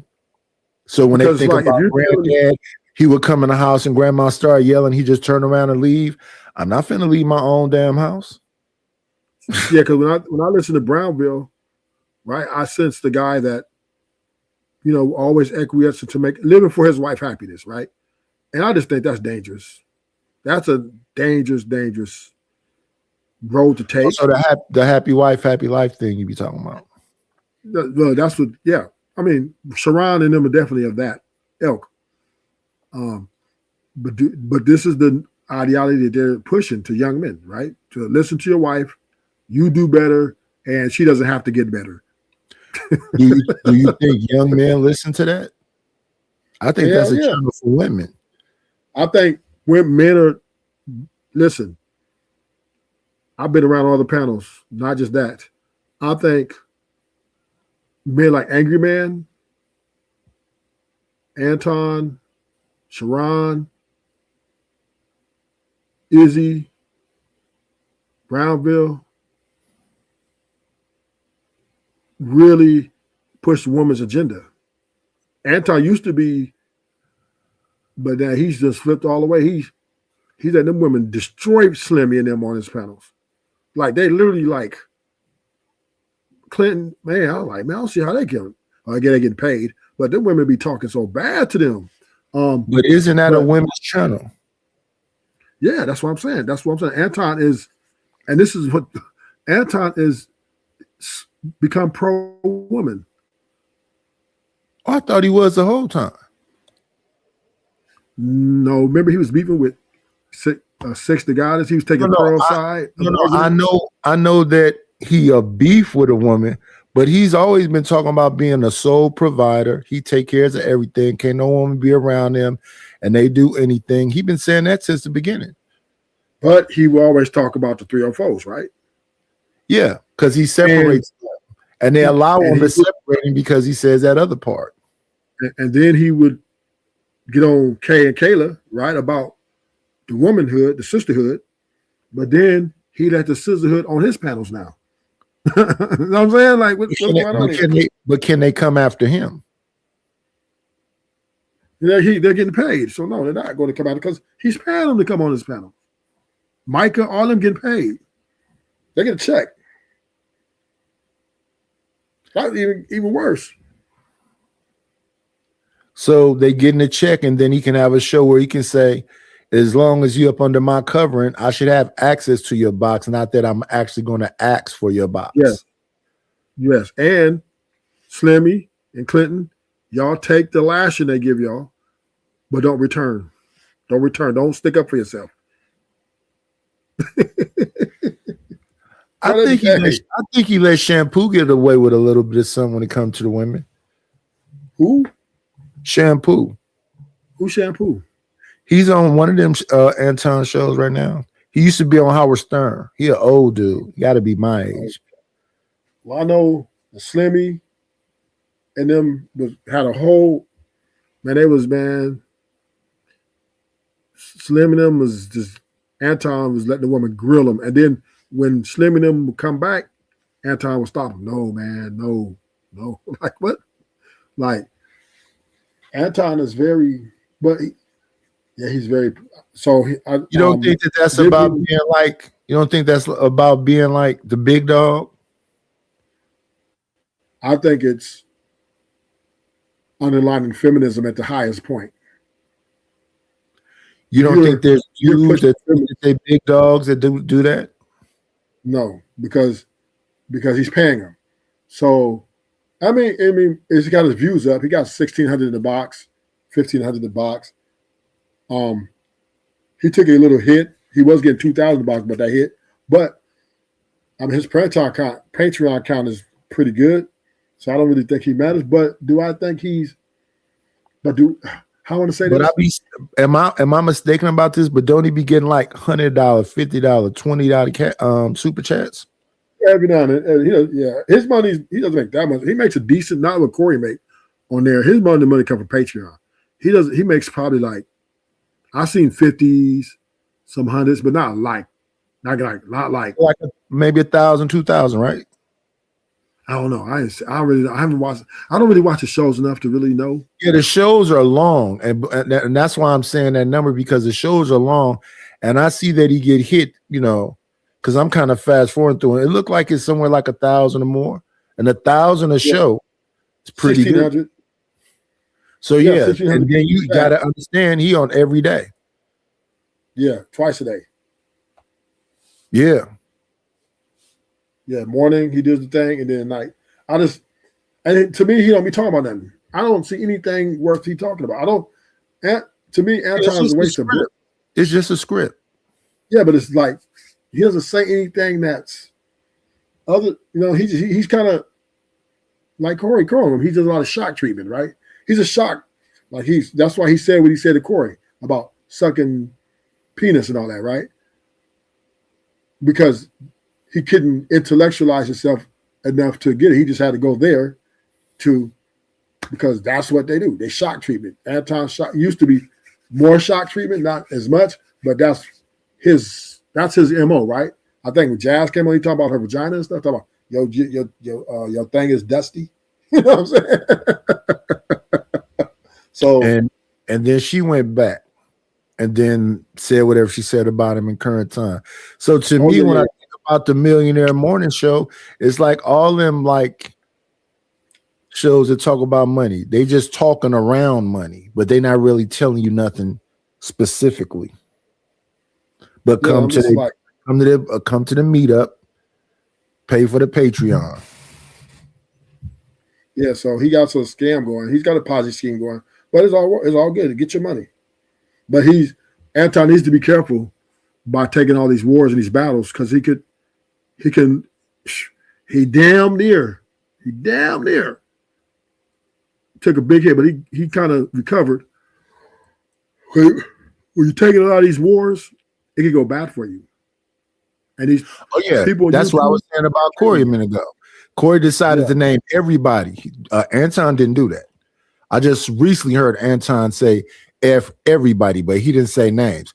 Corey said F Comedy Hype, F TMZ. He said names. That's why I think you can't do that, because now you're gonna have all them different fan bases. It's one thing if you're saying something to one dude and he ain't really got no power or whatever, that's one thing. But when you talk to a bunch of different fan bases, and some of them fan bases could be like intersectional with yours, I wouldn't do it. That's what I know about being in this space. We got too many people that's cross over. And even though somebody might be the new thing, I have been around it for like 3 or 4 years now. So when it's good, it's good. When it's bad, I just go through the law. I don't really try to get into, I haven't done that ever at no point. And a lot of times they were talking about whatever they were talking about. I was like, I don't want to do it here, even though people drug it over here too. That's the thing that happens on these YouTube spaces. So when I was doing them back-to-back 12-hour shows, people finna come up there and go, "What are you talking about this weekend?" Yeah, I don't want to talk about it. Because it don't take much for them to throw you in the bag. All this dude said is he was responding to something, he responded in the wrong way, and now we got multiple people talking about this show. And I'm looking and I'm like, I'm not finna tell nobody what to do with their kids at all. I want to talk about this man child, period, no matter what he said about her.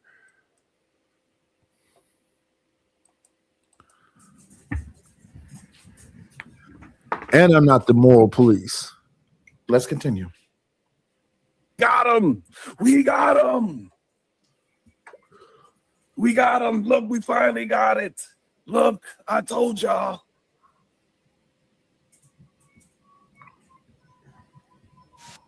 You know what I'm saying?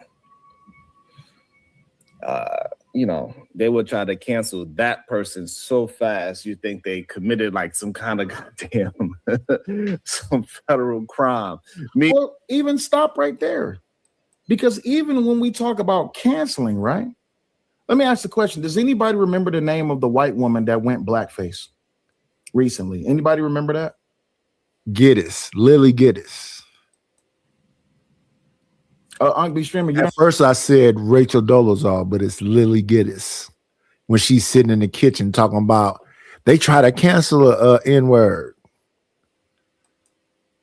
Have to use nigmas. You can use niggas. Niggas mean what they say on YouTube, but when they get caught up, it's a joke in performance. Absolutely.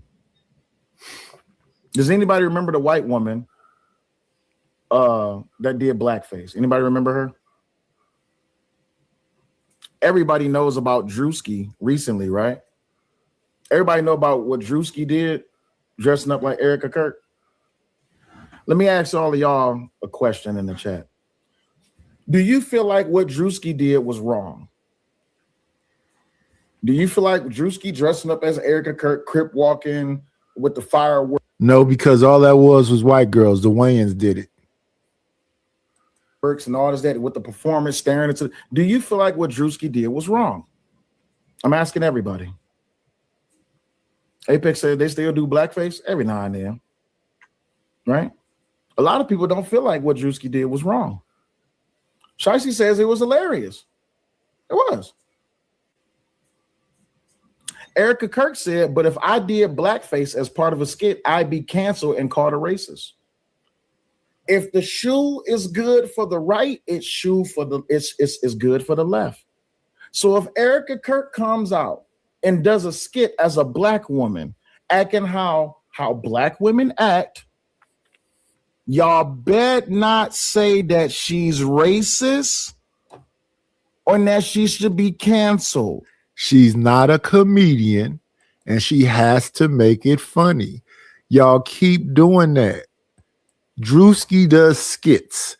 He is a comedian, comedic actor, let's say. He did the NASCAR, a redneck man.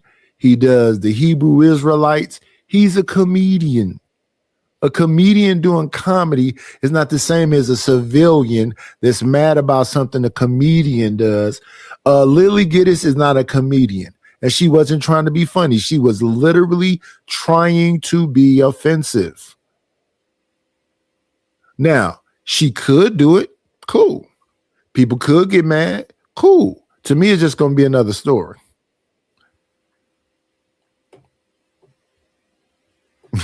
To be honest. Comedians can get canceled, though. Corey is not canceled yet. And he just said, wow, TK Kirkland is not canceled yet. But no, I'm just saying is I think what's they got canceled. Who? What's the little short guy? The little light black short guy. Black. He's with a play the pimp, bro. Cat Williams ain't canceled. The little light skinned guy. Cat Williams is not canceled. First, he came back. He was canceled, for a minute. Then he came back on. It was calling him when they was calling him a crackhead and he was fighting little kids and all that stuff. He was in Hollywood then. Yeah, but he like for a minute he got canceled. Then what's that boy? Shannon Sharp. No, they just talked about canceling him. Oh, he wasn't doing it. They wouldn't even let. He was blackballed from. That's what the whole show with Shannon Sharp about. How they blackballed. No. They didn't blackball him. He was doing stuff.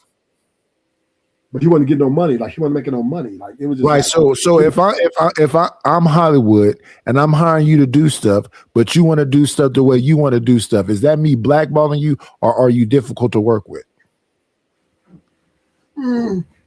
Because you got to understand this. There was a moment when Cat Williams was the man. He was like the next Eddie Murphy. He was in everything.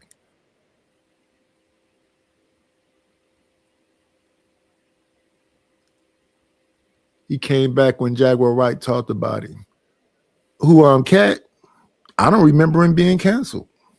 Yeah, I remember him. He was canceled for us for years. That's I what didn't know that. he told me to Shannon Sharp. When him and Shannon Sharp was having the conversation, he's like, they blackballed me. Right, but see, let's talk about that. So he was doing stuff in Hollywood. Well, I don't even know. I can't even defend Hollywood because y'all using drugs and doing all this stuff. So I don't even know how to defend. I think you know who got canceled too? Monique. But again, look what she was doing in Hollywood. But I'm just saying, you could get canceled there is politics in Hollywood. There are politics in Hollywood, but do you believe people should know their place? Yes, you got to. Right. So if I'm Monique and I'm supposed to be a stand-up comedian, my big thing is I should be selling out shows, right? The more shows I sell out, the more money I'm gonna get, the more opportunities I'm gonna get to be in movies. Because Monique is not necessarily an actress, even though she was on a TV show. Yeah, but her head got big. I think she was supposed to do that thing for Oprah. Right. And her head got big. And then she said, I don't do, I think she's supposed to help promote. But she said, I don't promote, I just show. And they canceled her ass quick. Her and what's that boy? What's that comedian name? The guy who plays the girl all the time? And he's not a comedian, Tyler Perry. Yeah, Tyler Perry. So Tyler Perry, Oprah got her up out of there. No, it was more than Tyler Perry and Oprah because it was Tyler Perry, it was Oprah, and then Lee Daniels. She was messing up.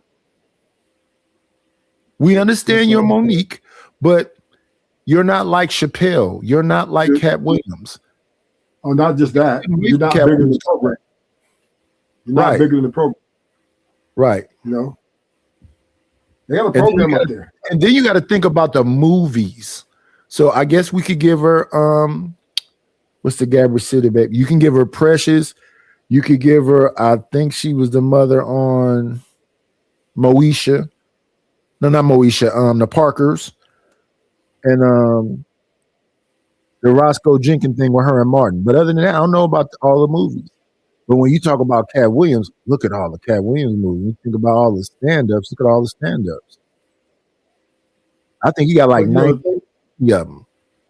But the thing about it, they don't get, think about comedians and a lot of these actors, they're like the rappers, right? They don't get residual.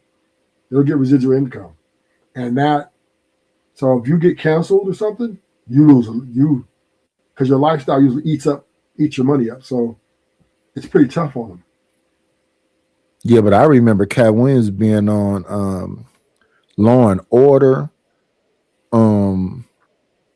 What's that? I just remember him. Maybe that's why I didn't realize he was canceled because I was seeing him in so many movies. Yeah. And then he owns his stand-ups. So when they replay them, they got to pay him. Shout out to Chappelle for getting people they masters and royalties back.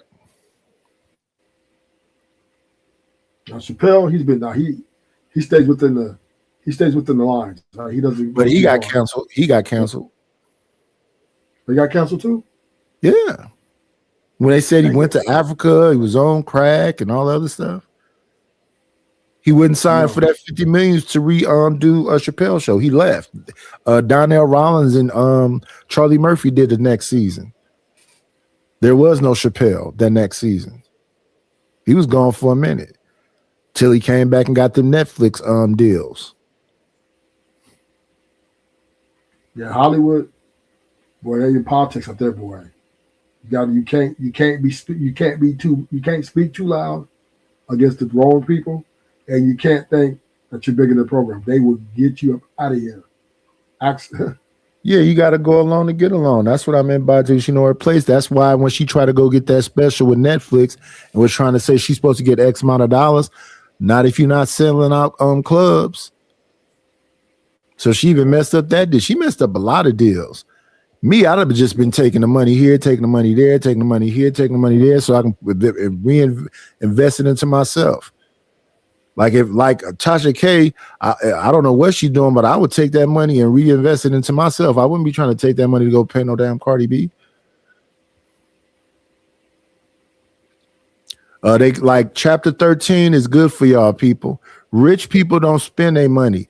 They use other people's money. You just got to figure out the right CPA or somebody to help you figure out how to do it. All this stuff we're doing right here, this living room is supposed to be considered my office. This desk I'm sitting at is supposed to be considered go a part of my taxes.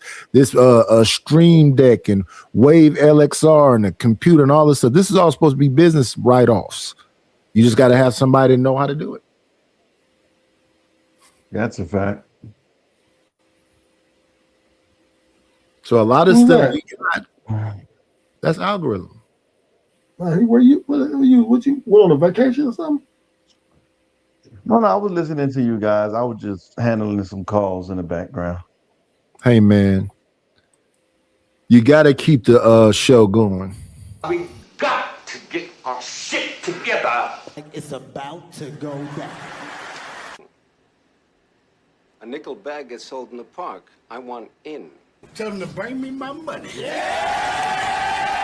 If it don't make dollars, it don't make sense.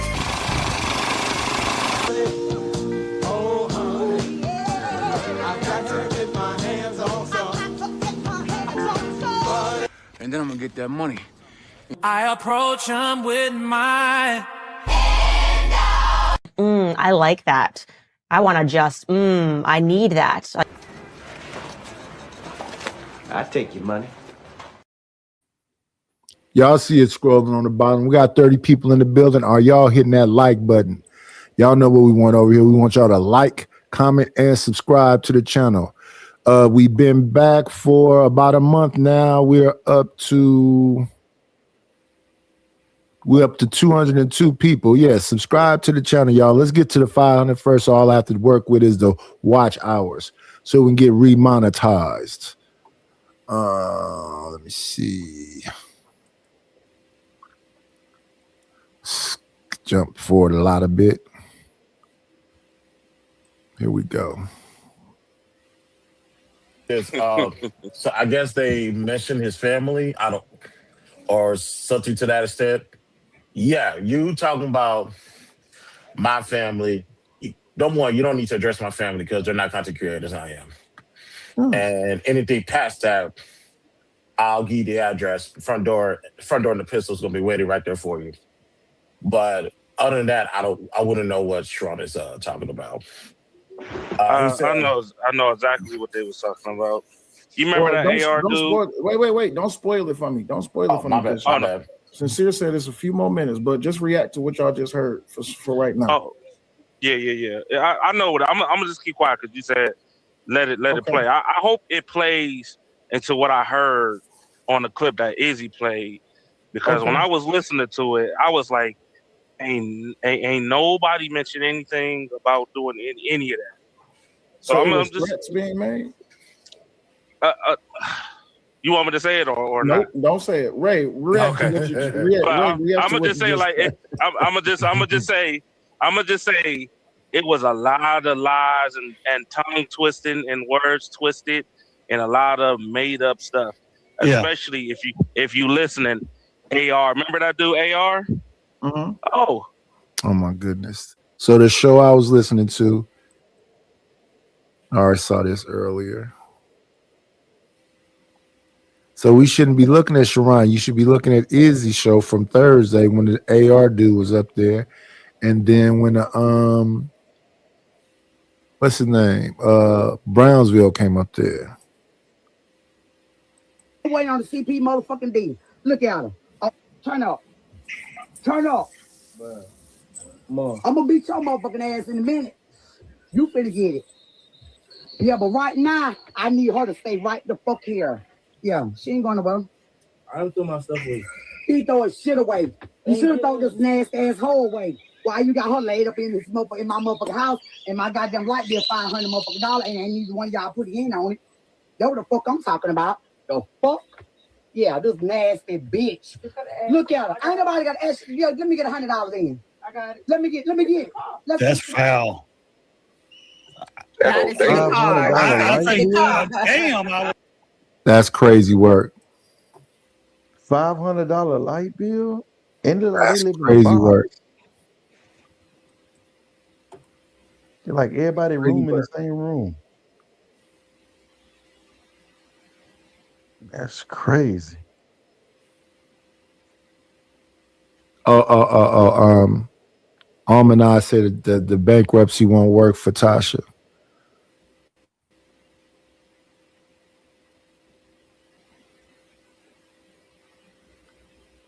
I didn't pay enough attention to that. Even with that thing, if I was Tasha, I'd have backed out. Well, I don't know why she stood 10 toes down. Say what you said. She come to sue you. Apologize. Don't go along with the lawsuit.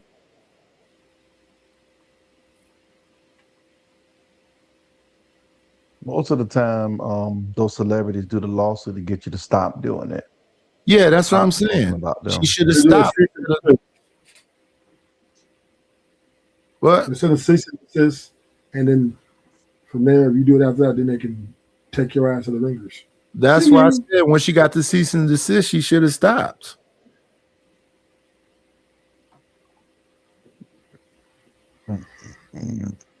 Who's suing her? Cardi B. She said she had a Cardi B's a suit monger. That's where she getting her money from. Yeah, she'll sue you for anything. Cardi B did like 3-4 lawsuits in like a year. She'll sue her mama. Well, she not rapping no more, right? What else does she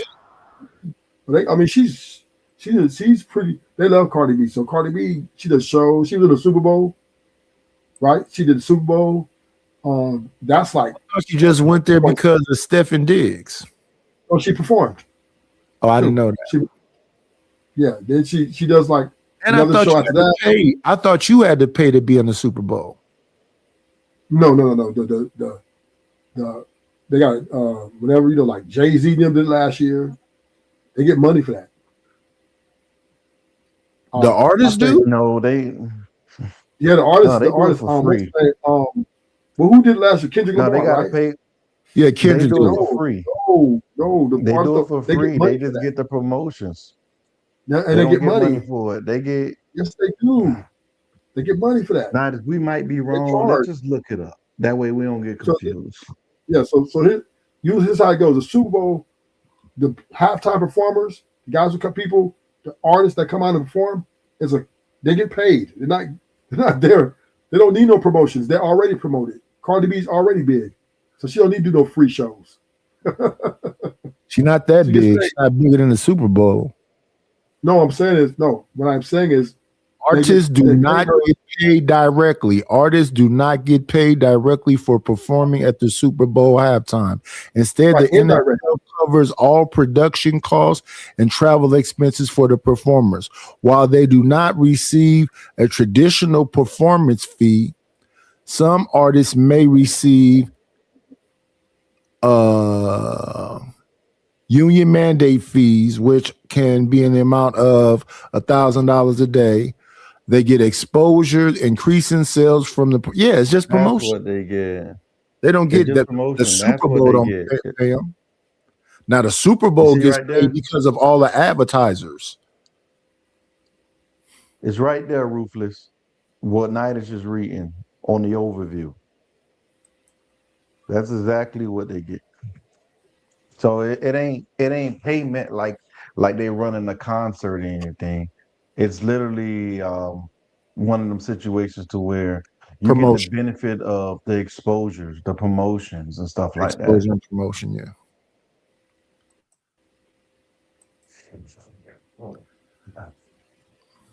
I mean, it's an honor for some to do, but there's no real money behind it. But trust me, your album sales goes up high, your streaming services goes up. Now people want you to do more movies and videos and commercials. Now they want you to talk about your experience on the Super Bowl. It's money gonna come in, but not directly from them. Yeah. Right. But the labels are paying them. So it's the labels paying them, period. The label's not paying. The label they get paid. Here's how it goes, right? No, they take the Super Bowl is taken care of. Ruthless. It's telling you the NFL covers all production, stage, and travel costs. The label don't have to do anything. While headliners are not paid for that time, they receive a standard union mandate minimum wage, often around $1,000 a day, but the label don't have to cover the production, the stage, or the travel costs. So the label is, they're getting paid because they own the artist. They're not paying for anything. Yeah, so after Kendrick did the Super Bowl, he's on tour with Taylor Swift. So that's where he getting all his money, the added dates and packages they do to sell stuff. So yeah, he gets a boost in, yeah. But the Super Bowl, you already know they're negotiating beverage, food and beverage, how much money they're gonna get out of that. They're negotiating everything. People coming in, resell on tickets. That's where the labels come in and get their little extra money. yeah, so you may have got a Kendrick Lamar ticket at one point for like $250 for a seat. That ticket now is $350. Yeah. And then you're like, well, how Kendrick Lamar get so much money? Because he's on tour with Taylor Swift. Exactly. You're not just paying for Kendrick, you're paying for Taylor. So yeah, I be trying to understand all this stuff because people think all these people got this money. I think like some low percentage of rappers make any money. It's probably under 10% of. They gotta do shows. They gotta link up. They gotta do remixes so they could be a part of those shows when the other artists go on tour. They gotta still work. They still have a production they gotta pay for. Yeah, so they get a per diem, which is nothing but a loan that they got to pay back. And then if you look at the artists nowadays, based on what Ruthless was saying earlier, those are drill artists. And their issue is that because they're talking about what they're talking about, their concerts have to have extra security and all the other stuff. So it's hard for them, once again, to get paid because a lot of promoters are not finna go pay for their place to be completely destroyed. And when you rapping about that, you know what audience is coming to see it. Exactly. So even though drill rap may be getting X, Y, and Z, you might want to rap like Kanye. You might want to rap like Chance the Rapper. You might want to rap like Vince Staples. You might want to rap like Tyler the Creator. Rap like the Clips. And the thing is then when you actually get that money that you're getting for those shows and all these that's paying back to per diem. Yeah. And you need to invest your money at that point. You got to do something like what Chamillionaire did. He invested his money and became richer. Yep. I think his stuff was all like IT stuff. Yeah, but he found a way. He found his little lane. Let me get a whole bunch of these people who's creative. I'll back them financially, and I'm gonna have a percentage of the company. Yeah, early in the early stages of them companies. Kind of like the same thing 50 did with the vitamin water and all the other stuff. Same thing they do on Shark Tank. Yeah, pretty much. Yeah. No difference. So like people talk about Blueface rap career is over. So now he's streaming. Now he's celebrity boxing. Yep. We can make you some quick money that way. Hey, I want to race Kai Cenat, or I want to race ISO Speed, and that'll get you some streaming and some money right then and there. Well, you don't think he's gonna want to race rappers? The one guy is scandalous, huh? The small hat guy. Oh, Aiden Ross. He didn't want to pay Blueface or something because Blueface said I think Aiden Ross money is messed up. You got to understand, Aiden Ross is old now. So in the beginning, Aiden Ross was like the leader of the streamers, but everybody that was his friends passed him. No, he getting paid really well, but he getting paid really good money. I said not past him. I showed Speed past him. All the people that used to be his little homies passed him up. No, I'm just saying he gets like, but that's supposed 50 to happen. million a year just to stream. He gets 50 million a year just to stream. Yeah. Yeah, but when you think, but okay, so let's talk about that. Just turn that into 25 right quick. So people hear these big numbers, take half of it away off the top. Then you got to look at him himself. All that security, he living in a mansion. All those other things. That's why he opened up a celebrity boxing thing so he can try to get some money there. And even in that, that's what Wack is upset with him about it, because he's on tape trying to bet with DJ Academics. He's trying to bet with DDG because that's a big number, but he got all his handlers he got to deal with. Yeah, but I think he's born into money too. I think he's comes from money. Maybe so, but everybody else surpassed him. I don't know who. Well, IShowSpeed is pretty big, but that's all he does is stream. A lot of his friends are.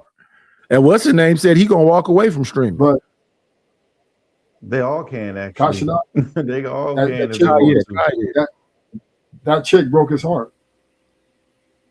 Maybe. I don't believe nothing they do that's real. It was real. Listen, was it real when him and IShowSpeed was in that shower together? Yeah, that was real. So how's he concerned about a girlfriend? He was got his heart broke. They do too much sus and humiliation rituals for me. But that's what a lot of people pay a lot of money. That's that generation. That generation feeds to that. I'm not saying that I agree with it. That's that generation. Listen, no. They've been wearing rappers been wearing dresses. Kanye wore a dress. They've been wearing dresses. That's what this is. What half of the people that most people watch wore dresses. Martin wore a dress. That's part of the humiliation. Tyler Perry wore a dress. Those are humiliation rituals. Those are humiliation rituals. Well, we sit here and watch them. We sit here and watch them regardless. Yeah. So that right there, what you say, what I'm saying is, no, I'm saying is no, because they ain't offer you the money yet. They offer you $100 million to wear the dress. They're not gonna offer that much. No, I'm just saying. I know I'm extreme, but I'm saying they offer him 25. Man, forget that. They offer you $10 million right now to algorithm. We want you to come. They're not gonna offer that. I'm just saying if they did though. And I got algorithm bid up there for 10 mil. I got to bid up there for 5 mil. Matter of fact, I got to bid up there for 1.5 mil. That sounded more realistic. I'm just saying, right? Think about it. You got people. How much money was Chappelle making when he was in Robin Hood Men in Tights? Couldn't have been $1 million. And he wore a dress in Robin Hood Men in Tights. Well, some of it's for politics to get, you gotta. I'm saying Martin Lawrence, Tyler Perry. The only people who really make it a big deal are the comedians. Martin Lawrence wore a dress a lot. You know that, right? Because he was Shanae a whole lot of time. Shanae. Who's Shanae? Jamie Foxx was what? Wanda? Yeah. Oh yeah, the liver color. All wore dresses. Listen, damn near everybody. Color. Jim Carrey had a dress on for In Living Colors. We don't get the same way with other races. It's a way of just shaming someone else, to say that you're better than someone else. I wouldn't do it, but I'm not gonna say I'm better than that person or that person's better than me. Yeah, but if they're allowed to do whatever they want to do, we make it a big deal because our favorite comedian made it a big deal. No, I'm just saying. You said a statement of, it's generation. It's been a thing, right? That's part of. It's been a thing. Yeah, I mean, Flip Wilson wore a dress. Milton Berle wore a dress. Those people up there, they like to shame. They like to look at men in dresses. Flip Wilson used to say, "Here come the judge." He was Geraldine. And what's his name? What's the streamer name we just named? What's his name again? The white boy? No, the small hat. Aiden Ross. Yeah, he came out and said he was gay. So Wack, he said that to Wack. Wack talking about you trying to sexually advance on me. Well, listen, Wack better calm down, because that's what I was saying earlier. He's a small hat and he's that, right? All he got to do is make him feel uncomfortable, and that man say that he's trying to embarrass me, humiliate me publicly. He can flip that around on Wack too. So you heard how Wack was talking very like, I don't have no shame for them people. I got a show with them people. He was talking very kind. He wasn't talking stuff like he talked to other people. Well, yeah, because the small hats are the entertainment industry. And the same in that situation. All Blueface had to do is just apologize. So I take back whatever I had to say about Aiden making his bets and whatever. This is what I'm saying about the others. You got to go alone and get along. You got to know your space. I'm not finna do nothing to mess up my 300,000. Yeah, I would have never said that. Period. What type of real businessman purposely mess up their money? You don't purposely. But you know, I think Blueface got a little delusional. He came in there, he fought like a pussy. I didn't see that. There, I did. What makes you say that? He came in there like the fight was going to be given to him. So he just kind of very nonchalant, wasn't throwing enough punches, kind of just. I don't think he had his conditioning right. Yeah, he was winded by the third round. Right, so he came in there. If he stopped the fight at the third round, he would have won. Robinson, no, I think he didn't. I watched the fight. I thought he underperformed. He didn't have the right training. He fought a wrong fight against that guy. He fought a totally wrong fight. Head was open, didn't defend. Head movement was slow. He did a little bit of movement, but he just I don't disagree with you. So he was winded. And when you find a big guy, you're not supposed to let him lay on you. You're supposed to be twisting him and turning him. That's the same thing. That's the same fight that Deontay Wilder fought against Fury. You're not supposed to let that big old dude. He was 70 pounds heavier. When you long, you got you're supposed to fight long. Yeah, you're supposed to fight long. You're supposed to get out the way. You were never supposed to let him grab you and lay on you and push on you. Yeah. So I thought it was a pussy fight plan. I thought this is what I thought. Oh, the only way I thought. Go ahead. I thought Blueface thought the fight's supposed to be rigged for him to win. That's not what I thought. I just think he underestimated that guy, and he didn't prepare for him properly. But the way he said at the end, though, the fight was rigged. And then did you see Blueface in the fight? He kept stopping, looking around, right? Like, what is he looking around for? Because I think in his mind, he was cheating. They told him, we're going to make sure you win. And so that's why he didn't train hard. That's why he came out there thinking that they're just going to give him the fight because he's Blueface. Well, that's stupid. Get his 100,000 and off to the races. Well, yeah, that's already know, but that's like ruthless. Wait. That was stupid. And you're supposed to prepare for any fight that you in. Second, and the dude was fighting dirty. But how many? And even though it's amateur boxing, how many rabbit punches are you supposed to be able to get away with?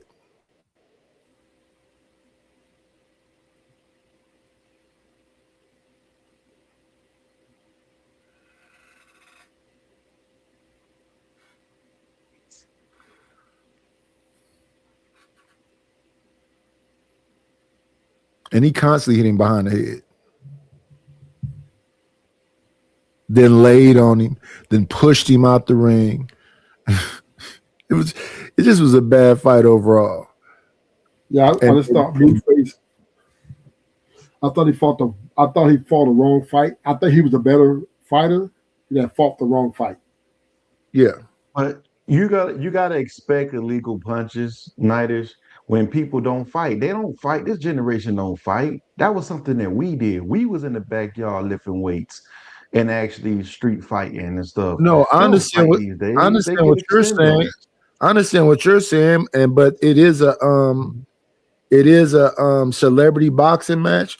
But you got to have some decorum from the judges and whatever else. Yeah, I think you are supposed to be prepared for illegal punches and everything else. That's why I'm agreeing with the part about he didn't prepare properly. He was winded early. His head was straight up. He wasn't fighting like a tall fighter. He was never supposed to let that man lay on him. So, but I don't think he was fighting like a punk. I think he was fighting like somebody who couldn't breathe after the third round. Exactly. That's the same thing that happened with Island Boy when he fought Charleston. in that celebrity fight. When he fought Charleston White, Yeah. he wasn't conditioned. Had he been conditioned, he would have beat him. But he wasn't conditioned. He just needed to know the basics. And that's not good enough. And if they're going to do celebrity good matches, enough. you got to have people that's just, I mean, got good conditioning. And but the thing about Blue, even when I seen sparring, he doesn't throw a lot of punches. So he's muscular. He's put on weight, which I think he should take some of that weight off. And then it's about his cardio. You shouldn't be fighting at cruiser. You should probably be fighting at like 154, 160. Or even if you fight it that way, you got to use that jab. Yeah, but you can't use the jab because you put on too much weight. So he says like 210. When we used to see Blueface, he was like 170, walking around 175. So if you're walking around at 170, 175, you should be at 160. But he said he likes the way the weight makes him feel. Then you need to go down to 164 like Benavidez or something. 170. How much he weighs? 210. I ain't really that big. Oh, okay. I'm bigger than Blueface. I'm 224, 225. I'm bigger than you, Ruthless. Yeah, you might be. I'm 240. I'm 241. How tall are you? I'm 6 foot, but I'm muscle bound as hell, Ruthless. So it's a bit different. You what as hell? I'm muscle bound, so my weight is a little different than others. My weight's muscle bound too. I'm not like I used to be. Cause I've been to the All right, pen. let me show you a picture, Ruthless, and this is what I'm talking about. Let me show you a picture. Hold on. Why you showing me a picture? Send that to your No, girl. because I want to give it. First of all, I'm not thinking this is a sexual conversation. I'm not thinking this is a sexual conversation. Yeah, 246. Yeah. That ain't all that big because I was comfortably walking around at 6'2" at 270, 265. I keep forgetting, Ruthless. You came from prison, so you think different when anybody talk about size. I keep forgetting that. My bad, Ruthless. Yeah, but I think if Blueface was told me to train, I wish he let me train him. He would have won that fight easily, going away. Not even close. Not even close. Well, I don't think it's his trainer fault. I think it's that he has yes men around him. Well, he didn't train. He just went in there how to fight him, right? Right. So that's what I'm saying. He has yes men around him. He doesn't have a trainer that's pushing him. Right, that's what I'm saying. If he would let me train him, he'd have won that fight going away easily. But he didn't. He just had a dude come in and he fought a few dudes and thought, "Oh, I got the feel of it. That's good enough." Shoot. Third round came. I think it was. No, you have to. When it comes to fighting, that's a very serious game. You have to be preparing to win. You got jump rope. It's a reason why you have your favorite boxers running all the time because they understand they need that conditioning. And that's Deontay Wilder did not run. He did not run, and he did not learn the fundamentals. He was all that one punch. Yeah, like you have to be a person that focuses on the conditioning. That's why you have to run because everybody's thinking about I'm gonna knock you out. A real fighter's thinking about I'm gonna outlast you.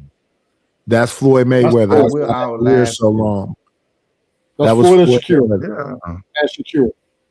Yeah. They both believe in the fundamentals. For the first.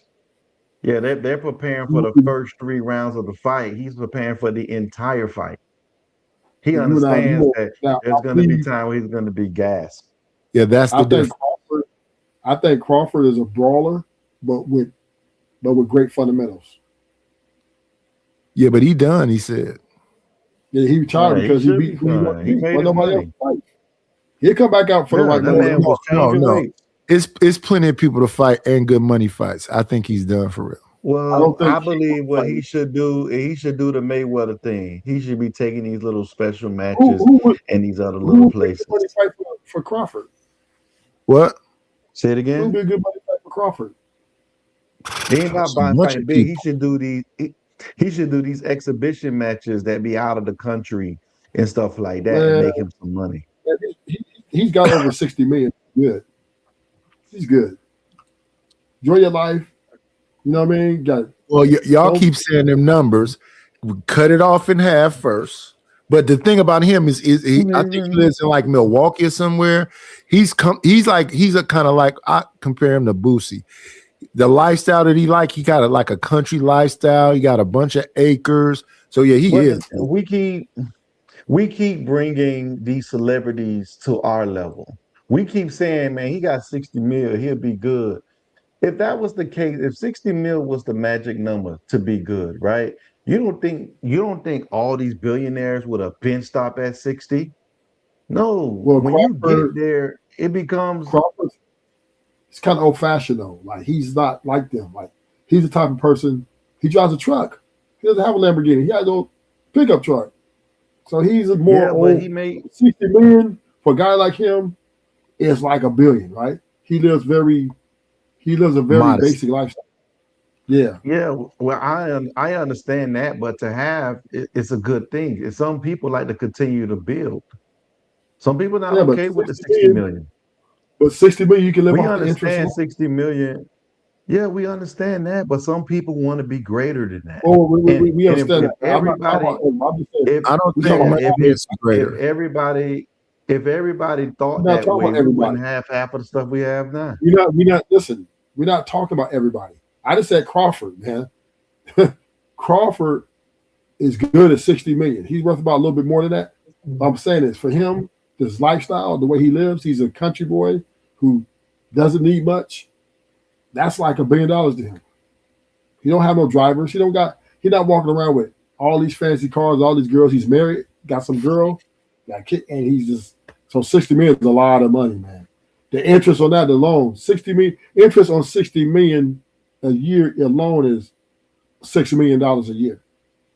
Easy. And if you can't live off $6 million a year, That's for us. But guess what? That's how we think. for anybody. People who make that money don't think What I'm that saying way. is- No, we're not. But I'm just talking. I'm talking about a country boy.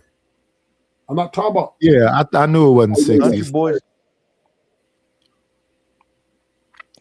Around was talking 30 about- million. Terrence Crawford net worth is estimated to be around 30 million as of 2025. His wealth primarily comes from his boxing career with the significant high profile fight and endorsements. So I'm just saying, 30 million is a lot of money. Yeah, for him, because he lives a modest lifestyle. us. He's a country boy. To him, 30 he million- said. 30 He listen, said. 30 What if million- he wanted to buy what if he wanted something as big as a Dutton Ranch, like off of Yellowstone? Because he's a country boy. But what if he I'm wanted saying to to have you is more? that he did an interview where he said that he is okay.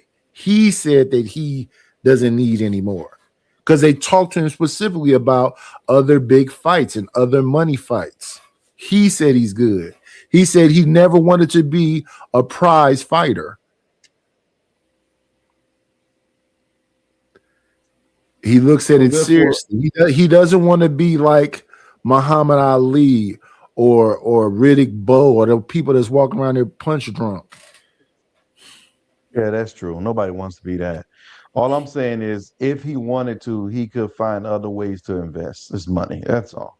But I see what you're sure, saying. but- He don't want it. But you Yeah, can't- he but doesn't you want can't to give a guy continue like- in boxing. But unless he finds value in you to take your advices fall on dead ears. I'm I just didn't know saying, this was an advice conversation. I wasn't basing that's what it you on seem like advice. you're giving him, though. No, that's what it seemed like you're giving him. The man No, with I the was money. actually letting. I was. You are. No, I was. You say, letting well, you what if know he want that. to? What if he want to buy this? No, what? No, Like, what I that's was advice. saying is that what I was saying is that you have people nowadays, Nidus. How many people you know and say, man, if I had $1 million, I'll retire and I'll be good. You've heard plenty of people say that. They don't know Right. about money. But they don't know about money. But so you don't think people like you tell Elon Musk, hey, you good at 60. I'm like, nah, I ain't. So He's looking at 60 million different. He probably make 60 a day. See, I'm at 60 million a day probably. What's up? You're making two different points. You're talking apples and oranges, but you're talking about an average person. Let's say they're 45 years old and they get $1 million. They can retire off that shit if they know how to manage their money. And most people don't know how to do that. And I'm just saying the people, but there are people who do though. Yeah, most people A lot don't. of them I don't say know how to about manage people. their I'm money. never the exception proves the rule. I'm just saying, we're saying if people who talk about retiring, talking about if they get $1 million, they retire, they're most likely 50 plus years old. So they can live off $1 million. Just you gotta manage your money. I don't know that. I don't know that. And like I said, the exception proves the rule. Well, I'm just saying, people are living off less than $1 million, and they're making it. So they definitely can live. I'm just saying, right? It could be done. The rule is, the exception is most people live off less than $1 million. So, and they're doing it. They're not living. So They're struggling. They're struggling. Huh? They're struggling. Yeah, right. I'm saying it, but they're making it work though. No matter how you look, and that's a lot of the economy doing what the economy's doing. It ain't got nothing to do with them not managing and budgeting their money. Just the economy's doing what the economy's doing. So if you give them a shot in the arm of $1 million, a lot of these guys who are middle class, they're gonna be Gucci because they already living in a budget. All they're gonna do is make sure that they just pay off whatever debts they got, right, and then come up with a budget, continue working. They're not gonna stop working. They're still gonna be working. So that $1 million can work for them. You can make 300,000 right now is a vein shot for somebody. You can make that shit work. Oh yeah. 300,000 right now. I would like that. I can't live off of it, but that would be. I'm just saying it all depends on. It'll put me in a position to be able to put some money here and some money there for sure. Yeah. You say you couldn't live off of $300K a year, Nidus? No, he said if somebody would be cool. Did you say 300,000 a year? No, I said 300 as a shot in the vein right now. Somebody said, "Here we'll give you 300,000." That's what I was responding to. Like if I had 300,000 right now, yeah, that would be a shot in the vein for sure. Nidus is gonna make that work. If you want to know how to make millions of dollars, you're at the right spot. Everybody on YouTube make $1 million. Not me. No. A year. Nobody. That's what we hear. Isn't that what we hear? Isn't that what we hear? I don't Everybody believe calling? it. I don't believe it. I don't really pocket watch like that, but I don't believe it. I don't think nobody on YouTube makes $1 million a year. No, I'm positive it's people that make $1 million a year on YouTube for sure. Yeah, it definitely got people that make $1 million a year. Rufus. Maybe Tory Hope, maybe Corey. No, yeah, more I than think that. definitely. They got more than that. They got more people Yeah, than but that that that's making $1 million a year. No. They don't have a lot of people. Because number one Let's is look it rich up. We people don't gotta argue about it. That's the population, so the minority, right? So Yeah. Everybody seems to forget that you got Chat GPT, Google. You got 1,000 things. Just look this up right quick. It's a minority of people, but it's a lot of people, I would say. Nah. Because you got to understand how big Google is, how big YouTube is, and how many people are big. Like when we talk about Anton and Corey, the people that's making money on YouTube laugh at them. If they had their money, they would delete themselves. Who we talking about? Mr. Bean. He's not a YouTuber. He's a Kick. He's on Kick. To me, I look at it the same way. No, they're all different. Kick gives them contracts. No, I'm just talking about streaming, period. I don't care how you stream it. Kick, Twitch, Rumble, YouTube. That's what I'm breaking down for you. So on Kick and Twitch, dudes get contracts, right? Yeah.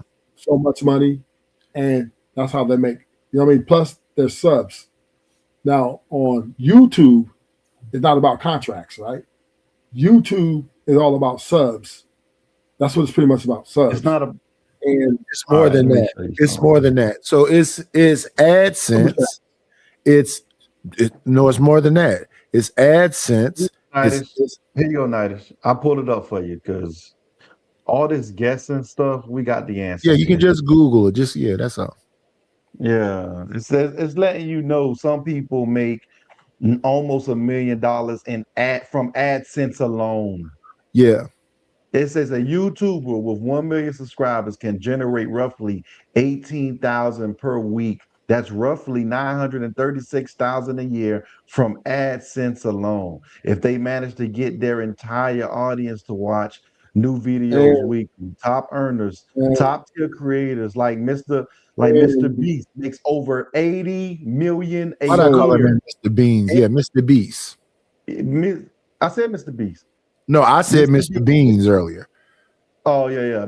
Over 80 million a year, often diversifying with businesses like food brands in his case. Like literally, what they I'm make saying is millions on YouTube.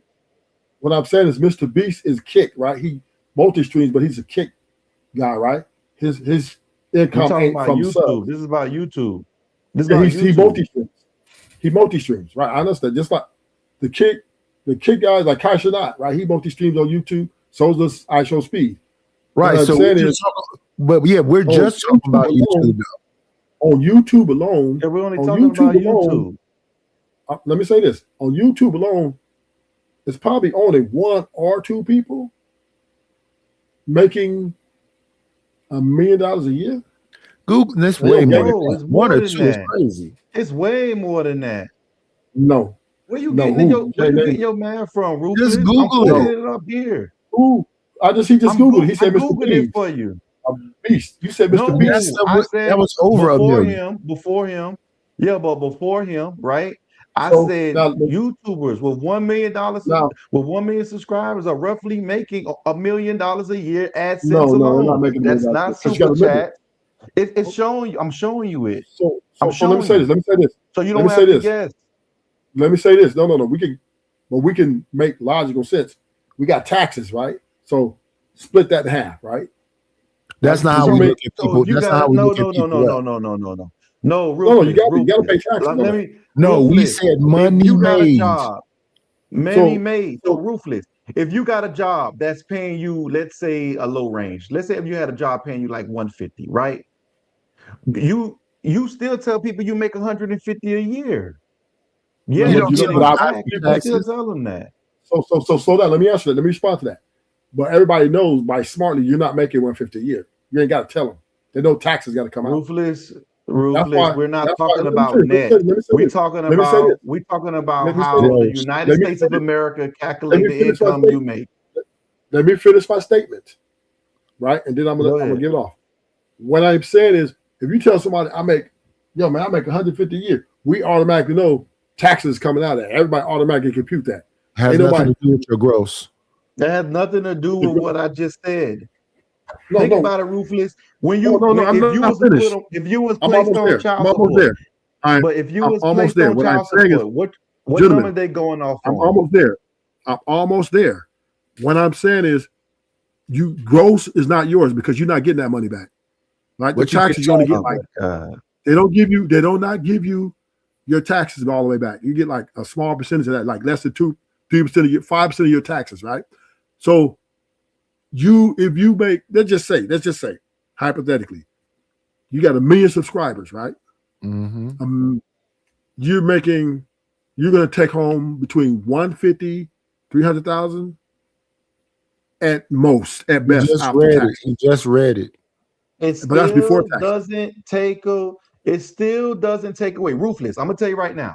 If you go file for your taxes, right? You giving them your gross income. If you get put on child support, you giving them your gross income. If you go try to get you a house, you giving them your gross income. Yeah, There's but- nowhere in the United States of America that you're giving them your net income, unless they ask for net income.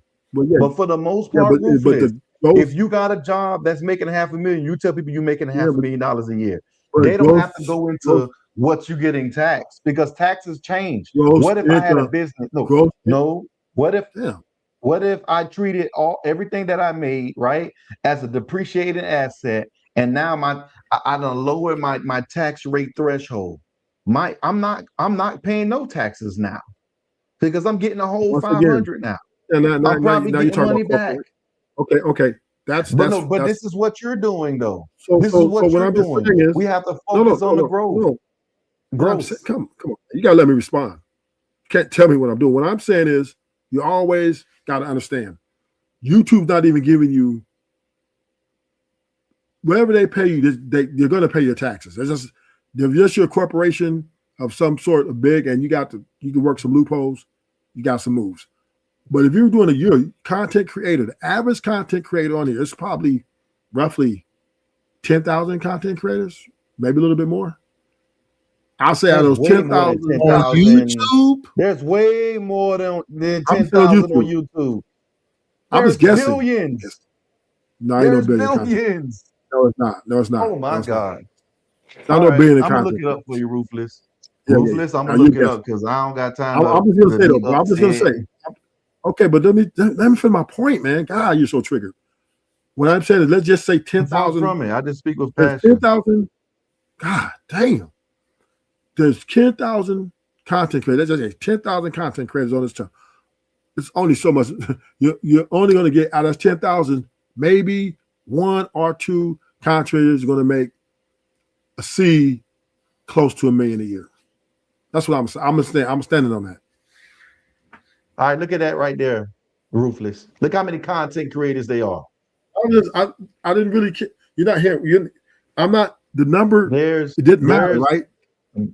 It's not the number. The point I'm making is only less than 1% a person on YouTube is going to make close to $1 million a year. My point stands. No, more than making than that. More making than that.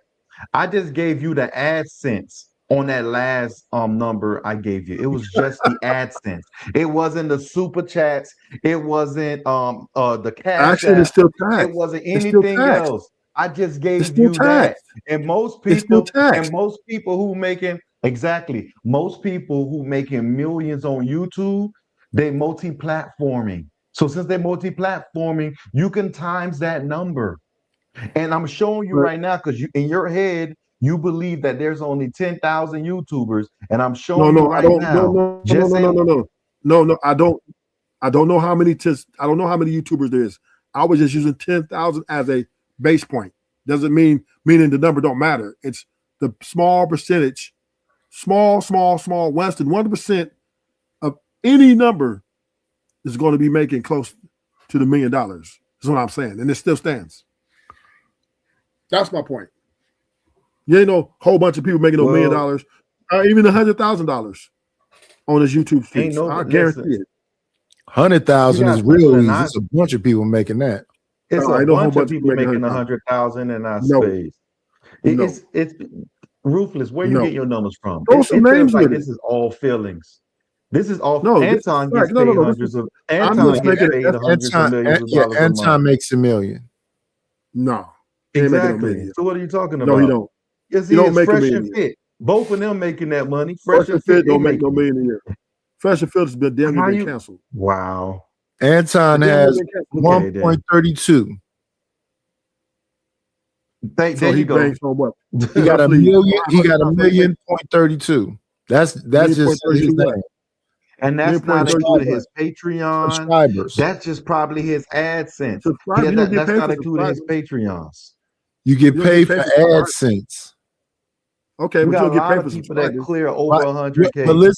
But see, this is what you said. Let you speak. Listen to what I'm saying. He has 1 million and change subscribers. If they're in Patreon and they're sending super chats, just in AdSense alone, because he's on so much and they run so many commercials, he getting 1 million just from AdSense, not super chats, not Patreon. I think he get less than $1 million. You're wrong. 500,000. I give him that. You're wrong. 500,000. Corey Holcomb is getting 500,000. I think Angry Man is probably getting that. Corey Holcomb is getting that. Angry Man is definitely Angry Man's getting getting what? hundreds of thousands a year. Okay, Hundreds of thousands a year. Nobody, maybe Anton, because Anton. No, does he getting lot a of million. things. No, he getting a million. Every time I show you facts, there's an issue. I don't believe it. I'm showing you. I don't believe it. I'm literally I don't showing believe it. you the stuff. You got some people that don't believe in a lot of stuff. That don't mean it's not I true. don't believe. I believe less than 1% of the content creators get close to $1 million. You might got one dude that's getting a lot. That's not what was said. That's not what was said. What was said is what was said is the names you just said. You said Anton. Anton has 1 million and change. Angry Man has 823,000 subscribers, almost 1 million. Angry Man is on 2 or 3 times a day. He has Beano Nation clothing that he's selling. He gets super chats. He asks for them, and he gets them. How much do you get? 70. We're just giving How much you. super chat We're just giving you the 30%? AdSense numbers. How much You got YouTube how take on many a super chat? You got how many? No, you keep. How much he's YouTube take on a One mic at a time. One mic at a time. One mic at a time. Let's not talk over each other. We all been on YouTube too long to do this. What did you say, Ruthless? How much does YouTube take from the super chats? 30%. Okay, so 7. So if he gets a $50 super check, he only gets 35. $35. Yeah. So he's not even. Yeah. So Lou, I'm doubting super chats. We mentioned ad revenue. We just mentioned ad revenue. We didn't mention that super comes with chats. taxes. So what's the ad revenue? How much you get for ad Extra revenue? money. How much per He ad? just told you How much per ad? 35%. He just How much told you per ad? 35%. That's sub. That's The subscriber. ad revenue is different. The ad revenue. But you already read that number too, algorithm. Read it to him again. I'm gonna pull it up for him because this is crazy work. He want to pretend as if you don't understand what we're speaking of. The income source. So earning, listen, it's telling you right now, subscribers. While 1 million subscribers is a common milestone for high earners, it is not a guarantee. Some channels with fewer than 100,000 subscribers makes high income in niche markets. So that tells you people with 100,000 subscribers could make $1 million, depending on how many people are actually. Yeah, explaining to you how they do it. I'm explaining how they do it. A niche market. So if they just only speak about politics, but you got some people who don't even watch politics on YouTube. That's a niche market. But it's not even that. It's not even that. This is what we're trying to get across to you. AdSense is something by itself. That is how many advertisements they show while you're on. I've been on almost 6 hours now. I am not monetized, so I'm not a part of the partnership program. But I would get paid for being on for 6 hours. We're training these. I've been between 20 and 30 people. I would get AdSense for that. My AdSense was a decent amount of money. That's what I'm trying to get monetized again. Because tonight, ain't nobody send no cash apps or no super chat. Well, one person sent a cash app. But yeah, that's where I made most of my money from, AdSense. And I only have 1,700 subscribers. You don't need to even have 1,700 subscribers. All you need to do is be monetized. That's it. And I only had 1,700 subscribers. You mean to tell me Anton got what? I got it right here. How creators make money. Ad revenue, RPM. Creators receive 55% of ad revenue. Yes. With earnings varying widely based on niche. Finance tech channels have higher RPMs than entertainment. Yes. So while creators around 1 million subscribers can earn 14,600 to 54,600 per month. Right? Per That's month. not $1 million. What's 52,000? Yeah, what is that? 12 That's a lot months. of money. That's like, Wait 1 second. Let's stop doing this. What is 50,000 per month for 12 months? That'd be 500. 600,000. 600,000. Yeah, that's just AdSense. That's But not who's making nothing it? else. One second. Angry Man gets super chats every day. And that's not even considering his merch. That's not considering if he has any affiliate links. Is he making 14,000? 14,000, way more. Why would you say that? That's what it says here. It says while creators with around 1 million subscribers can earn 14,600 to 54,600. That means that's you get between 14,000. You could make that potential between that. So you're not guaranteed 54,000. AdSense. Yeah, that's what I said. AdSense. That's what I said. Silly. Okay, that's not okay. But what Knight is just pointing out, is that there's other revenue buckets he's getting money in.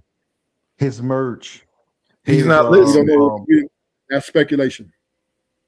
You don't think if wait. You don't think people buy the Beano Nation merchandise? I mean, I don't know what rate. Well, that's not the issue. It's just about that's the thing. And this is crazy because I know Ruthless is from LA. Is it about the turnover?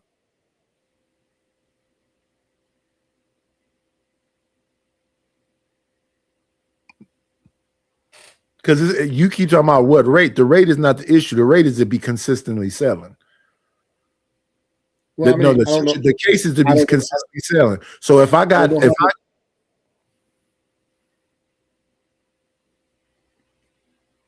keep pausing and y'all go silent.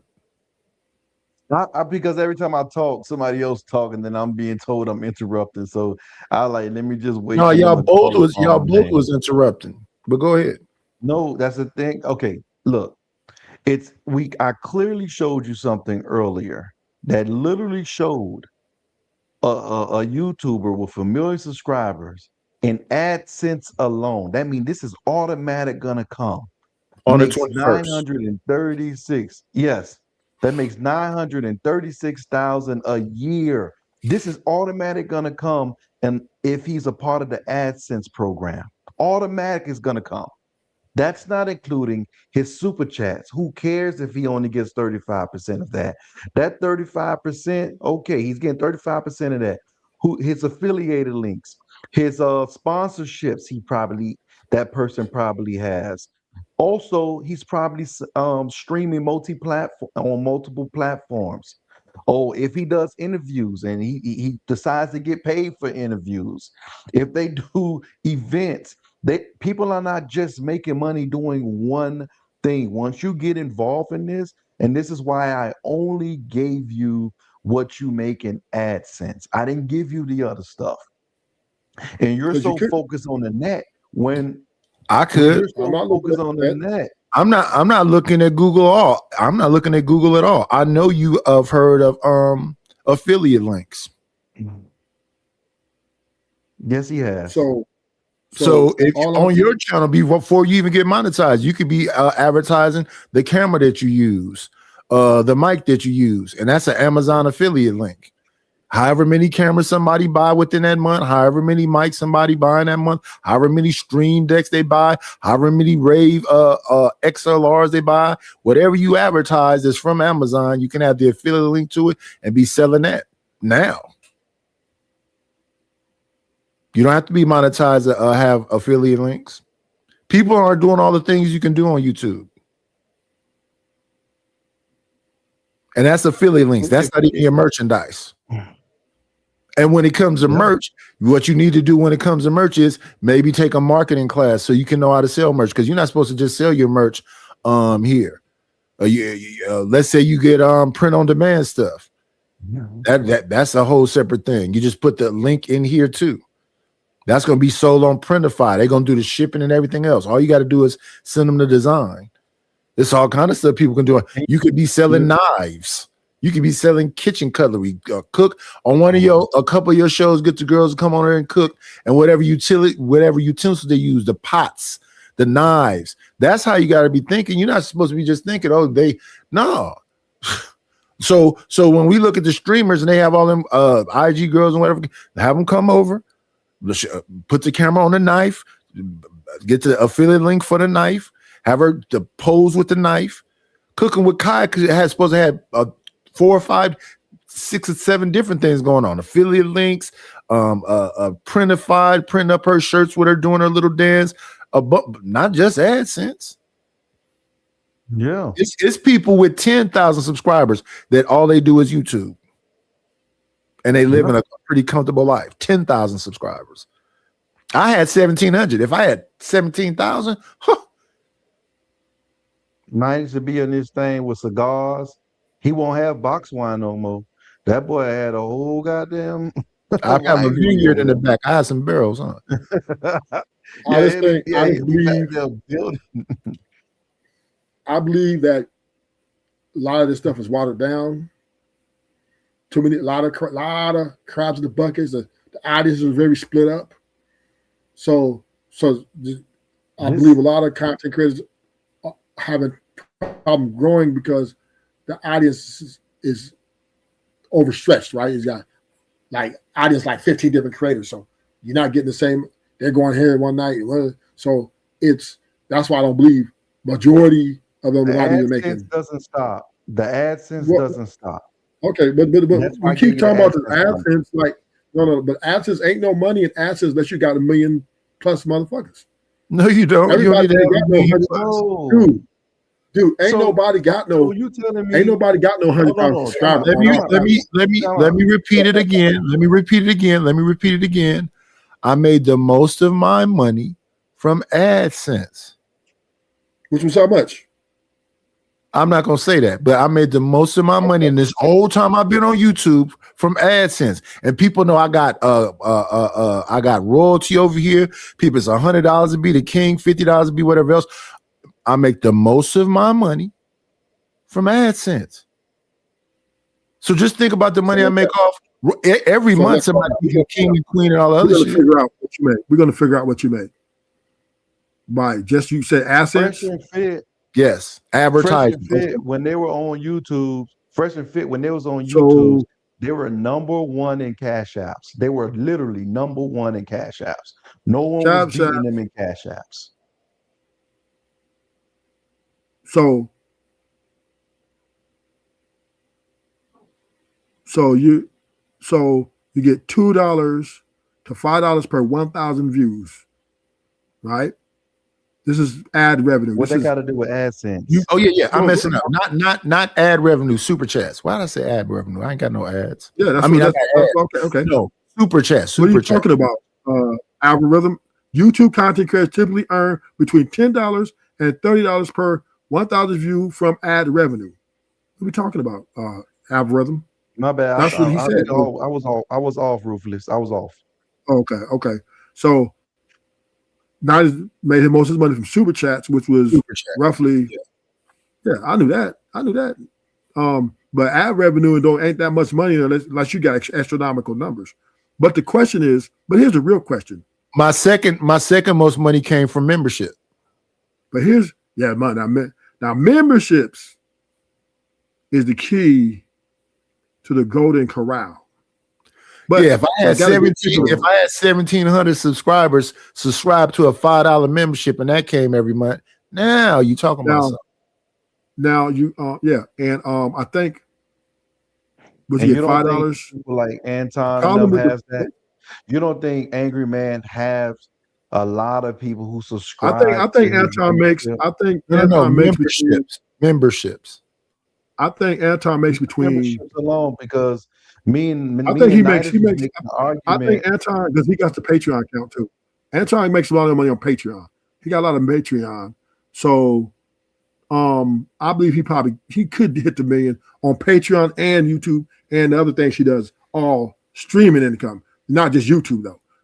I don't think if people on just streaming from just the whole time, Ruthless. No. What I'm saying is I don't think no. I said on YouTube, nobody's hardly making 100,000 a year on this bitch. Yes, they are. Majority. If they got more than 10,000 subscribers, they should be. No, because you got taxes. You got to pay taxes, and YouTube takes its cut. Then it's up and down. Some days depending on how good the show is. You shouldn't even cut YouTube. You shouldn't even count YouTube's cut. You got to. No, you don't, because you never gonna see it. They take that 30% before you even. You ain't never gonna see that. Hey, Nutties, I got a question for you because this conversation ain't getting nowhere. I got a question for you. When it comes towards a person getting demonetized, yeah, and you were supposed to get money that was supposed to come on the 20th off of super chats, they sent it to me. In that sense, they sent it to you. Okay, I was wondering. I was always wondering that. I'm like, They damn, sent it to me.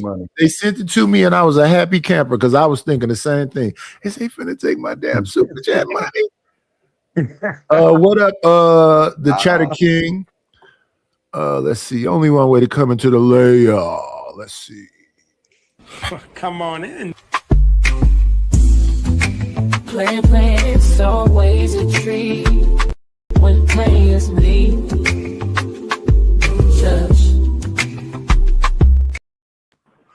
Is that you, Omni? What's that? What's up? What's up?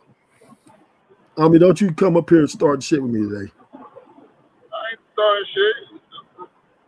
You always come after you me. The one that truthless, you the one that be starting shit. Everybody know. Everybody know. Hey, listen, he up here doing it now. Yeah, I was missing ads since when I missed super chats.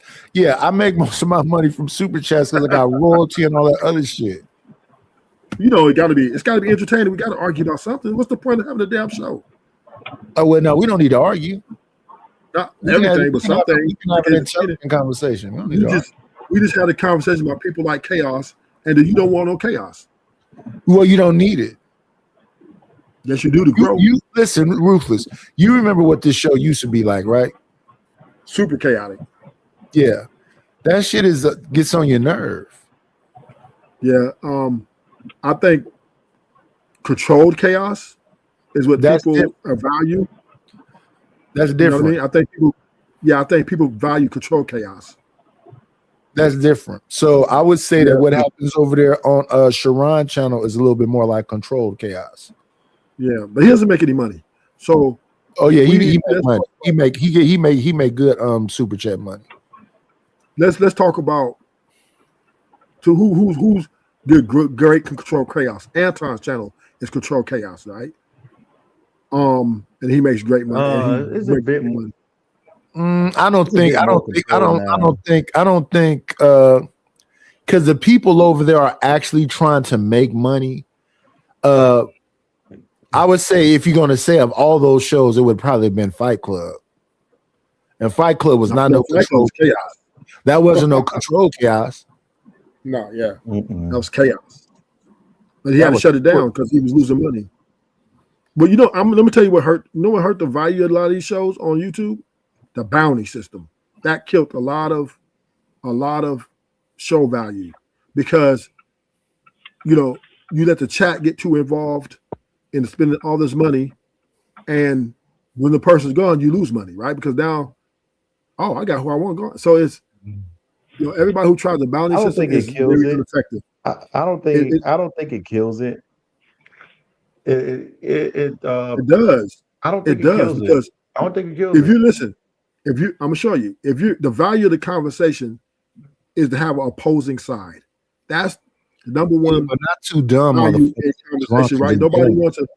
You don't want to echo chamber. People of mine. If you know what I notice is people who get kicked off is people who just doing dumb stuff on the panel. Right? No. It's not just opposing sizes. So the people get kicked off. Who the people are that's talking? Who's arguing? Like I'm just saying, like the bounty system is ineffective. Nobody's making money off the bounty system. Champ doesn't even do it no more. Champ, stop. I gotta agree with algorithm on this one. Listen, I thought you were gonna agree with me. I almost got excited, man. I almost got to start celebrating. I thought you were gonna agree with me. Hell ain't froze over yet, Ruthless. But one day. Well, here's the thing about his channel. They are together. Who would they be dropping? Who? Risky. Oh, he used to have the bounty. Yeah, Remember, he who used to they have be the dropping? kick him in the No, trash no, can. no, no. He Listen, used to have- listen to my question. Listen to my question. When it looks like the whole damn amount of people that's over there is in his Discord, they like each other. So who would they be dropping? No, I'm saying he did have it at first. Yes, Did he but then those people weren't in a Discord. Now that you got damn near most of them people in a Discord, you don't need a bounty system no more. Because most of them people, because they're in that Discord, gonna support the show. So you don't need the bounty. Especially if they make a vote and they decide we don't need it no more. This is how you would end the bounty here.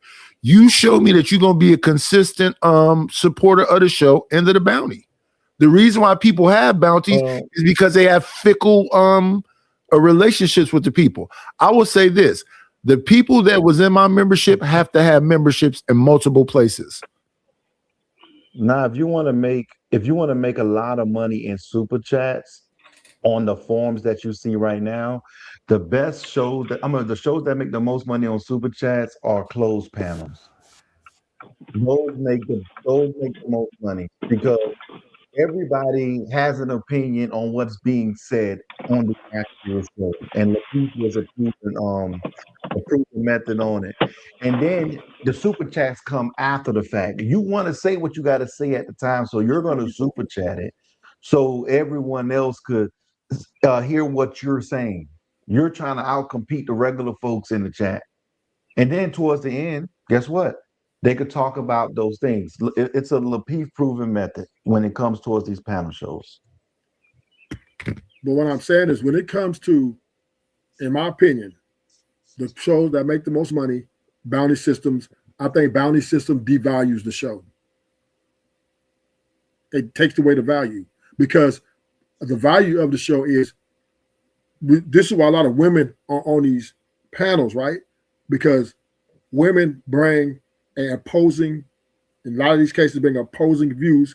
So you get to compare opposing views against another opposing view and settle it out.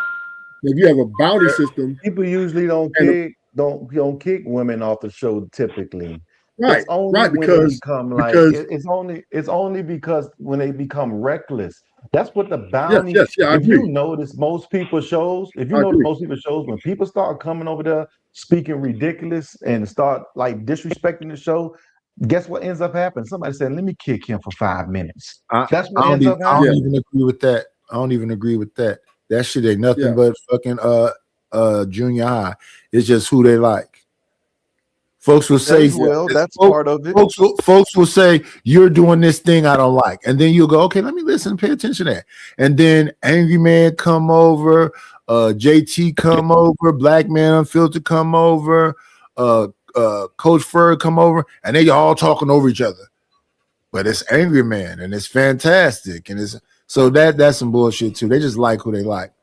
What's going on, Daryl? What's going on, Irby? Hey, listen, we ain't got nothing but 5 more minutes. We're almost at the 6-hour mark.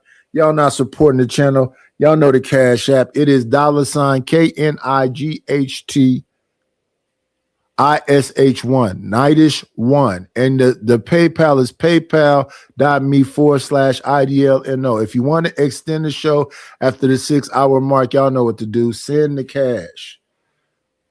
Yeah, but hey, Nightish, what's this new thing everybody doing with this 6-hour streaming stuff? Is it? Shit is long. This shit is long. I'm 56. It's all value. No. I noticed everybody's trending this new 6-hour mark stuff. That's the reason why I asked. I don't know who everybody is. Who else does? It's all about value. Most people do 6 hours. It's all about value, right? After 6 hours, the show loses value, right?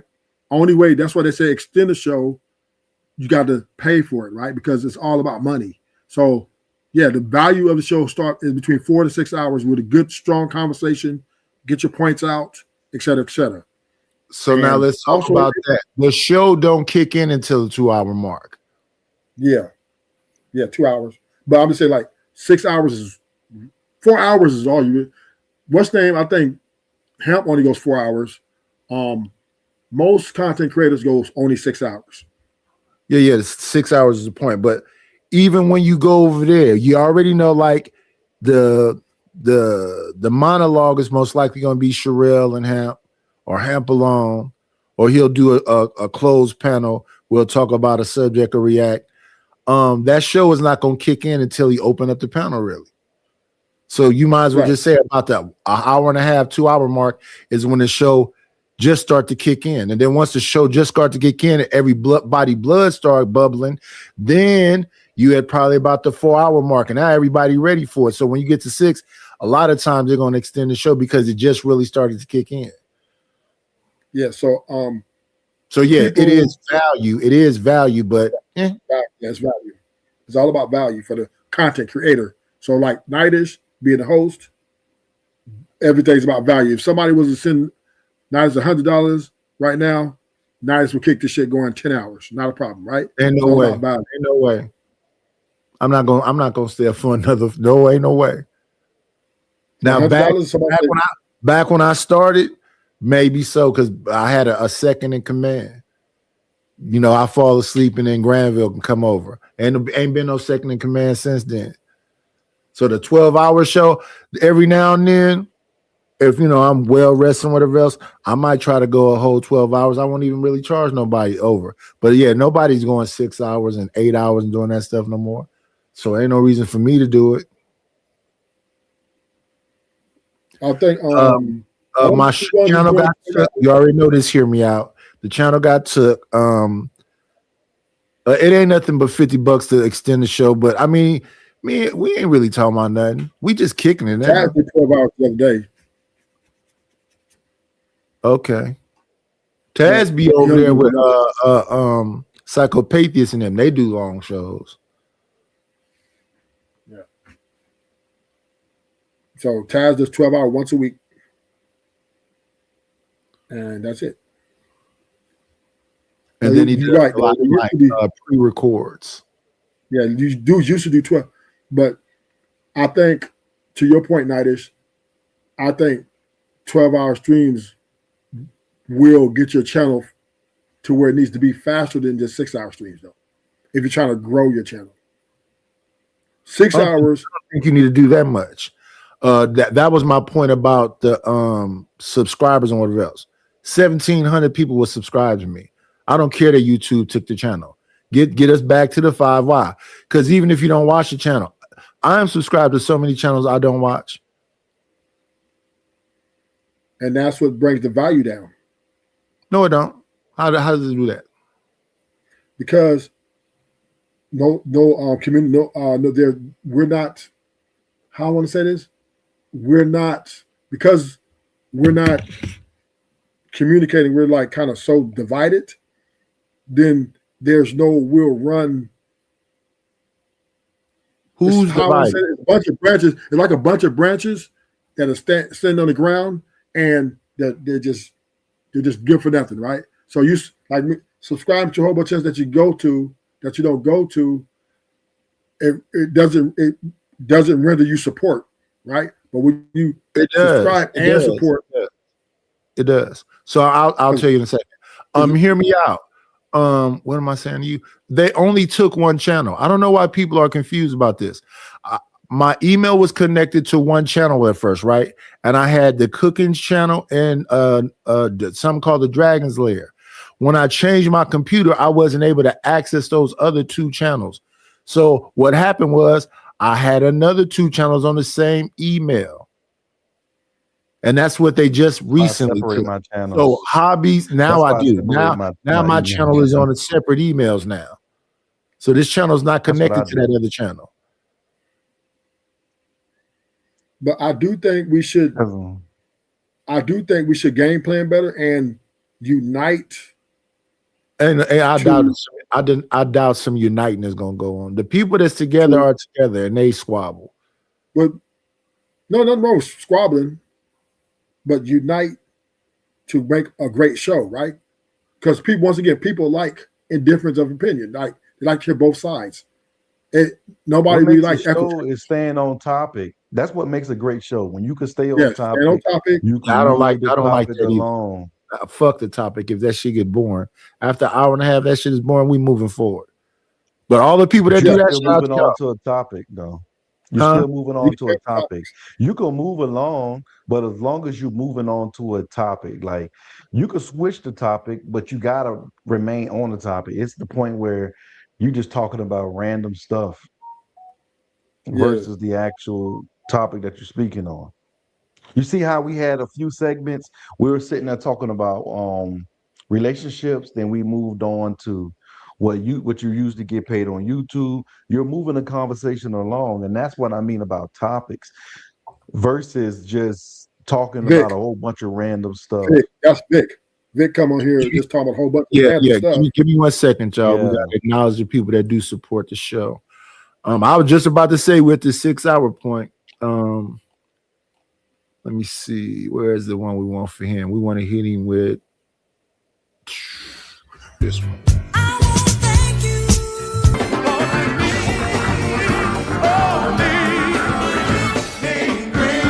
Got me a couple of dollars. Guess what I'm gonna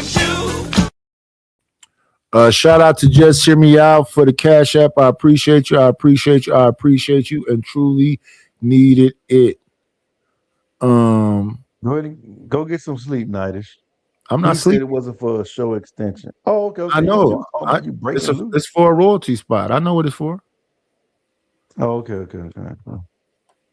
I'm not sleeping. I usually end it at 6. I crack up at these people that keep talking about, oh, Nightish is still woke. They got the same joke. They think any of that like trolling stuff be bothering me. It don't. But I will say that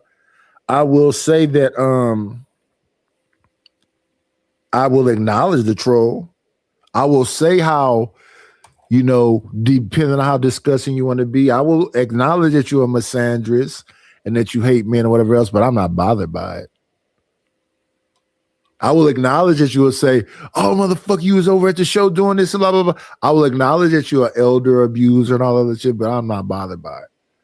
Like somebody said the other day, such and such paid for you to get dropped a couple times and you ain't came back. So that means it was successful. The point of constantly dropping me is you don't want me to be there. So, okay, I won't be there. I accept it. I used to be on Fight Club trying to get kicked off. So here's a question I have for you, Nightish. You have a unique style of conversation, right? Yeah. Because you kind of bring in the old school concepts. Yep. And regenerate it into the new way of thinking, right? So it's very unpredictable, but yet very relatable. And those concepts can grow because people like traditional things. You know what I mean? People love traditional. It kind of reminds them. I just think that for your talents, and then we got algorithm up here, right? Yeah. Who's just this manosphere type guy who can be honest about who he is and can accept constructive criticism or accept a loss. I think you have a recipe for those conversations to grow more, right? Because there goes Shiesty Bum. With your ability to dictate conversation and algorithm ability to step back on the conversation, that is a formula to grow a channel. Well, you need just those are the they have to be able to know that, oh yeah, Roof is gonna be there tomorrow, Algorithm gonna be there tomorrow, Man gonna be there. Once they go, okay, so they got a setup, we know these people gonna be there. Yeah, that works that way. So that's what it was in the beginning. Remember, it used to be Jalen was gonna be there, Thanos was gonna be there, and then we was gonna have some pop-ins from Izzy, from Sharon, JP might pop up, Fatty gonna pop up. Yeah, that's gonna work perfectly. You just need that to be consistent. And what I'm saying when it comes to that is that all these people know me. You know what I mean? Raw know me, Cell know me, Izzy know me. Whatever I may have done to anybody to make them feel some kind of way, I'm not gonna stop doing it. If you go come. If you're not gonna come, don't come. That's the only thing that has been. So it's inconsistency. For a fact, you, Jalen, Definitely Unk Man. We had Just Jay. It was always, if somebody didn't show up, it was always a good person that could fill in. Bond was gonna come up there and argue with somebody. What's his name from Texas? D-Town. We had an army of people. Sway was gonna come through. It was an army of people coming. Those people have all separated and spread out now. A lot of them is at Hamp Channel. Some of them is they here and there and whatever else. And thanks to them for when they was here and whatever else. But you just got to find a new cast of characters all the time. You should be there alone all the time. It should be multiple, and they know you. So shout out to Sophisticated Jerk for coming through and Zyrax, but they need to be able to know that certain people you're gonna have a roster that's gonna be there consistently. Yeah. That's right. So the thing is, how can the engagement to ramp up the engagement will be to bring everything together? It would be what it was last time. Last time I used to go short crazy, do a bunch of shorts. I was doing them long ass forms. It was like 12 hours then. We was going back to back to back 12 hours. We was, that's why it happened so quickly. So it's gonna be a little shorter. Last time it was like a month and a half, 2 months, and I was monetizing 2 months, month and a half, 2 months. So this time it might take 2 or 3. I think that's the key to this, right? To build. That's to anybody channel. Rebuild. Well, I'm speaking of this channel here and my channel, right? Fuck everybody else. Rebuild, not necessarily change the ideology, but rebuild the quality of the show. And that would be to whatever the topic may be, is to get the best breakdowns. You know what I mean? The best insight, and have not so much an echo chamber either, right? We got to be able to have the conversation and not have a conversation about the conversation. And I think there's great potential. There's some more talent out there on this side, but I think it's time to bring it together and put our heads together, because there is a lot of money in this space. But it's very difficult to reach that goal when we're so separated, because once again, everybody wants more from us, but we only give them less. I think all you need over there is a virtual assistant and just mix it up like you was mixing it up. No, but I think also I was thinking about some things tonight. I think also I need to unite. I think I need to unite as well. Because it's not just about me, right? This game is bigger than me. And once again, people don't like echo chambers, right? They like the biggest channels. The biggest channels are the ones who are able to have multiple ideas and make it flow. That's the biggest channels. Unless you're Mr. Beast. I see pretty big, look like echo chambers to me. Who? I watched Raging Tomato the other day, and she had a guy out there talking about when they first started attacking the Manosphere, the regular one before it turned into the black one, and it was all friends that turned on each other. And then I continued to watch the show as it went on. No matter what, you have some people that want to talk about Christianity, you have some people that want to talk about morality, and those shows that go on long like that, I fall asleep on. So Flo said he passed 6 figures. Flo has consistent people there. He can have it almost like Fight Club, where you can barely get on that panel. It will always be 10 people. And I think you got to value your panel like that. Just anybody and everybody can come, and people that has already shown themselves, it just is what it is. You can't really know what you already know that Simon Hector is gonna do what he does, and Vic gonna do what it's certain people that just happy, certain people that they just gonna come to derail, and they're allowed. So since they're allowed in a lot of places, they feel like, Why not here? And then they make these crazy ass threats. You don't have to threaten me multiple times. One threat is good enough for me. It sounds good. Sounds good. Yeah, Vic is just venting. He doesn't have a voice at home, so I understand why he's coming. He's been looking like he was drinking more for some reason. I don't know what's wrong. Yeah. Vic he ain't the old Vic. I think that now that JP ain't on all that often, he ain't really got nowhere where he can just hang out. Yeah, because Vic don't want to stay on script. Vic won't take over the show. Once he say one, he got that from JP though. Yeah, if Vic say something that everybody like, oh yeah, it's over. You ain't gonna get another word in. If he say something that everybody like, oh, that's a good point, Vic. Oh yeah, he finna give a 2 hours straight. Never stop. There are people that be in the chat that say that. Yeah. Look, hear me out. You know how trolling works. If you respond, now the conversation begins. See whatever. I mean, he got so many different names. See more obstacles. I guess that's what that's supposed to say. See more stats. See more stats. Okay, he just trolling you, I think. Yeah, I ain't seen me hear me out in a long time. He got his own channel. He does reviews of crime cases.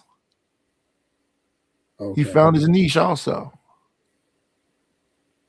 Okay. Let me see what he's saying. Go ahead, I'm listening. No, so I'm finna get out. I'm finna get out here and I got to make some shape. I'm starting to focus on my channel. I need bridges. I need to mend some bridges. Who's the bridges you need to mend with? I want. Because I think a lot what happened is that everybody just got their own channels eventually, and they got focused on the channels, and then they got focused on the channel they like being on, and they just are there. Only thing I don't like about YouTube or in our space, we got too many women worshipers over here. And that convolutes, and I'm not bowing down to the woman. I'm not doing that. I don't care. Fuck that.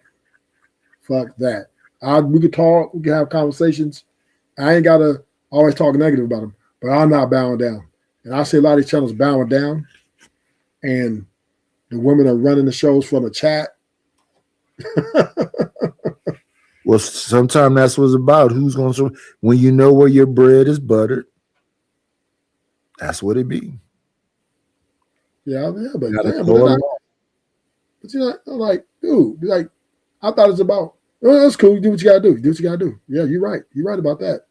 But I'm not bowing down because to me, that's, I don't know, man. I don't know. I feel type of way about that.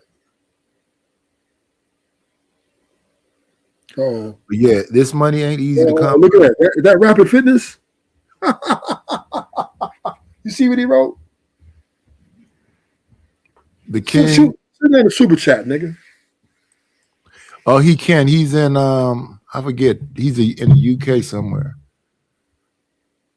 He said, "Bow down to the queens." And you know you spelled that wrong. It's supposed to be queens. He always says that. Yeah, I heard Rapid Fitness the other day. I heard him the other day. We can't bow down to the queens, man. Can't do that, man. That's embarrassing. Like what type of kingmanship are we showing? Like, now I don't mind having a conversation with women. I think they're cool, but bowing down, no. That's like too much. Stanley came over the other day and decided, oh, Chalk Talk's crazy tonight. Let me make her queen. So they can drop a sugar bum. Let me get her wrench.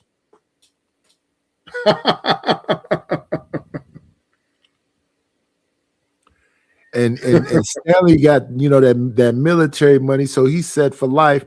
And he said he gonna only spend it on the Quains and his cores. Gangsta Stanley, man, beta.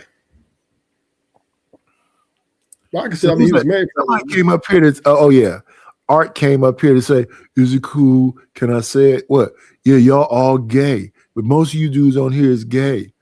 I'm like, yeah, who cares if you say that? Stanley is gay. And then I was trying to explain the breakdown to him of the people I react to him, blah, blah, blah. And I said, oh no, we all used to be on Fight Club. And after Fight Club, we moved to the Black House with Jay Prince for president. He said, oh, so y'all came out the closet in one place, and then y'all came out the closet in the second place. These folks be up here lit and had a biases and whatever else. But I mean, it is what it is. If somebody don't believe it, just rewind this show back. It wasn't that long ago he was up here. And he was literally in the house getting cussed out by his girl cousin. So now I have a question for you. Yeah. Do you blame the black woman for the community, the problems in the community? I blame the whole community. Because Tommy Sotomayor, see, a lot of the stuff that people take is because they allowed it.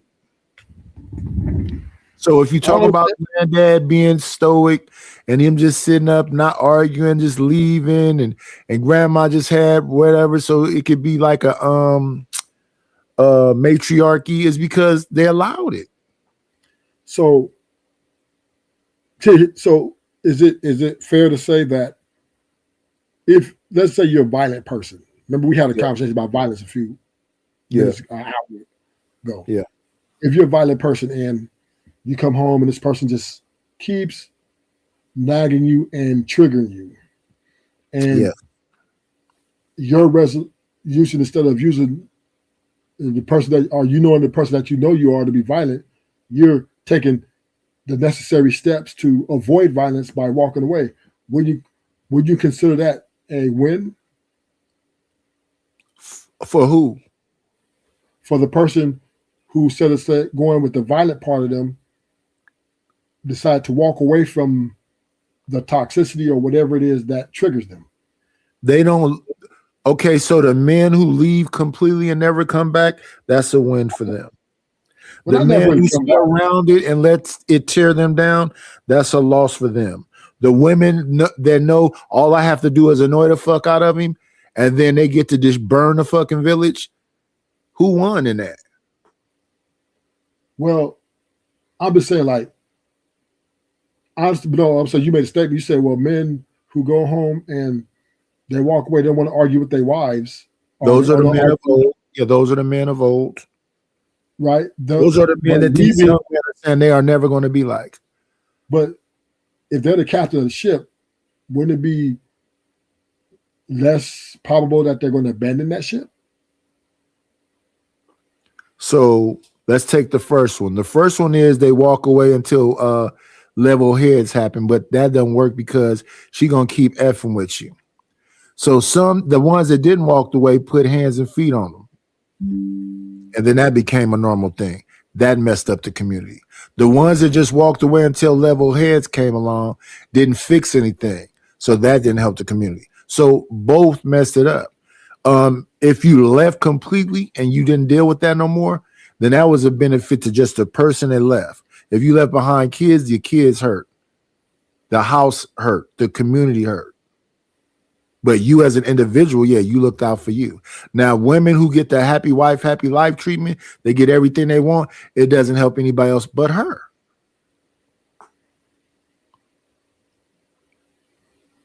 So then I would say, right, then it's better not to get married then.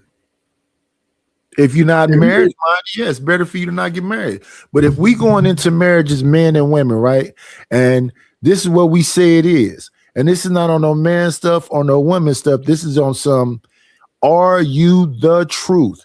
And a lot of these people come on here talking from a religious base, so they're about morality. How is it then you want to keep changing things? If you go in this way and you say this is what it is, this is what it is. What are we fighting about? So I listen to people that be on here talking about they also are religious and they blah, blah this and they blah, blah that. And then they listen to me and say, oh, well, you're an atheist. I never said I don't believe in God. I don't believe in man. You take the words, you twist them up, you go to war behind them, you do all this other stuff. The person that created me, no, I want to be a loving person. I'm not sitting around trying to think about how to rob you, make you go sell your vagina, none of that stuff. So I'm not this bad person. And then the things I did in the past, I try to not do anymore. I don't try to not do them anymore. I don't do them anymore. So what people want to do is here's something ancient about you, hold you to that for the rest of your life. And some of the most judgmental people is the people who call themselves religious.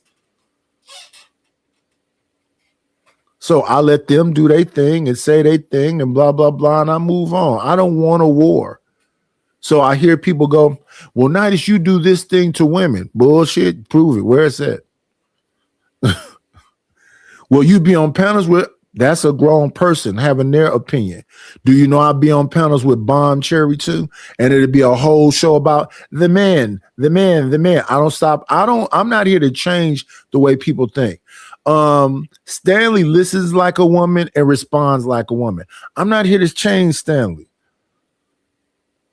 I'll say something. He'll tell me, well, son, it means this. No, it means what I said. You just interpreted, inferred, and twisted it to believe what you want to believe.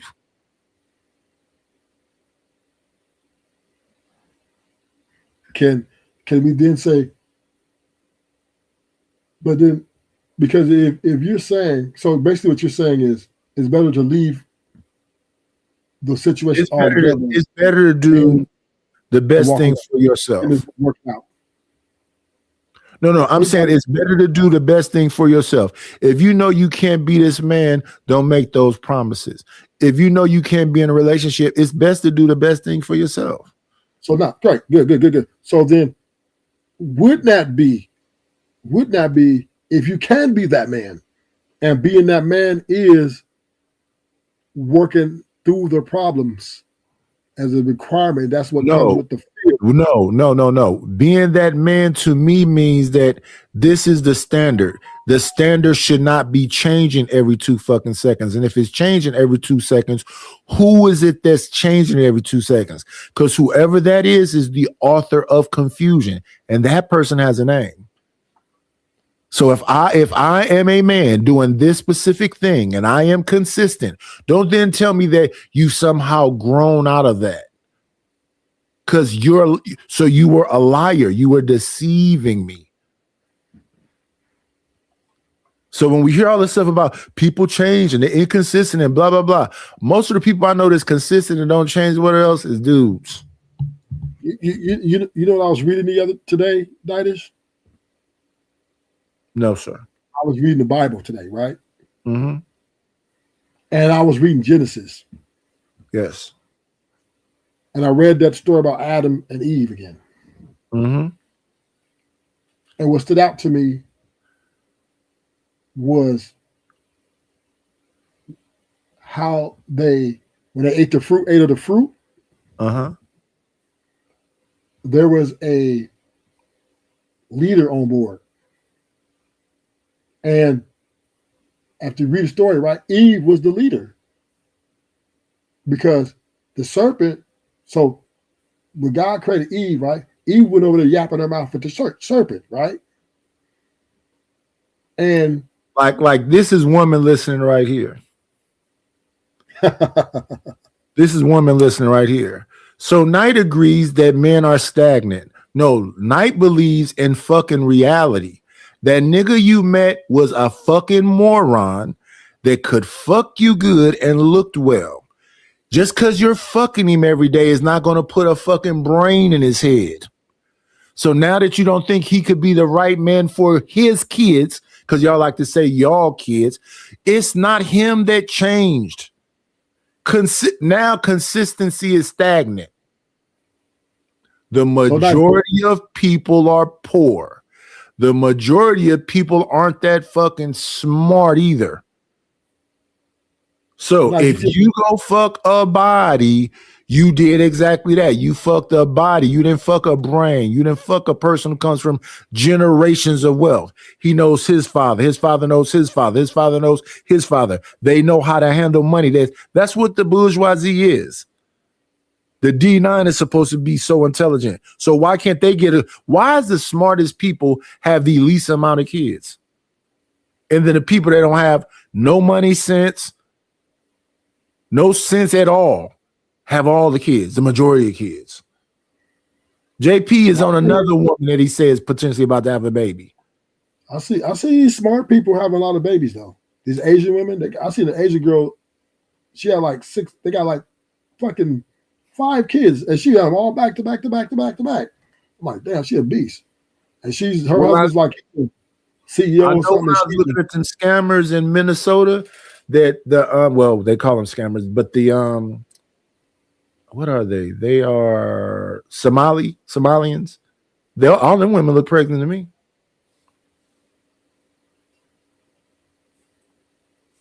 Okay, so if intelligence doesn't mean common sense, whatever any of those things are, a lot of people don't have them. That's why a lot of people losing their houses, losing their jobs, every single thing else, because all this stuff that people keep trying to make seem simple.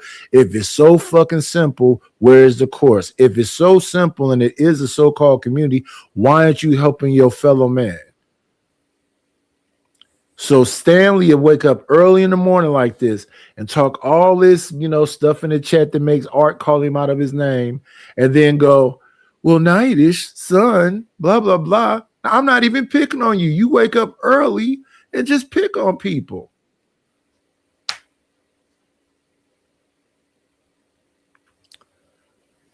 But you said something. Question. He said, is it because they're educated women are having kids later? I don't give a damn what women are doing. I care about what my woman does. Well, you said most of those women that's having kids later are having one. So now you said that Shiesty Bum was with a moron, right? No, I don't know what she's with, but they talk about men who are stagnant. That sounds like projecting.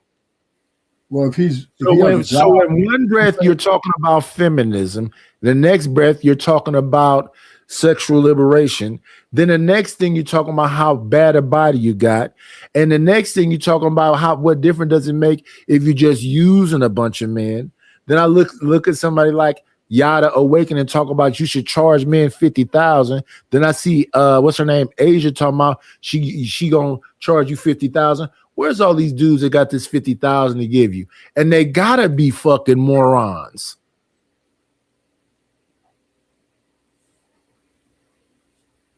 Yeah, Asia Diaz, I think is her name. Oh yes, yeah. She said you got to pay her 40 to 50K a month allowance. Yeah, that's the base.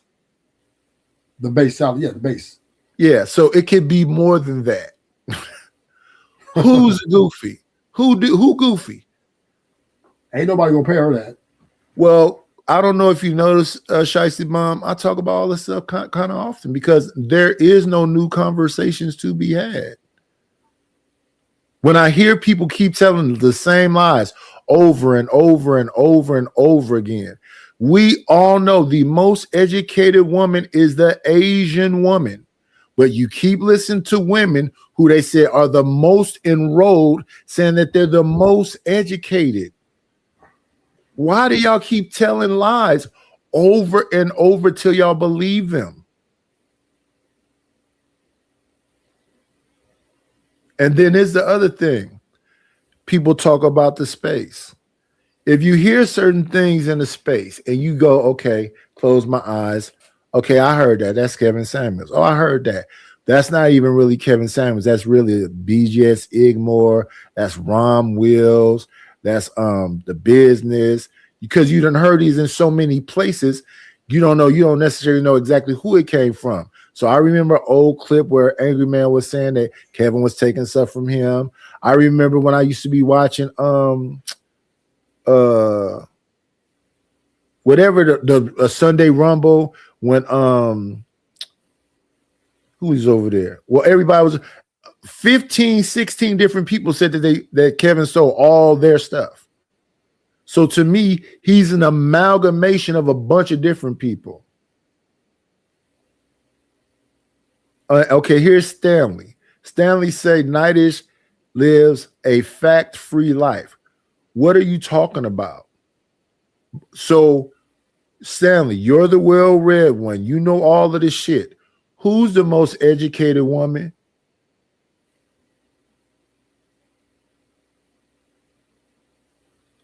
And are you talking about per capita?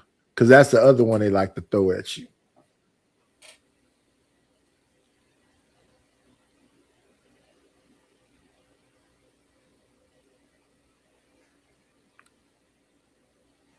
Like I was looking at Sale just a minute ago, and he was talking about, are people slaves to their cash apps?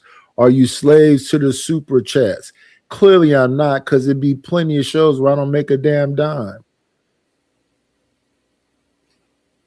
Do you think but what moral difference does that make? I don't like the idea of a good man having to just be fucking John Henry. I'm supposed to go up against the steam engine and die for what? Just to die? Do you? Well, I mean, you want your cash. I mean, there's nothing wrong with being a slave to your cash. I mean, people go to work, slave for that check. So I mean, what I'm saying is, like the song says, if it don't make dollars, it don't make sense. So I must be dumb.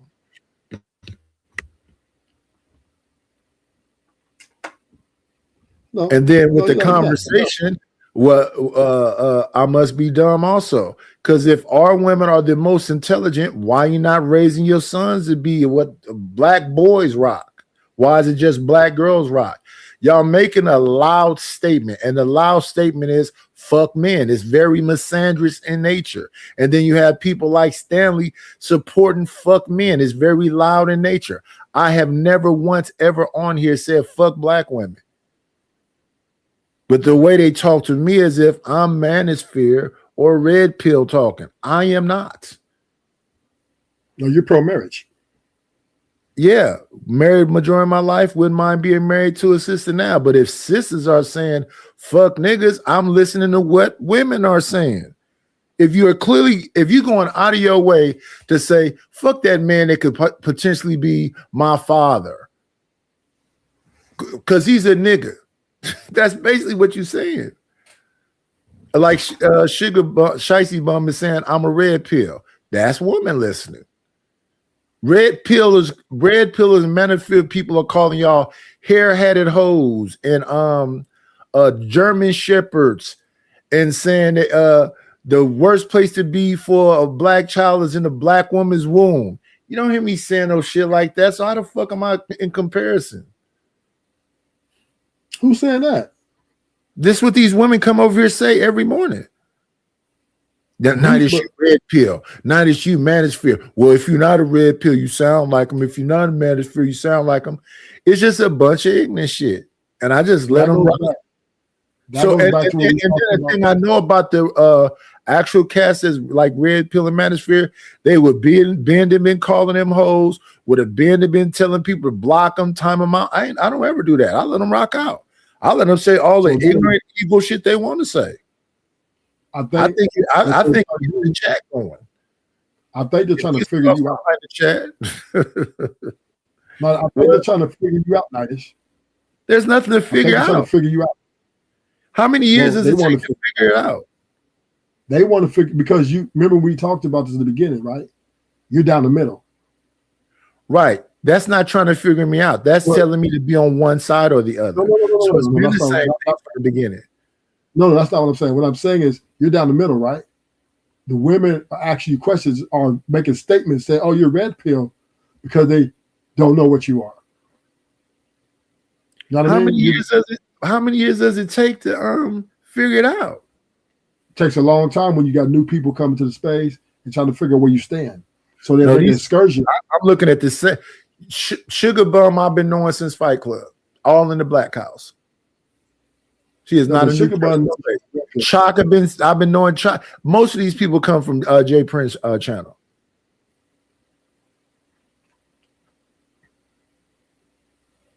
But since you're not red pill, what would you title yourself?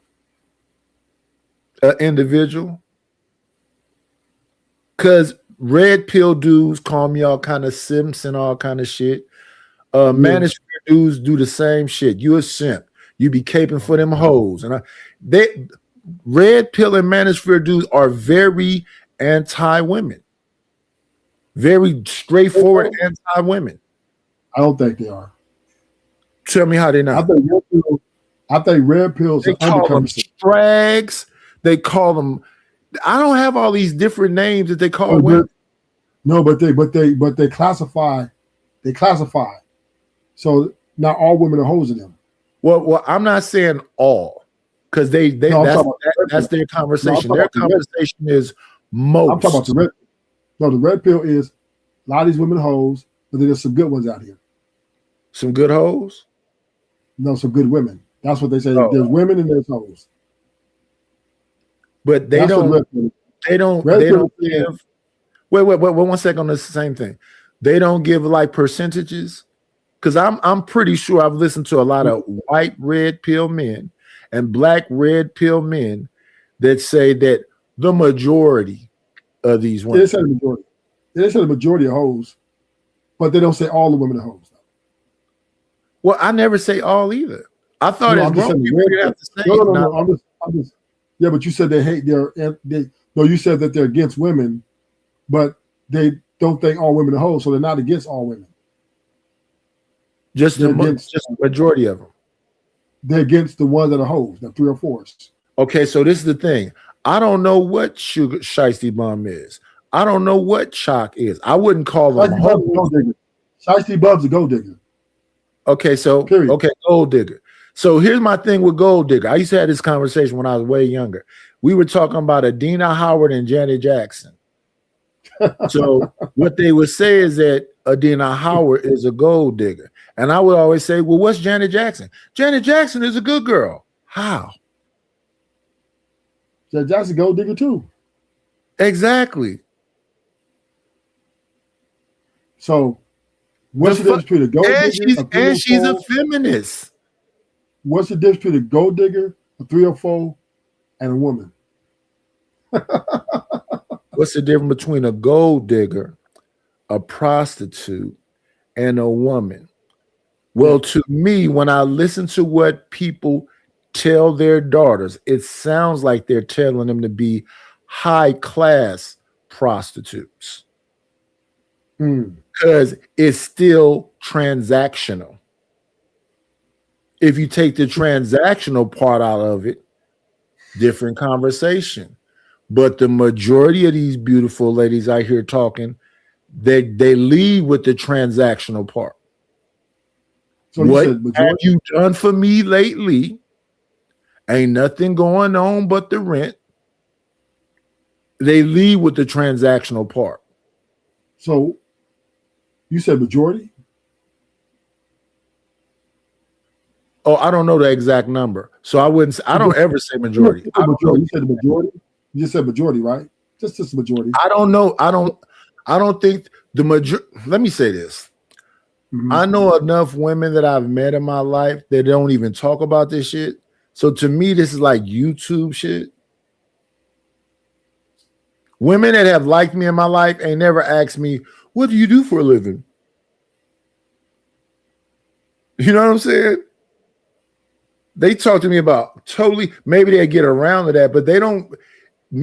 I know women that as soon as they meet you, they go, what do you do for a living? So here's a question I have for you. You don't think women typically look for men to take care of them? Yeah, that's regular women though, right? That's what parents raise, Yeah, you know. You want a man that's gonna be a provider and blah blah blah blah. Yeah, that's transactional to me. Well, so that's why they ask you what you do for a living, to see if you do something for a living. Because if you say I don't do anything for a living, then they're not going to deal with you. Well, how could they determine that? I could just lie. Because if you say to them, I work at McDonald's, they're ghosting you. Right. So that's transactional. You don't care very much about me. A lot of people, including women, it's a Janet Jackson looking women working at McDonald's. But here's a question. Not to you, but here's a question. Didn't back in the old days? One second. Come on in. It's always a treat when players meet.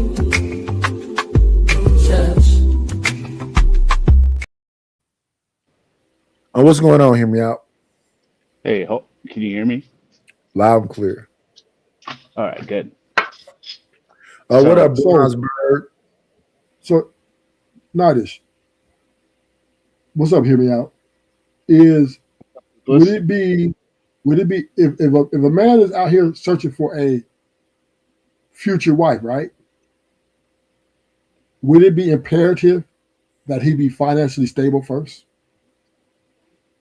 Wait, say that again. If a man is looking for a future wife, is it imperative that he be financially stable first?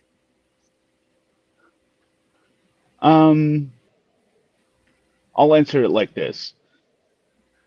You could have ambition, right? You could be somebody on the lower rings with ambition, right? So I don't know that, like, let's say, you're in your 20s, early 20s. That doesn't necessarily disqualify you, right?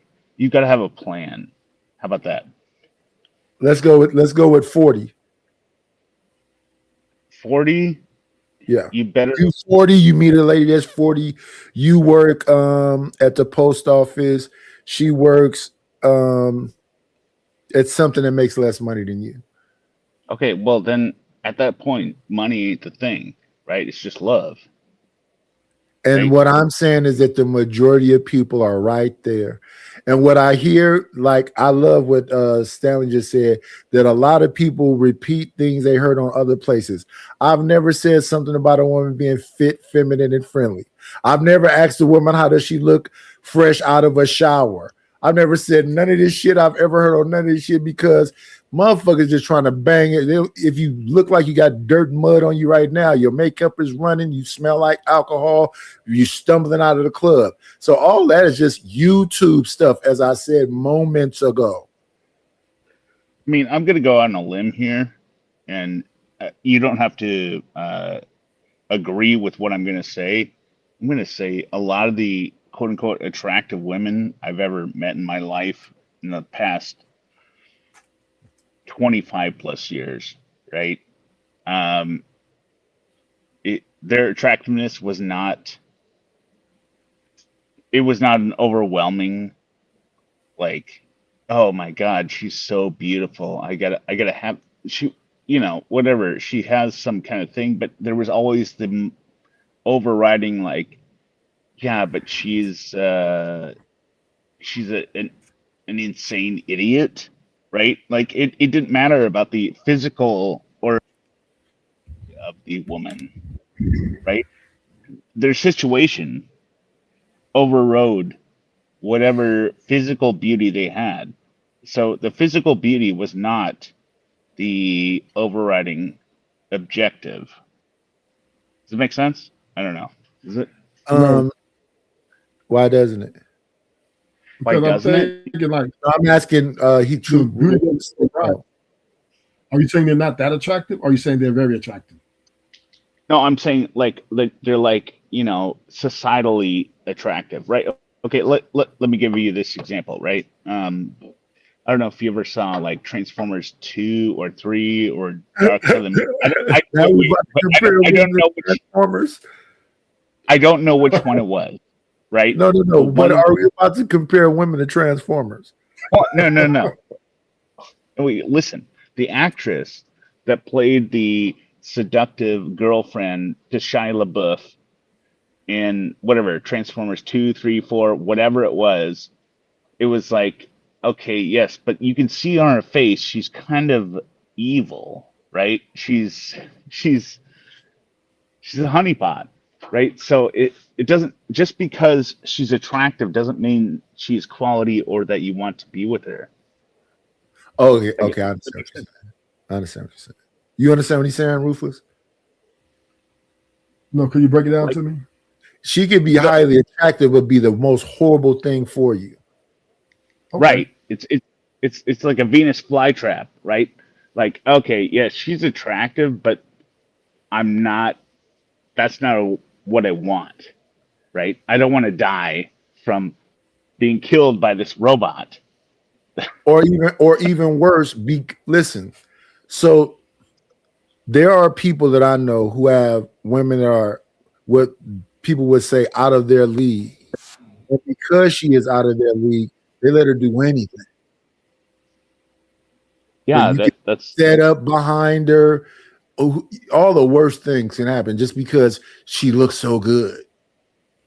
So, Yeah, so hear me out. Hear me out. So you're saying acting on their nature like that? Wait, say that again. I'm asking Rufus, are adult men out here acting like that because she crosses off these beauty markers? Well, of course, because for men, beauty is currency. In the community also. It's always been that way. That's insane. It's always been that way. But it's insane. It's always been that way. I'm gonna say this: beauty for men has been currency since the beginning of time. No. Wait. I will accept the fact of the much younger female marrying the older rich male, right? Like, I get that, right? But the idea that there is somebody that is obviously a villain, a predator that is going to kill you, like, I don't know. It's not attractive. But we got to understand that men, for them, you have a good point. But most men, once they see the beauty, in the woman, that to them is right. I would argue they see the danger more than the beauty. I mean, you're absolutely correct. I'm not disputing that. Smart men see that. that. What I'm saying is most men, they desirability in the beginning is their currency, but then think about men, they adapt and they usually go with what they qualify for. I'm gonna be honest because I'm loving this whole conversation that Stanley got going on in the chat. Here's the thing. Maybe I'm old now and I look like tattered and beat up, whatever else, but women considered me attractive when I was younger. So I just don't relate to I don't know what it, and then it was the 90s also. So I don't know what all this woman is it now? Is it what? I'm saying that I was 6'2", between 245, 265 from most of my early life. I never ran into too many women that was like, what do you do for a living? And do they say this to ugly dudes? So because people were just attracted to me, period. And then the conversation was just two attractive people talking to each other. It wasn't an attractive person talking to a fucking Frankenstein. Well, it was attractive personality. You probably didn't date a lot though. What? Wait, can I answer one? You probably didn't date a lot. You probably like more social. You seem to like the type that really didn't care about women like that. You like women, but you really wasn't like, you would just show up and hey, what we gonna do? You weren't really trying to date them and treat them all like put them on a pedestal. Yeah, I didn't date nobody until I got married. Right, I didn't even date my wife. Right. That's my point. That's my point. Wait. Can I interject here? Sure. Ruthless. Sure. What you were not understanding, there's a quiet confidence about people like Nightish, right? They're not out desperately like thirst trapping or trying to get caught in a thirst trap, right? At all. Nightish knows who he is, right? Nightish knows, hey, I am who I am. You're attracted to me. You're not, whatever. And people understand that. You said the same like I said. Oh, okay. What I see on what I see on like YouTube and Instagram is this just like, or not? I'm not on Instagram. Sorry, that was it was like a buzzword I used. What I see on the YouTube Shorts, right? Whatever, like people are just trying to perpetuate the image of like what they think sexual attractiveness is, and it's not even close to like I don't even see these. I see these videos and I'm like, yeah, right? It's just disgusting. Listen, the cough was when was that? 2019, 2020. When was that? Yeah. So it ended like 2021, right? Well, no, end of 2019. What? It appeared Wuhan, and then it transferred over into America. Like I've said on my broadcast. Yeah, but like, right? what year was it that it ended? Because that was the last year I was outside. Like 22. No, the first U.S. cases were in a nursing home. Not the within a cases. couple- When did they allow you to go back outside? When did people not have to wear masks no more? Okay, well that's like different state. Right, because what I'm trying to, because people hear me say I haven't really been outside of the house, but whenever that ended, I was going to Costco, I was going to fucking Food Co and all this other stuff. I was going to pick my laundry up from them damn laundromat. So the 2022. Okay, so 2022, when I was outside going to the damn laundromat where they have a cleaners in there, and I was getting my comforters clean. I'm leaving out of the damn cleaners. Right next to the door to that is a fucking Stop and Go or 7-Eleven or whatever it is. I'm the old man. I'm the fat me that I am right now, dressed like y'all see me dressed on here right now. And two women got out of a damn armored truck because they were guards for the armored truck and came to shop in the store. One of the ladies sniffed me like a puppy almost, asked me what was I wearing, did I run a laundromat, because she saw the bag of clothes in my hand. I am not repulsive, maybe to you YouTube women, but y'all sit on here and is it really this bad in real life for y'all? Because then I understand what an incel is. Then I understand why y'all so angry. I don't look like the Mucinex booger. I don't know what's going on with all these men. What are they so riled up about? So, Nidus, you have to understand. I right? think they're losers. They're losers. Let me say this. You got to understand, Nidus. Number one is, Nidus, you're 6'2". You're in a percentile that most women, your desirability is an elite, right? 6 is close to 6'6". So then you're probably a good looking guy in your days. You just have other interests. Yeah, but see, that's what I'm saying. I'm talking about 2022 though. Right, but now I'm bringing it up there. But now in 2022, yeah. I'm 52. In 2022, women have a shared interest in you, but they also have hidden agendas as well. And that's where the difference is now, right? Women have this vision. How I want to say this: women fall in love with the illusion, men fall in love with the conclusion. So therefore, the women, when they see you, they want you to fit in this box that they already have made up in their head. So they're seeing if you're a good fit. Hold on, Ruthless. Hold on. It's as simple as women today have been sold an illusion of some like tech bro like gonna pick them up, and they go out with their short skirts. They go to the club and they do all this shit, right? But they don't understand that all these people are fake, right? And so what I believe. So what age group? Wait, before you go, because I'm hearing what you're saying. What age group is that you're describing? You're talking about young people, right? 20 to 30. Yeah.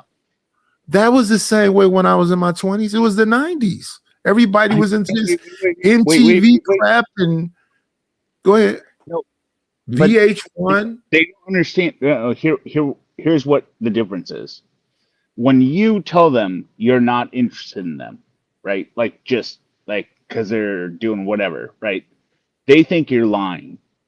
Just like they think when I'm telling them what they're doing that is wrong, that I'm somehow thirsty and like jealous of what they're saying. No, it isn't. You were just a not you were not a good match. You were not a good partner. Does it make sense? Yeah.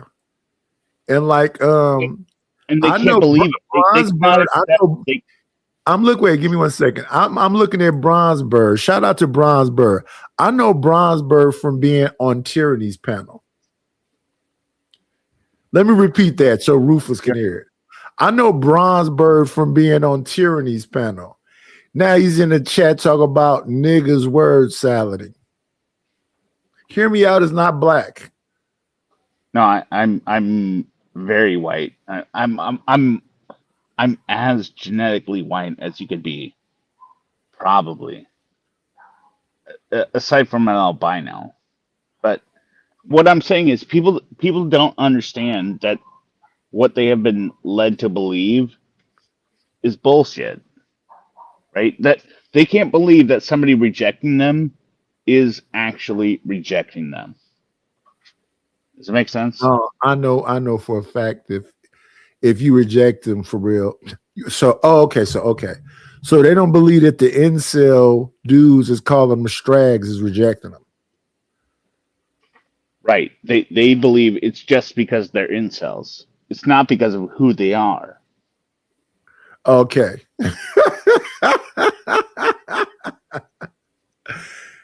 Yeah, I don't because the women in the chat say that they are some of the finest. So I don't believe that those women could pop, but I understand what you call them, honey what? Honeypots. Honeypots. So like my day, that would have been like Pam Anderson. Pretty in the face, right, but just brainless and can't add no you don't want her to be a mom or nothing, maybe a banger. Right. Who else? Carmen Electra. Right. I never thought Carmen Electra would be like somebody I could have a deep conversation with, and I would be like right. like my like my wife. I actually admired that she played the violin and she played a little piano. She was well read, right. So it wasn't just oh my goodness, she's startlingly good looking. I met some startlingly good looking women that talk too fucking much, and I had to leave a house. You know, that's the thing. Women believe that their physical attractiveness is what ultimately secures men, which is not true, because we know that the personality is what causes us to love these women, right? So these women are flat. They have no personality. They have nothing other to offer than whatever they. Well, they don't have to, right? Right, go ahead. Because the men don't require it. Personality is not a requirement. It is desirable, but not a requirement by most men. Men, when they see a really attractive woman that they desire, they go above and beyond. So she doesn't have to be funny. When I first met my wife, she was like I said, I was 14, she was 12. She was in a big old like white dress. The second time I saw my wife, she was in a hijab. Right. Her hair was wrapped up. She was in she had on a dress with a damn camel colored wool coat on top of that. She had so many damn layers. Your wife could have been wearing a pajama suit, potato sack, and she still would have been your soulmate, right? Does it make sense? Right? It doesn't fucking matter. What matters is the other parts of where other people would tell you, it's solely about how pretty she is. Yeah, my wife used to be whatever it is where you do the balance beam, a gymnast, and she fell and broke her nose. She still was pretty to me. So, Nidus, can we be honest? Wait. Ruthless, wait a minute. 1 minute, hear me out. Ruthless, I'm gonna wait give a minute. let me get it. Can it be fair that the barrier to entry? So there's a process, right? The barrier to entry will be the looks, right? That attractiveness. Then the middle part is all the other things is are you going to maintain the relationship, right? So every man's barrier entry is beauty or looks or whatever it may be, right? Well, not me. And then, Not me. well, I'm just saying, no, I'm just saying the beauty of what you So think. you is said beauty. every man's barrier to entry is looks. No, I'm just saying every man is barrier to entry. That means just to meet them, say hi, right? Is looks, right? You gotta be attracted to them. If you're not attracted to them, you don't really want to say anything to them. Nobody wants to talk to an unattractive chick. So the barrier to entry is, oh, she looks nice. She, like you said, she looked in that dress, right? Then the personality, the other things. No, not that like she is- looked in the dress. I couldn't see nothing in the dress, and I was 14 and she was 12. And then No, the no, I'm next just saying- time I saw her, she had a dress and a coat and some other stuff on, so I still couldn't see nothing. But I'm saying, no, I'm talking about the looks of how. I'm just saying is the barrier to entry is just the attractiveness. Then once you get to know the compatibility level, is then solidify whether you're going to court, date, and Oh yeah. move to bed. So what I'm saying is that, so that's my point. So to me, average looking is kind of good looking. I don't think when people was going, they was having this conversation the other day about like looks. When somebody say that somebody's a 5 is not ugly to me. 5 is like homely, is like plain. You're not ugly. Like when I was young, let me ask you a question. Wait. Let me ask you a question. Is Can you hear me? Whoopi Goldberg ugly? Hear me? Can you hear me? Yeah, we hear you. My earpiece died. I didn't know. Go ahead. Is Whoopi Goldberg ugly? Yes. Yes. Is Stephanie Mills ugly? No. I don't know who that is. Okay, well, I never thought Whoopi Goldberg was ugly unless they was making her look ugly. Oh, dude, you're fucking insane. She's ugly. How? Bro, have you seen her? Yes. Oh my god. Can I just get my last final comments off? Sure. Okay, look. Nadish wife died, right? And it's terrible. It is so fucking tragic. Right? And fuck.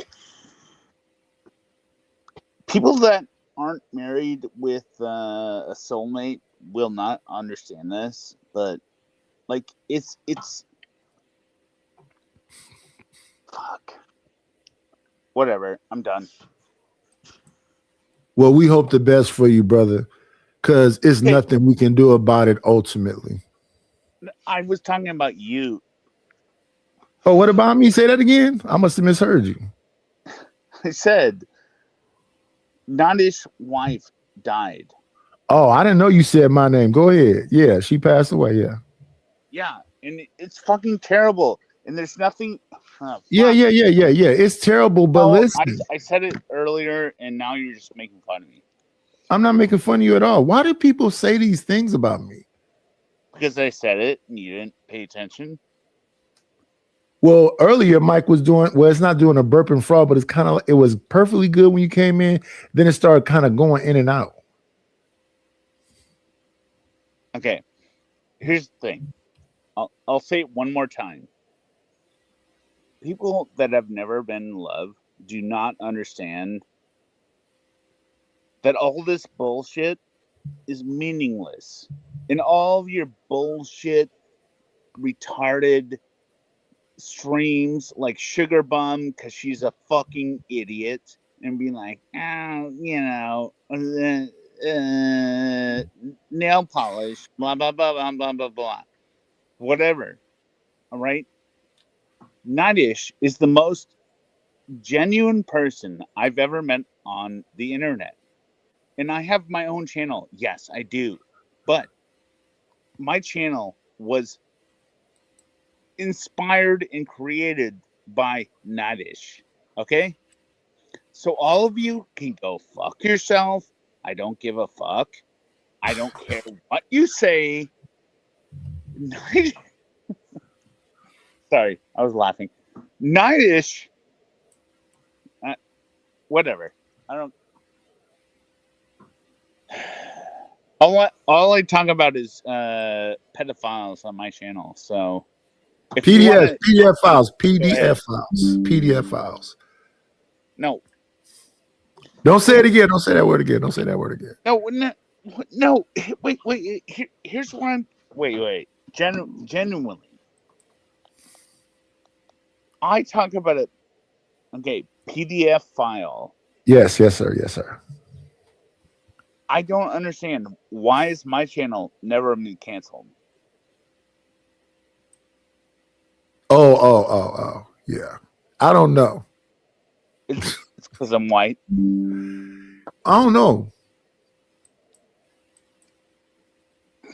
I truly don't know.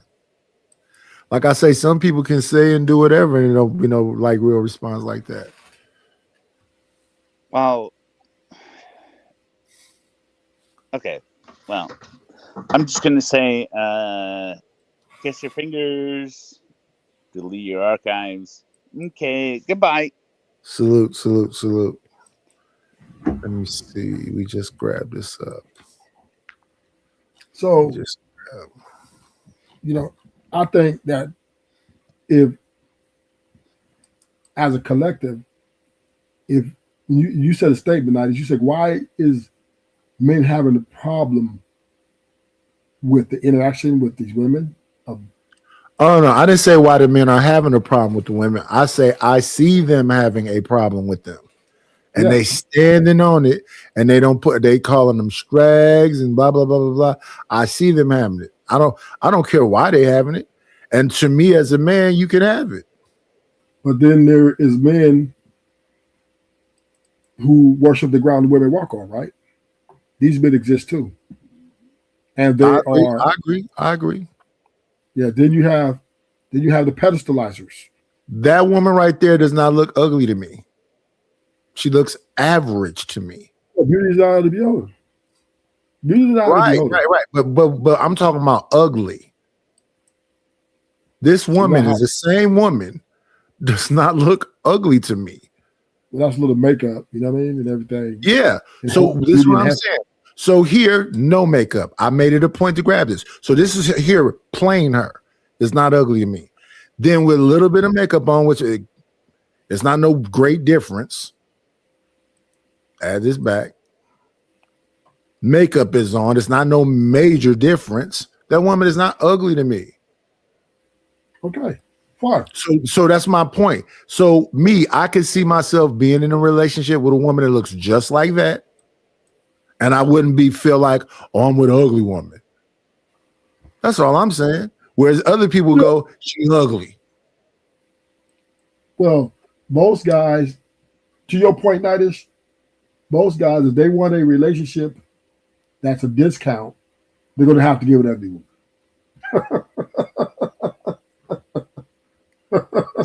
So that's what I'm saying. So I asked specifically about Whoopi because I always thought Whoopi wasn't an ugly woman. Now, when they try to make her look ugly, like in The Color Purple, whatever else, they can make her look ugly. Well, I'm just saying, to each be his own, right?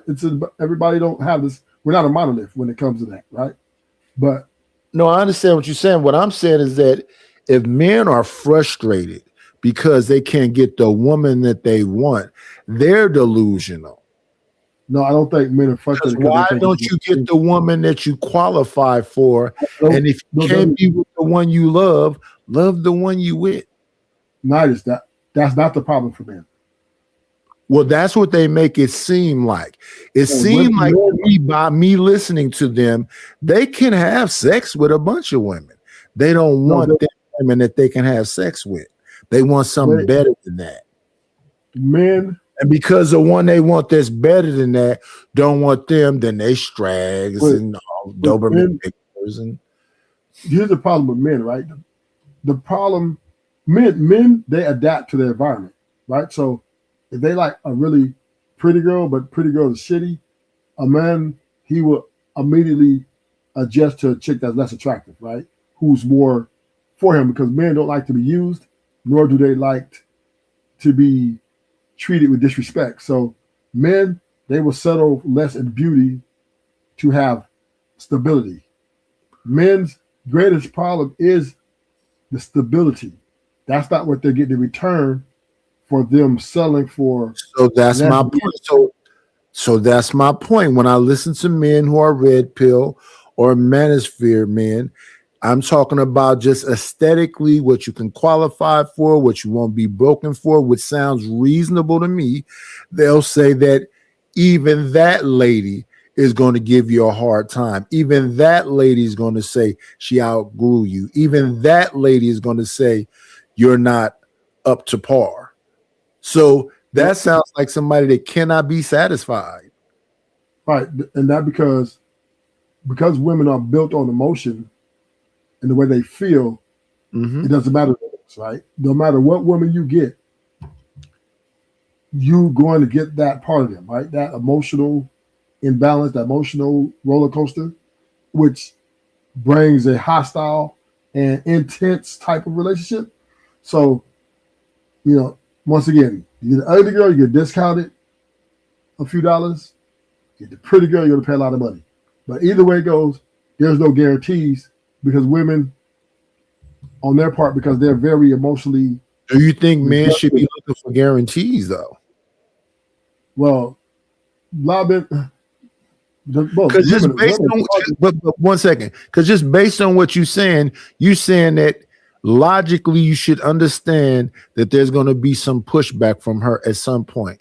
But because she's emotion based, you're never going to really win those arguments because it's going to be boiled down to how she feels, not what makes the best sense. That's what you just said. So isn't it illogical to think it's some other way other than that? No, men know that they have. That's why they happy life it. So why would you happy life it? Because at that point you stop being a man. No, it's just that you can't fight feelings because we're logical creatures. Men, we're a little bit more logical and more solution based. But when you're coming up against emotions and feelings, you can't argue with that. You will lose. It's a losing argument. See, a lot of these things that you said, a lot of these things you talk about arguing should be established in that courting phase or whatever you want to call it. Once that's established, that's what it is. So whenever it gets to a point of arguing, whoever it is that can't move away from that, whatever else, we shouldn't be arguing. Leave. But it's not me and her arguing. It's her arguing with herself, right? Her internal conflict. That internal conflict then is going to come to me? Yes, because the moment it comes to me, I'm going to remind you of what this is supposed to be versus what you think it is. And if this is supposed to be a marriage, if this is supposed to be till death do us part, if this is supposed to be about us pleasing each other, what is it today because you feel some kind of way? And are you talking to me for me to fix something, or are you talking to me just to vent? No, they're talking to you to validate. Yeah, I'm not validating nothing because the rules are the rules, and the problem with today is that there aren't any rules. If you, in this day, modern day relationships, you either validate or you vacate. Then vacate. Yeah, but that's not easy for them. And this is what I'm saying to the people who want to take on the moniker of being a man. A man means you're supposed to have these standards and whatever else that you're not supposed to waver from either, right? Yeah, I mean, men's standards are beauty and longevity, right? So they're in it for the long term. So they are keeping up their standards in position of, okay, I'm going to be with this one woman and make this work. So men fall in love with the conclusion. Women fall in love with the illusion, right? The illusion of happiness, the illusion of what they believe that's in their mind. Well, men, we fall in love with the conclusion for us. Okay, this is the one I want to build my life with. So, but it sounds like you're saying in order for a man to live with that woman, he has to agree with living in the illusion as well.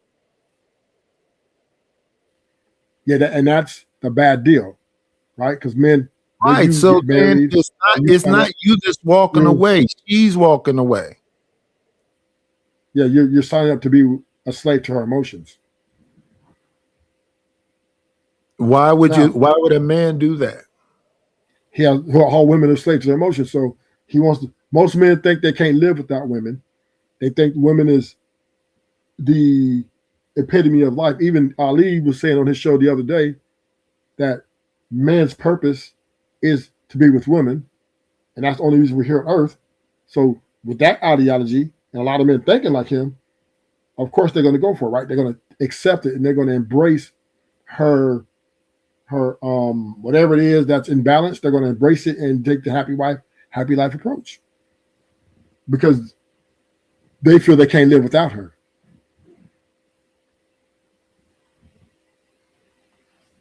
And you would call those dudes men? Yeah. They're men but they're So men the man who's willing to live the illusion, the man who's willing to go against all his standards and the standards that they both agreed upon is still a man? Yeah, because he believes in the fairy tale, right? Of there's good women out here. There's, there's a woman, there's my person, my connect, that type, which are most men, right? Betas, beta, and what's the other one? There's beta, and there's another one. They believe they got sigmas, they got all kinds. Sigmas, the sigmas. So the betas and the sigmas believe women are the epitome of why they're here. So therefore, yeah, we came through her birth canal. Yeah, right. So not just the birth canal, but to live on. Like their purpose solely is to live for the woman. Oh, like a worker bee. Right. That what I was talking to you about earlier. Remember before Just Hear Me Out came out when I was talking about Adam, right? Eve, when she ate of the fruit, right? She gave to Adam. He ate. Adam followed Eve. And then when they was leaving out the garden, he said, "Bone of my bone, flesh of my flesh." Right? That he said, we shall be one, making her equal. So Adam was already conceding to Eve already. Even in the garden, feminism was alive and present. To Eve was cheating. Eve was flirting. Why do religious women say they want a leader? They do have their leader, which is Satan. Why do they come to you and say it to you? They want. No, they don't. Women don't look for leaders in men. They looking for a slave in men. I just got through listening to a panel the other day when the women was saying they want a leader. While at the same time talking about they don't want to be like their grandmothers cooking and cleaning. But at the first point, a leadership man that's a provider. They have a whole script. They say the same thing. So what they're saying is interpret it. They're looking for somebody to lead in finances, but not romances. Right? They want a man to lead in finances because that would make them say they're prostitutes. Come on in. Plan, it's always a dream when players meet.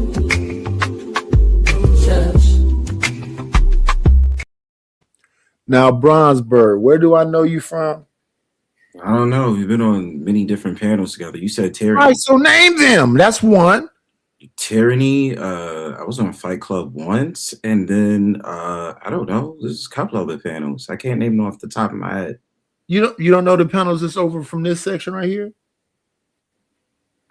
No. Have you been on Hood Conservative?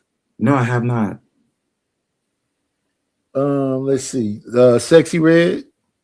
You've been on hers. Yeah, I've been on hers before. Yeah. Okay. Yeah, I know you are. Yeah, bro. What's going on? What's going on? What's going on? All right. So I'm hearing y'all conversation, right? So I was trying to ask Ruthless Truth. What does he mean when he says? What do you mean when you say men fall in love with the conclusion? I'm trying to understand a little bit more, and then I'm gonna dive into the conversation with y'all. Yeah, the conclusion of So the meet a woman, she's beautiful, right? The attraction, that's just bare entry.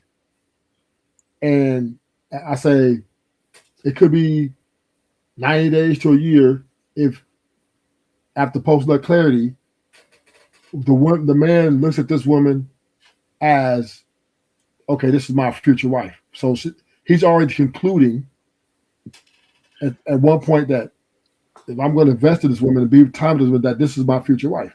So he's in love with the conclusion of this being his future wife, right?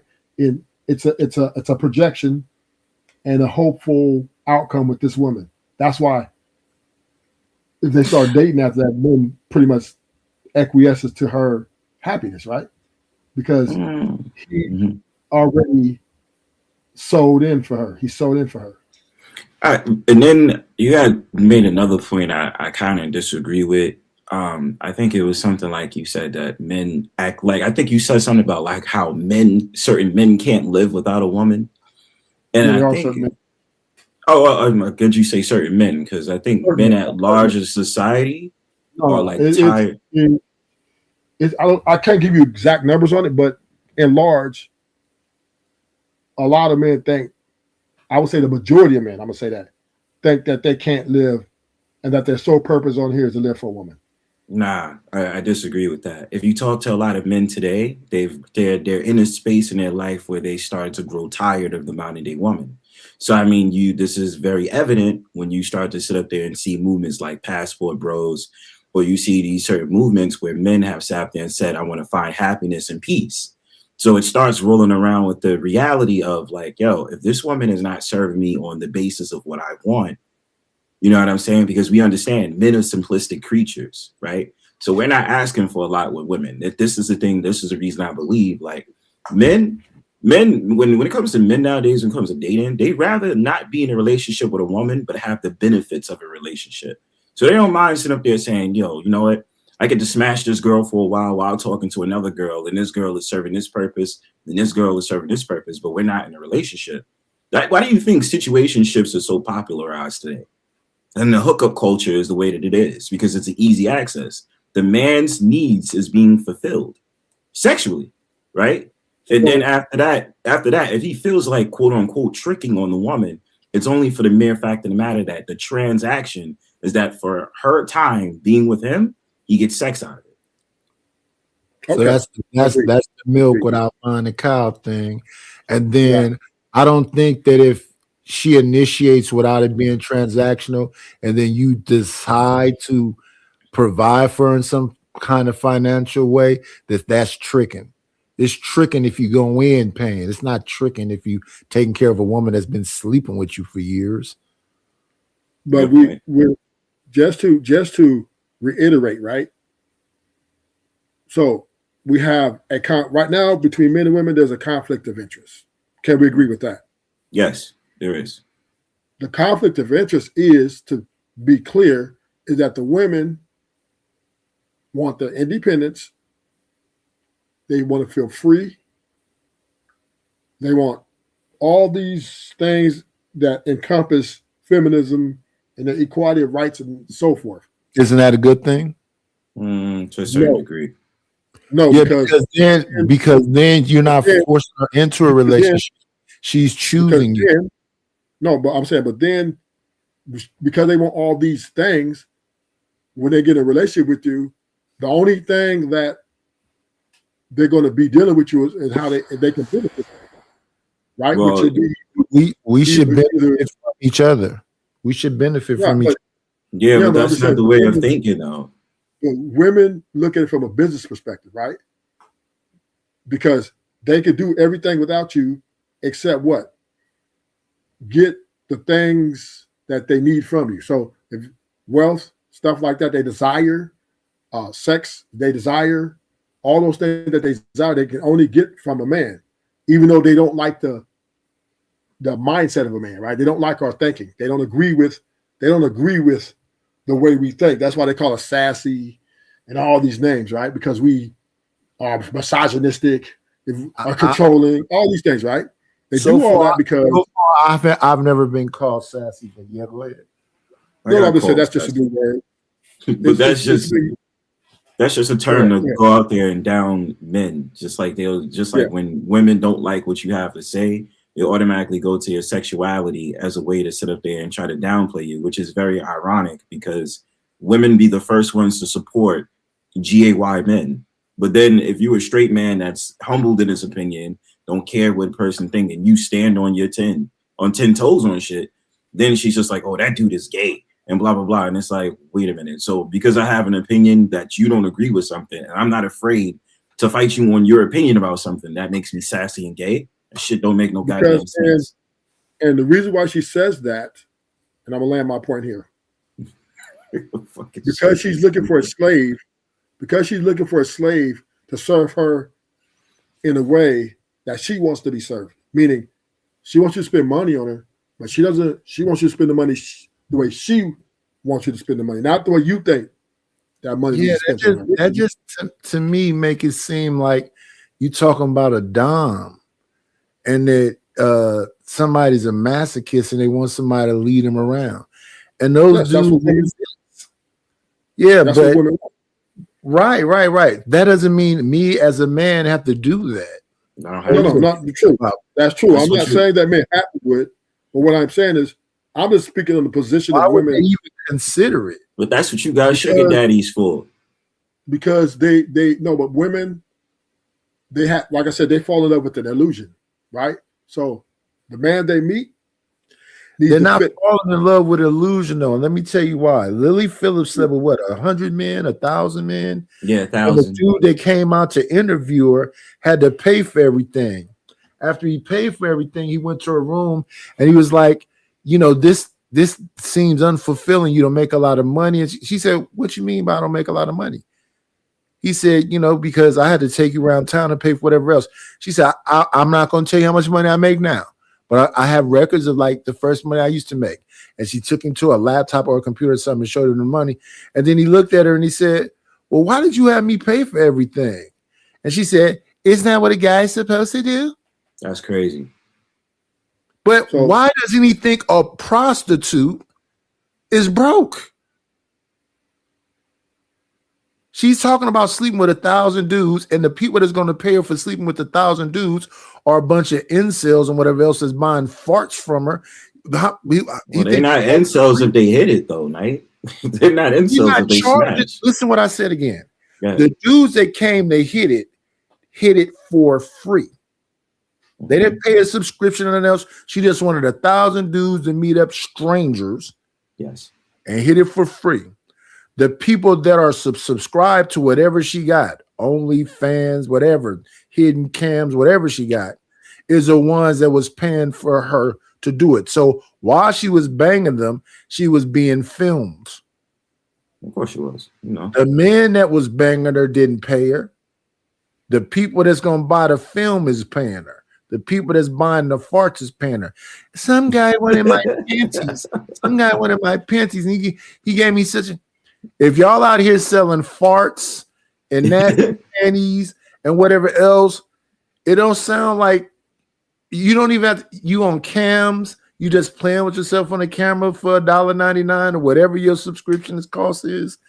That ain't even real prostitution. That's just it's some type of weird ass kink. I couldn't say. There's something I saw.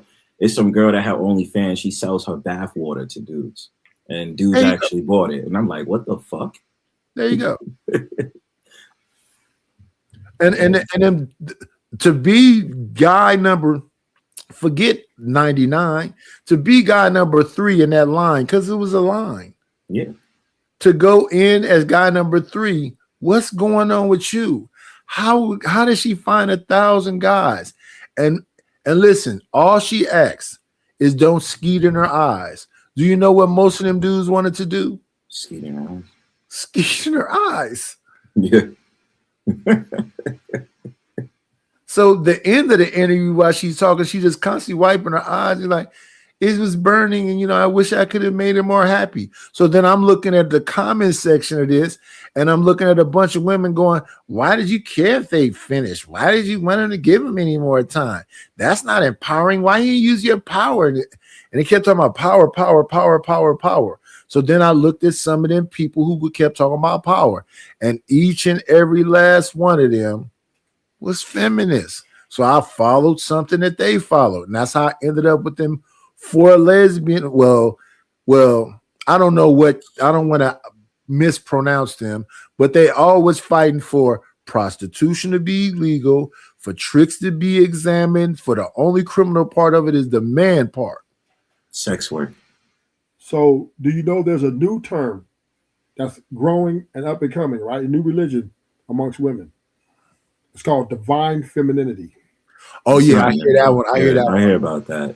So that is taking the place of feminism, right? Well, it's just ideally toxic, but they try to claim it's for liberation and all that nonsense. Yeah. Well, divine femininity is just saying they're God, right? They're claiming the rights to a God. So to be a God. So therefore, once again, right? You know the first place I heard that?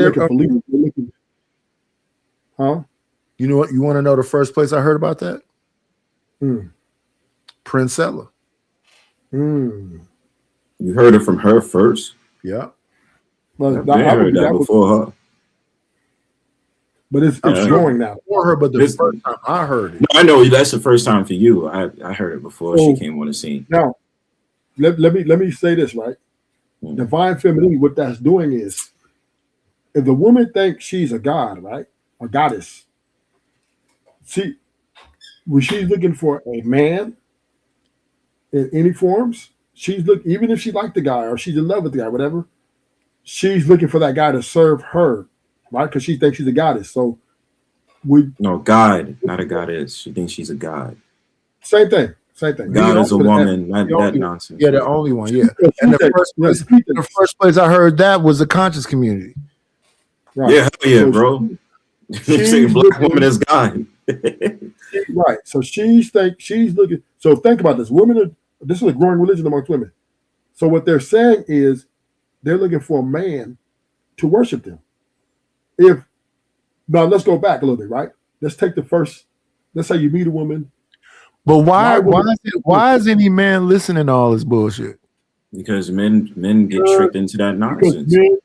Men are like the women. They're delusional too. They're delusional. When men think that women don't think like this. No.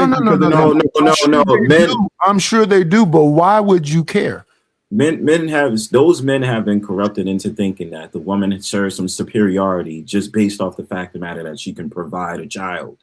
That's the first start. So then, and I mainly get this because of the conscious community. They started that nonsense, and they say the black woman is God, which is bullshit. And I said, what's your reason for sitting up there saying that the black woman is God or the woman is God in general? It's usually because of the fact of the matter she can get pregnant and bore a child. There is no other thinking that goes into that. They can never provide me with anything about their intelligence, like their intellect or anything else. It's always going back to they can just birth the child. Because you gotta one second, y'all. We got to do some house cleaning. Let's see. We got 45 people in the building. If you have not subscribed to the channel, subscribe to the channel. We have 35 likes, so please hit the like button. We're almost at 8 hours. I would appreciate if you would support the channel in any way you can. The like is okay, that's free. The subscription is okay, that's free. But we also have this way. We got to get our shit together. It's about to go down. A nickel bag gets sold in the park. I want in. Tell them to bring me my money. If it don't make dollars, it don't make sense. Oh, honey, I got to get my hands on some. And then I'm gonna get that money. I approach him with my I like that. I want to just, I need that. I take your money. Yeah, hit the Cash App, $ KNIGHTISH1, or the PayPal, paypal.me/IDLNO. What were you saying, Brownsburg? Go ahead. No, I think I'm done. Just the fact of the matter, every time when I first started hearing about that, God as a woman, whole entire archetype is because of the conscious community. When they started sitting up there saying the black woman is God, and it's never anything conclusive. It's always the same shit. It just mainly goes to the fact of the matter that she can get pregnant, just bear a child. There's nothing else that he can tell me about the black woman being God. Like that's the only far as they go, or the woman being God on board. Well, but you got to remember one thing. Let's go back to the dating market, right? What the average man is trying to acquiesce to serve that woman's happiness, and women are setting the expectations, the standards, and the demands for or how they're going to be dated and courted and whatever word you want to use. So men are already falling into that imprint of that design off the top. Now, there are a few men bugging, like I think you said earlier when you came up here, you said there are a lot of men who are not taking that deal. Mm-hmm. This is kind of because a lot of men, and a lot of reasons men ain't taking the deal because a lot of women are very forward in there. I want your money, pay my bills. Men don't like that, right? Men don't like. We understand that we're going to be used, but we don't want to hear nobody say it, right? So that's where we're at right now, right? But now you have another growing movement. Right? Is that used, or is that where a lot of men subscribe to? That what? Is that being used, or is that what a lot of men have subscribed to? I hear a lot of men come up. Izzy say he's the sole provider. I think Angry Man says he's a sole provider, and they saying that if you want to really let your dick hang, I think that's the way they say it, you will want to be a sole provider too. If not a sole provider, as close as possible to one. Yeah, but I think the problem in that, well, I'm not saying them, but dick hang, whatever the hell you want to call it, is when he's Ruthless Truth talking about men know that they're going to be used. I think it's the fact of the matter that when you hear these women say that, it's just the fact of the matter they don't want to be dealing with some woman that's predatorial. And all they want to do is deal with you only because of your money and your resources. But I'm saying to you as a man, if you here's the thing. I know I don't really want somebody to wear lashes, so I don't even talk to people with lashes on. I know I don't really want somebody that does the weave thing, but I don't mind a wig or something if you want to change it up every now and then. I'm not really particular on the wigs. I don't really care that much about that. But if you solely wear wigs, see, that's a different thing. When I was younger, wigs was for like old women. Yeah. It wasn't like for young women. So it kind of throw me off a little bit when I see a young person and it's a wig every day. It's not even like nice. It's clearly like synthetic or some stuff. Like Lil' Kim may have wore a bunch of different wigs, but at least they try to take their time with it and make sure they was nice. I can't see flaky stuff around where a lace front is connected. I can't see the fucking glue dried up. I don't want to, you know what I'm saying? Look, it's not that I hate wigs. It's that if you're gonna do them well. That's all it is. I don't want to see that. What up, A-Dub? Yeah, but y'all support the channel. I'm this about to be like 8 hours. I did overtime. Yeah, but how can you listen to some when I listen to them on a panel and she say some absurd stuff, I kind of like ignore it because I know in real life I'm going to ignore you. If I come across you and the first thing you say to me is, "What do you do for a living?" That's already starting off transactional. But with most men are pro-marriage, so that automatically, nah, bro. Yeah, most men are pro-marriage. Are you talking about today's men? Are you talking about today's men, Ruthless? Yes. Nah, bro. They are not pro-marriage. Listen, I've been kicked off so many panels because these dudes are pro-marriage and pro-nuclear family, right? They're not men pro-marriage. are very pro-marriage. They listen. Today's man is not pro-marriage. I don't think that the dudes are pro-marriage. I think that the dudes that's running the panel are like want to run it a certain kind of way, and they learned that technique from somebody. Today's man is not pro-marriage. If anything, but you're talking. Well, I'm sorry, Rufus, but men in totality are pro-marriage. White men, Asian men. Where you're going to get a little bit of fluctuation, it was a black man, right? There's large percentage of pro-marriage, but then there's some like, no, I ain't doing it. But for the most part, right, in large, men are pro-marriage, which automatically puts the man in a deficit to the woman, right? Because if you be pro-marriage, you got to be pro-woman.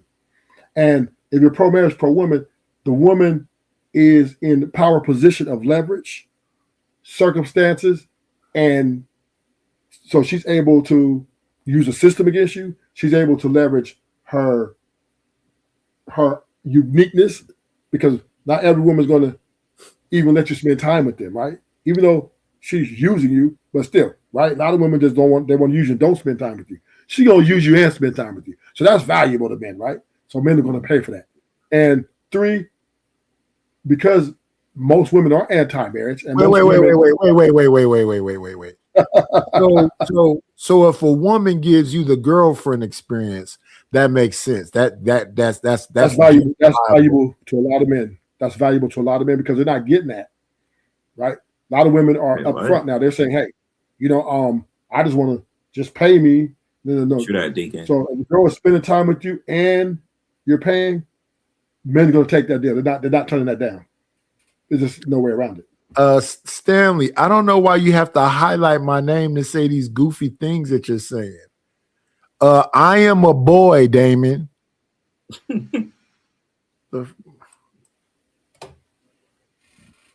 Yeah, so right now, women, they pretty much, I hate to say it because I want to see men win. Hold on, Ruthless, but this is a question because this is a good point. Why do you believe that pro-marriage is pro-woman? But because the thing about it is, I think pro-marriage is pro-family. Yes, that's what I mean. You can't be anti-woman and pro-marriage. It's not saying anti-woman, but I wouldn't agree with the sentiment. Pro-marriage means pro-woman. I think the goal. No, hold on. I think the goal when someone gets married is a partnership. Like you honor your woman, but at the same time, you're not saying, "Oh, pro-woman, everything is about your woman." See, that's the point. Exactly. It's a reciprocation. That's the reason why you're marrying your woman. I agree with you. You feel what I'm saying? 100%. So the thing, but the goal is, wait, hold on, Ruthless. But what I'm saying is, wait, y'all. Let me do some business right quick, because Stanley, if you're going to keep highlighting my name, hit the Cash App. If you hit the Cash App, since I don't have a super chat, I will make it a point to read your comments, because just highlighting my name doesn't benefit me any. Just look at you say a bunch of goofy stuff. Just support the channel and write in the little part on the Cash App, highlight my comments so they can see all the goofy things you say to me. Go ahead, y'all.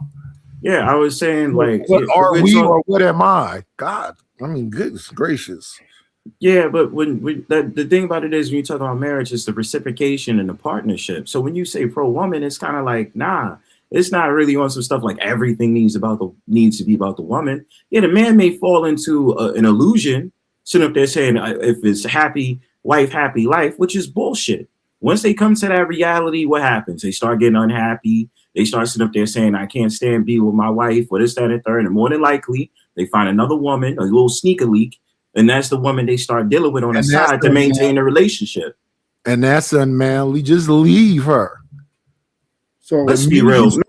The minute you start losing yourself as a man, just leave. Nah, you just need to be open with your woman. Too many men don't want to be modest in the fact of matter. Men don't want to be modest in the fact of matter that they want other women too. Don't yell. Calm down 1 second. Not immediate. You don't have to see.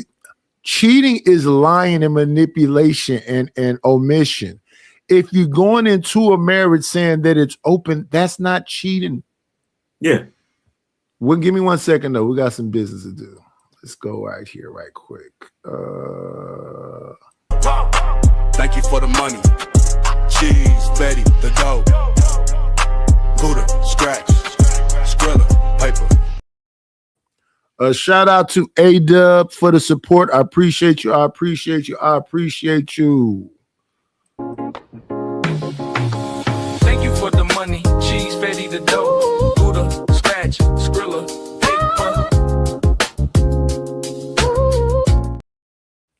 Shout out to Dan George for the support. I appreciate you. I appreciate you. I appreciate you. Thank you very much. Can more people be like Dub, and Dan? Thank y'all. Go ahead, Bronze. No, I forgot my thought. I'm done. But I just want to say this, right? You kind of make my point for me, right? Mm-hmm. And I'm one. Let me clarify this. I'm 100% agreement with you guys. You shouldn't be about the woman. There's unquestionably, undoubtedly, it shouldn't be about the women, especially it's about the relationship. I'm saying especially when the man is carrying most of the load. But the reality is, most men are going to make it about the woman because she's, in his eyes, right, unexpendable, right? She's a jewel, a gem, because this is why the women can set the rules in all the relationships and all the marriages now. They're setting the rules. They're setting the ground rules. I don't know. I don't know one of my aunts is setting the rules in their marriage. Well, we're speaking 2026, right? Not back then, right? Right now, the women are setting the rules is we're going to be together, but I'm still going to be independent. Your money is my money. I thought it was always kind of like that. Rufus. You have to acknowledge that Dante Adams is in the chat. Oh shit, Dante, weirdo. Yeah, Dante, indubitably. I believe that I, should be supported for working for 8 hours. A lot of these people be on an hour, 2 hours, 3 hours. Let me break it down to you. Let me make quick, and I'm gonna make it real quick. Men are paying for 98 to 99% of all the dates, right?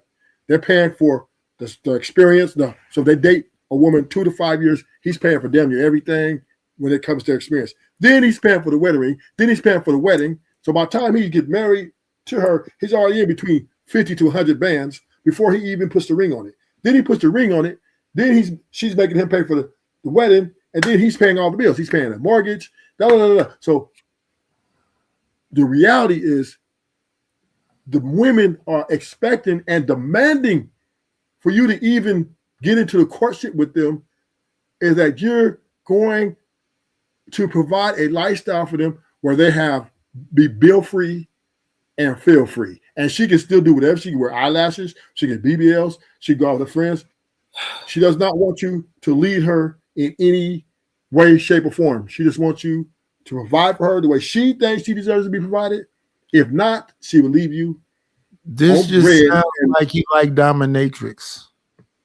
Yeah, it's what it is. It's what it is. No, it's not. Look, listen, I agree to a point that women of today are basically saying they value their independence and all this other stuff. But in the marriage, though, well, again, it's a partnership. It's never going to work if it's going to be undoubtedly to a woman 100% or 90%. And with them setting the rules, that's just not going to work unless you get with a sucker. But let's really be real. If men's attitude of today is sitting up there saying, I'm not dealing with that nonsense you want and your delusions talking about, you want me to pay for 1,000 different things and stuff like that. Like, I just don't believe men's views towards marriage and these rules that he has to follow a woman. No, he's going to be like, I'm not dealing with that. And the thing about it is, man is going to be the first guy that's going to sit up there and say, no, these are my rules. If you can't follow my rules and respect me, we ain't getting married. At most, you just going to be a side chick, a side piece, or some chick I'm going to hit up from time to time. The only man that's willing to deal with a woman and her delusions, talking about will pay for everything, is sugar daddies. Because he's just spending money on a broad. Just to chill with her for like a little while, and that's it. So once again, a wife is not free, just to be clear, right? She's not free. Yes. And then, so you're saying, well, a woman is not free in general. But nothing in life is. What is free in life? Anytime you spending with a woman, you paying either currency or time. Let me say this point. But again, what are you not paying for in life? Right. We agree. The marriage is not free. For you saying you're setting the ground rules, right? When the women are saying, I'm independent and I don't want to pay bills. So what she's saying is, I'm going to be with you, but I'm going to be able to live the life the way I want to live my life. You don't set the rules. Women don't allow men to set the rules for them. They don't allow that because they say you're misogynistic, you're controlling, you're sassy. Let them say whatever they want to say. Yeah, I'm just saying. But to even go off of that, no, I'm just saying most men. No, I hear what you're saying, but I'm just saying I'm not promoting this. Let me be clear. No, I know you're not. I'm just sadly to say, right? If you want to get married to these, a lot of men do, they are acquiescent to that because they believe that this woman is their queen. That's not true. Good morning, Bridget. We got somebody named sound just like your name, Uda. I think it says. What up, Uda? Let's say Donga on the go. Let me go back. Where is that it?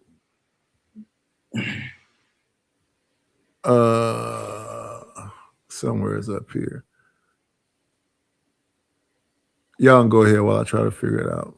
Yeah, so my thing about it is the modern day man, again, he's built with dating fatigue. So in talk about the man is going to acquiesce to the woman, the modern day man, most of the modern day men of today is not going for it. And more than likely, they have more of a fear and a defense mechanism of dealing with the modern day woman.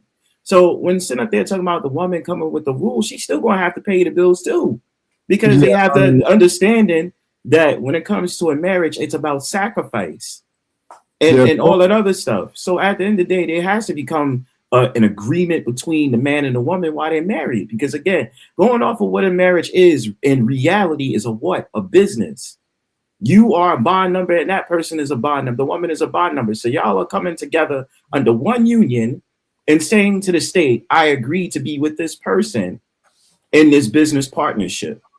And then when it's about the relationship and the family, you're only a damn baton holder in a relay race. You're supposed to be leaving stuff to people instead of them having to go do a GoFundMe and wash cars after you pass. The person I missed was Deshaun. What's going on, Deshaun? And maybe I was misreading Uda name the first time.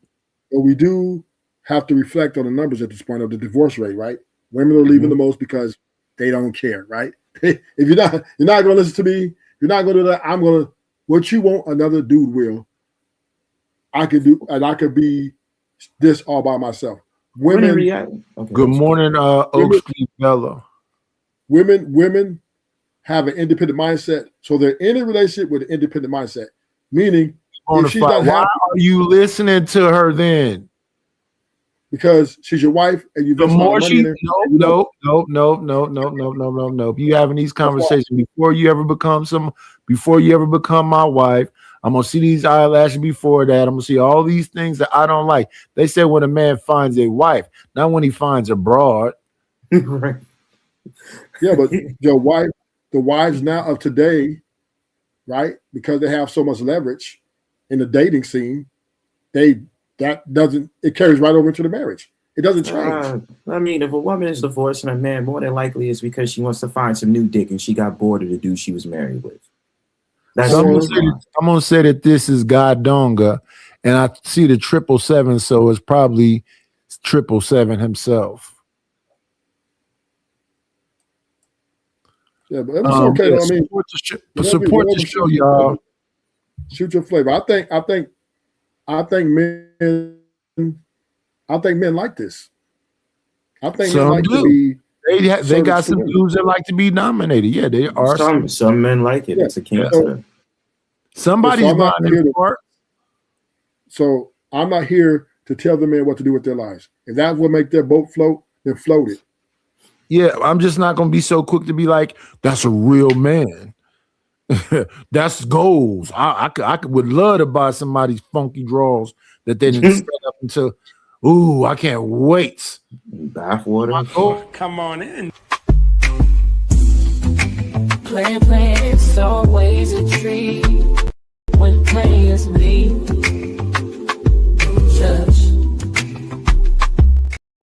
What up, Uda? I like that song, man. That shit is fire.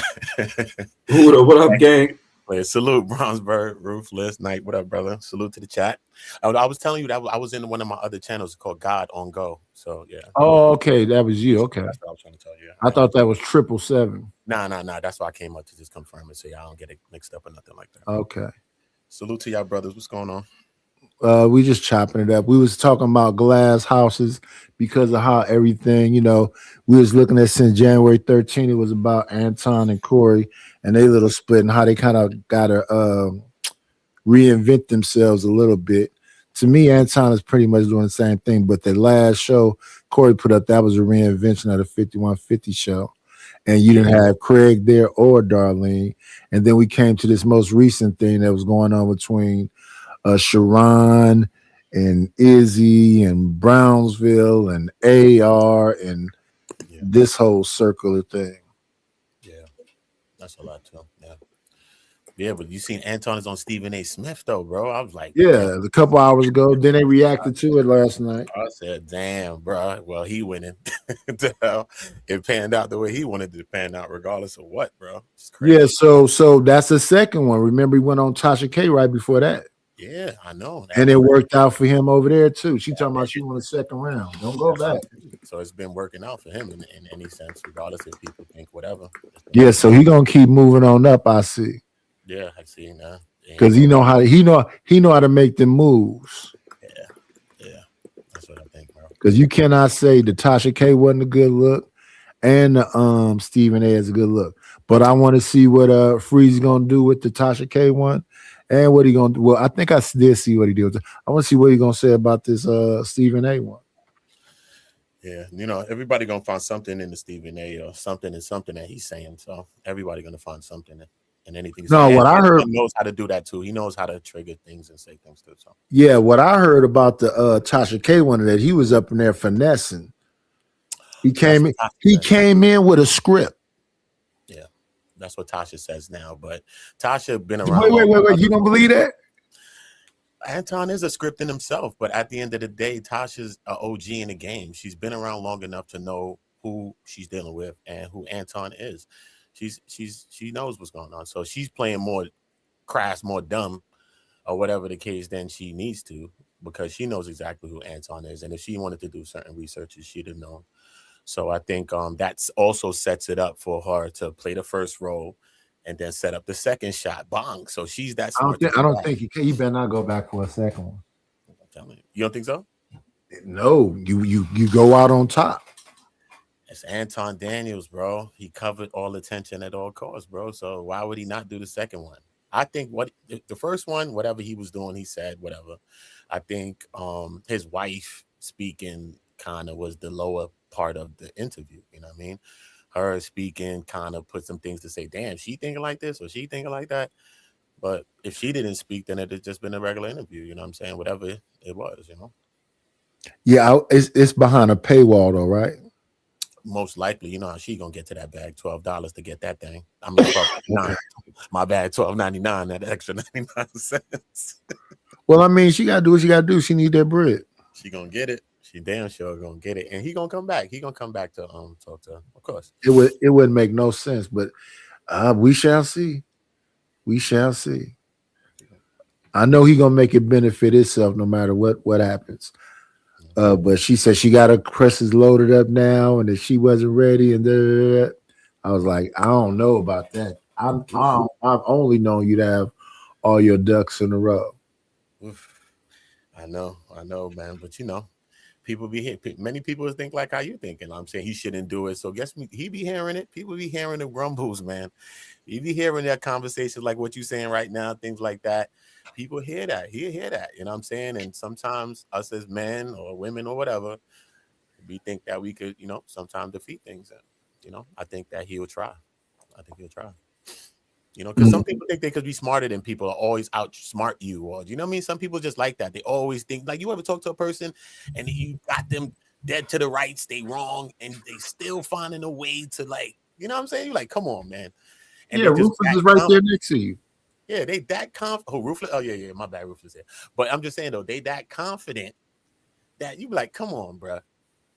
You get you thinking like, damn, am I wrong? Wait a minute, man. They get you thinking that. Well, yeah. If you talk long enough, that can be the situation. Yeah, Ruthless, my brother, man. But I don't like Ruthless positions on marriage and stuff like that, though. I don't think that as a global scale. I don't think it's a system to really push out like that. Me personally, even if I'm married or not, I just think we've gotten away from some things, and I think I don't know. Maybe if some of our younger people start to think in some of these ways, maybe it could start to shift us back to a different trajectory. So, you know, it's not being against it or for it, you know. Oh yeah, I'm for marriage. All living and learning, bro. Get a prenup, but you got something to give. People ain't even got nothing to lose, and they mad to get married. You even got nothing. You even got no money. So since you said that, right? Since you said prenup, if that thought, let me say this: if that thought is even in your mind, why should you get married? No, I'm just saying. That's to the people that got any thoughts and thinking any different. Then do that if you think that. But a lot of times when people are getting married, people ain't even got nothing like that. So a lot of times, then a lot of people getting married really don't have nothing. It's just like this, right? The women are becoming more anti-marriage, while the men are being taught to be pro-marriage, right? So therefore, if you're pushing pro-marriage to people who are anti-marriage, now you're setting the leverage to the woman, right? Because she's like, I'm anti-marriage, but if you're willing to pay, if you got money, you shouldn't be having that discussion with that individual if they don't want to be married. She's not going to tell you that up front. Hold up.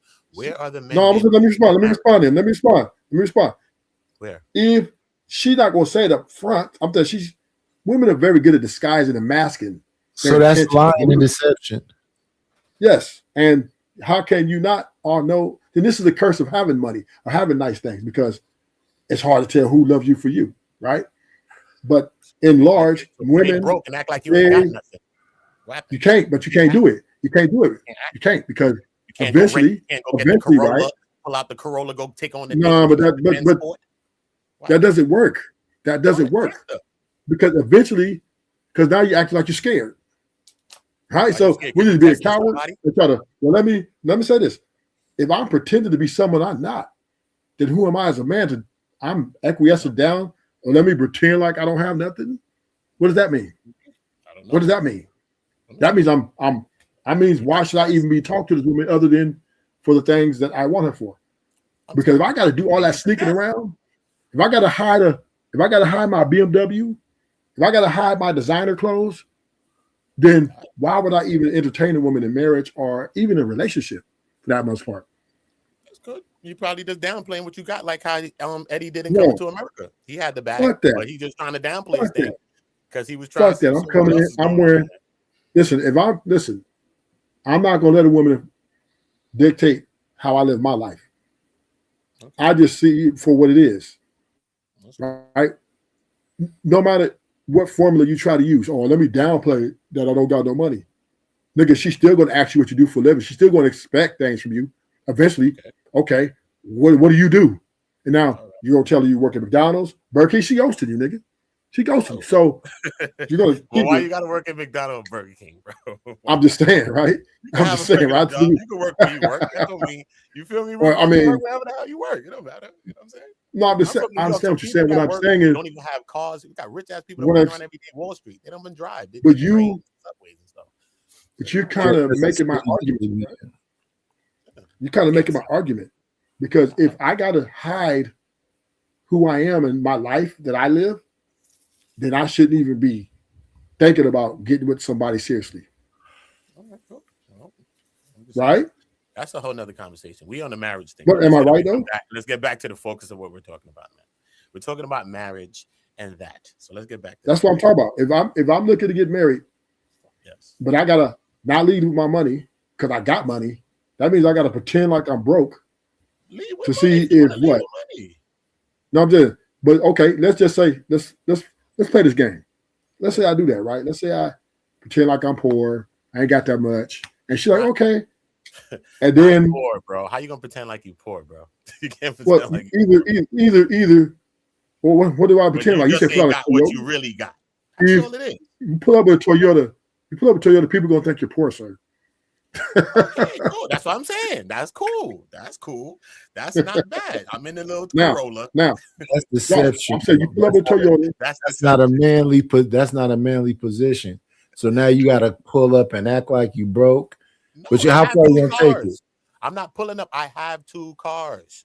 I drive one around. When I'm going out, I really pull out my big boy, actually. So I'm just driving around with you in my other car, and that's what that is. I just ain't bring my big boy out. What happened? Why Yeah, but I'm saying, I okay, can't have my big boy parked up still. got it. Listen, hold on. Think about it. I'm not. No. We're gonna play this with you. We're gonna play this game with you. I got 2 cars, bro. That's it. I have 2 cars. One is a Just regular one I get because around with. you I drive pretend. around ABC. Okay, Yoda, hold on. Slow down. We heard you. What I'm saying is we're gonna play this game with you. If you bring your Toyota, let's say your other car, your little bucket, you just roll around in, right? The bucket. You be the chick. Y'all hit it off, right? Boom. Okay. You take her out a few times. Y'all dated 6 months. 6 months in. When you don't think when she see your big boy, she gonna be corrupted? Like, oh shit, I'm really gonna hit his ass now. Why you think like that automatically though, Ruthless? Why you think like that? But you over here Because dealing with this person, you gauging who this person is for 6 months, bro. So this got to come into where my part of my character comes in, or how good of a judge of a character I am as well. As my eyes blinded by what I see, what the hell's going on? Because you spending 6 months with a person, what am I really looking for? Am I just into the superficial things? Am I really getting into her for real? Is she really getting into me? Our families, we taking traits, we seeing things. Are we really getting into All each other? things that should be spoken about and clearly understood. This is what I'm saying. So by So, these times, we already Nighters. get into a place. That's just Nighters. You could work around a person for 6 months and you get to knowing some Let's- shit about a person, bro. Come on, bro. Let's I work. can't Let's fool with work that around person. Nighters. You know it. Nighters. So let's go with your point, right? So I tell her, look, you know, I got a mansion. I'm living life. I got 20 bitches. You good or what? Right? That's what you're saying, Nighters? Yeah. Okay. Now I like Nighters' approach better because then I'm more realistic about what I'm dealing with and who I'm about to engage with, right? I'm not under the delusion or trying to trick myself and trying to trick her into thinking I'm someone that I'm not, right? If I got a lifestyle that I'm trying to hide from her, then I don't even want to deal with her. Mm-hmm. What's going on, Hink? I'm finna wrap it up. I didn't gave him 8 hours. I think we gave him a good show. Ruthless, Ruthless doing Ruthless. Ruthless, bro.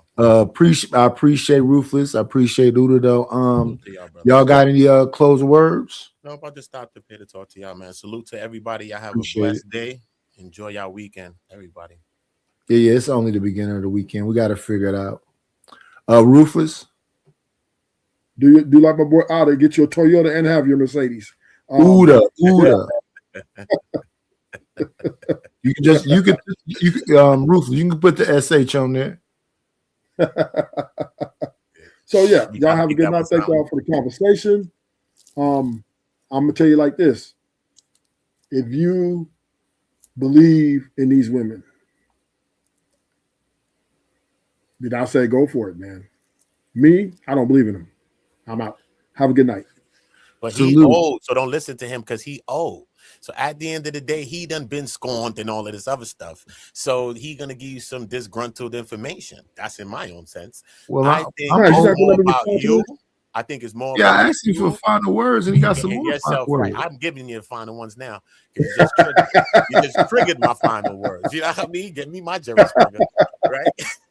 You know what I mean? I think it's all about us doing the work with our own selves, figuring out what we need, making sure that we are the right person when we do get that person, getting back in our past, in our adolescence. If we need therapy, the traumas we've been through and all of these things, our interpersonal relationships. If you a man, your relationships with your mother, if we still have these people, grandmothers, if we still have these people, aunts, sisters, relatives, nieces, cousins, things like that. As a man, as you know what I mean, how you are with your men in your family, your father, if we had them, if they was around, your brothers, the men or the women in your life, or vice versa for women. We need to be doing the history on people that's around us, vetting everybody that's around us. And that's the only way anything ever gonna work, when we start to claim our own and blame our own. We ain't got to blame nobody else. That's it. Love what you want to love, man. But love yourself first, and everything else will figure itself out. And y'all know how I always end it the same way. Be great.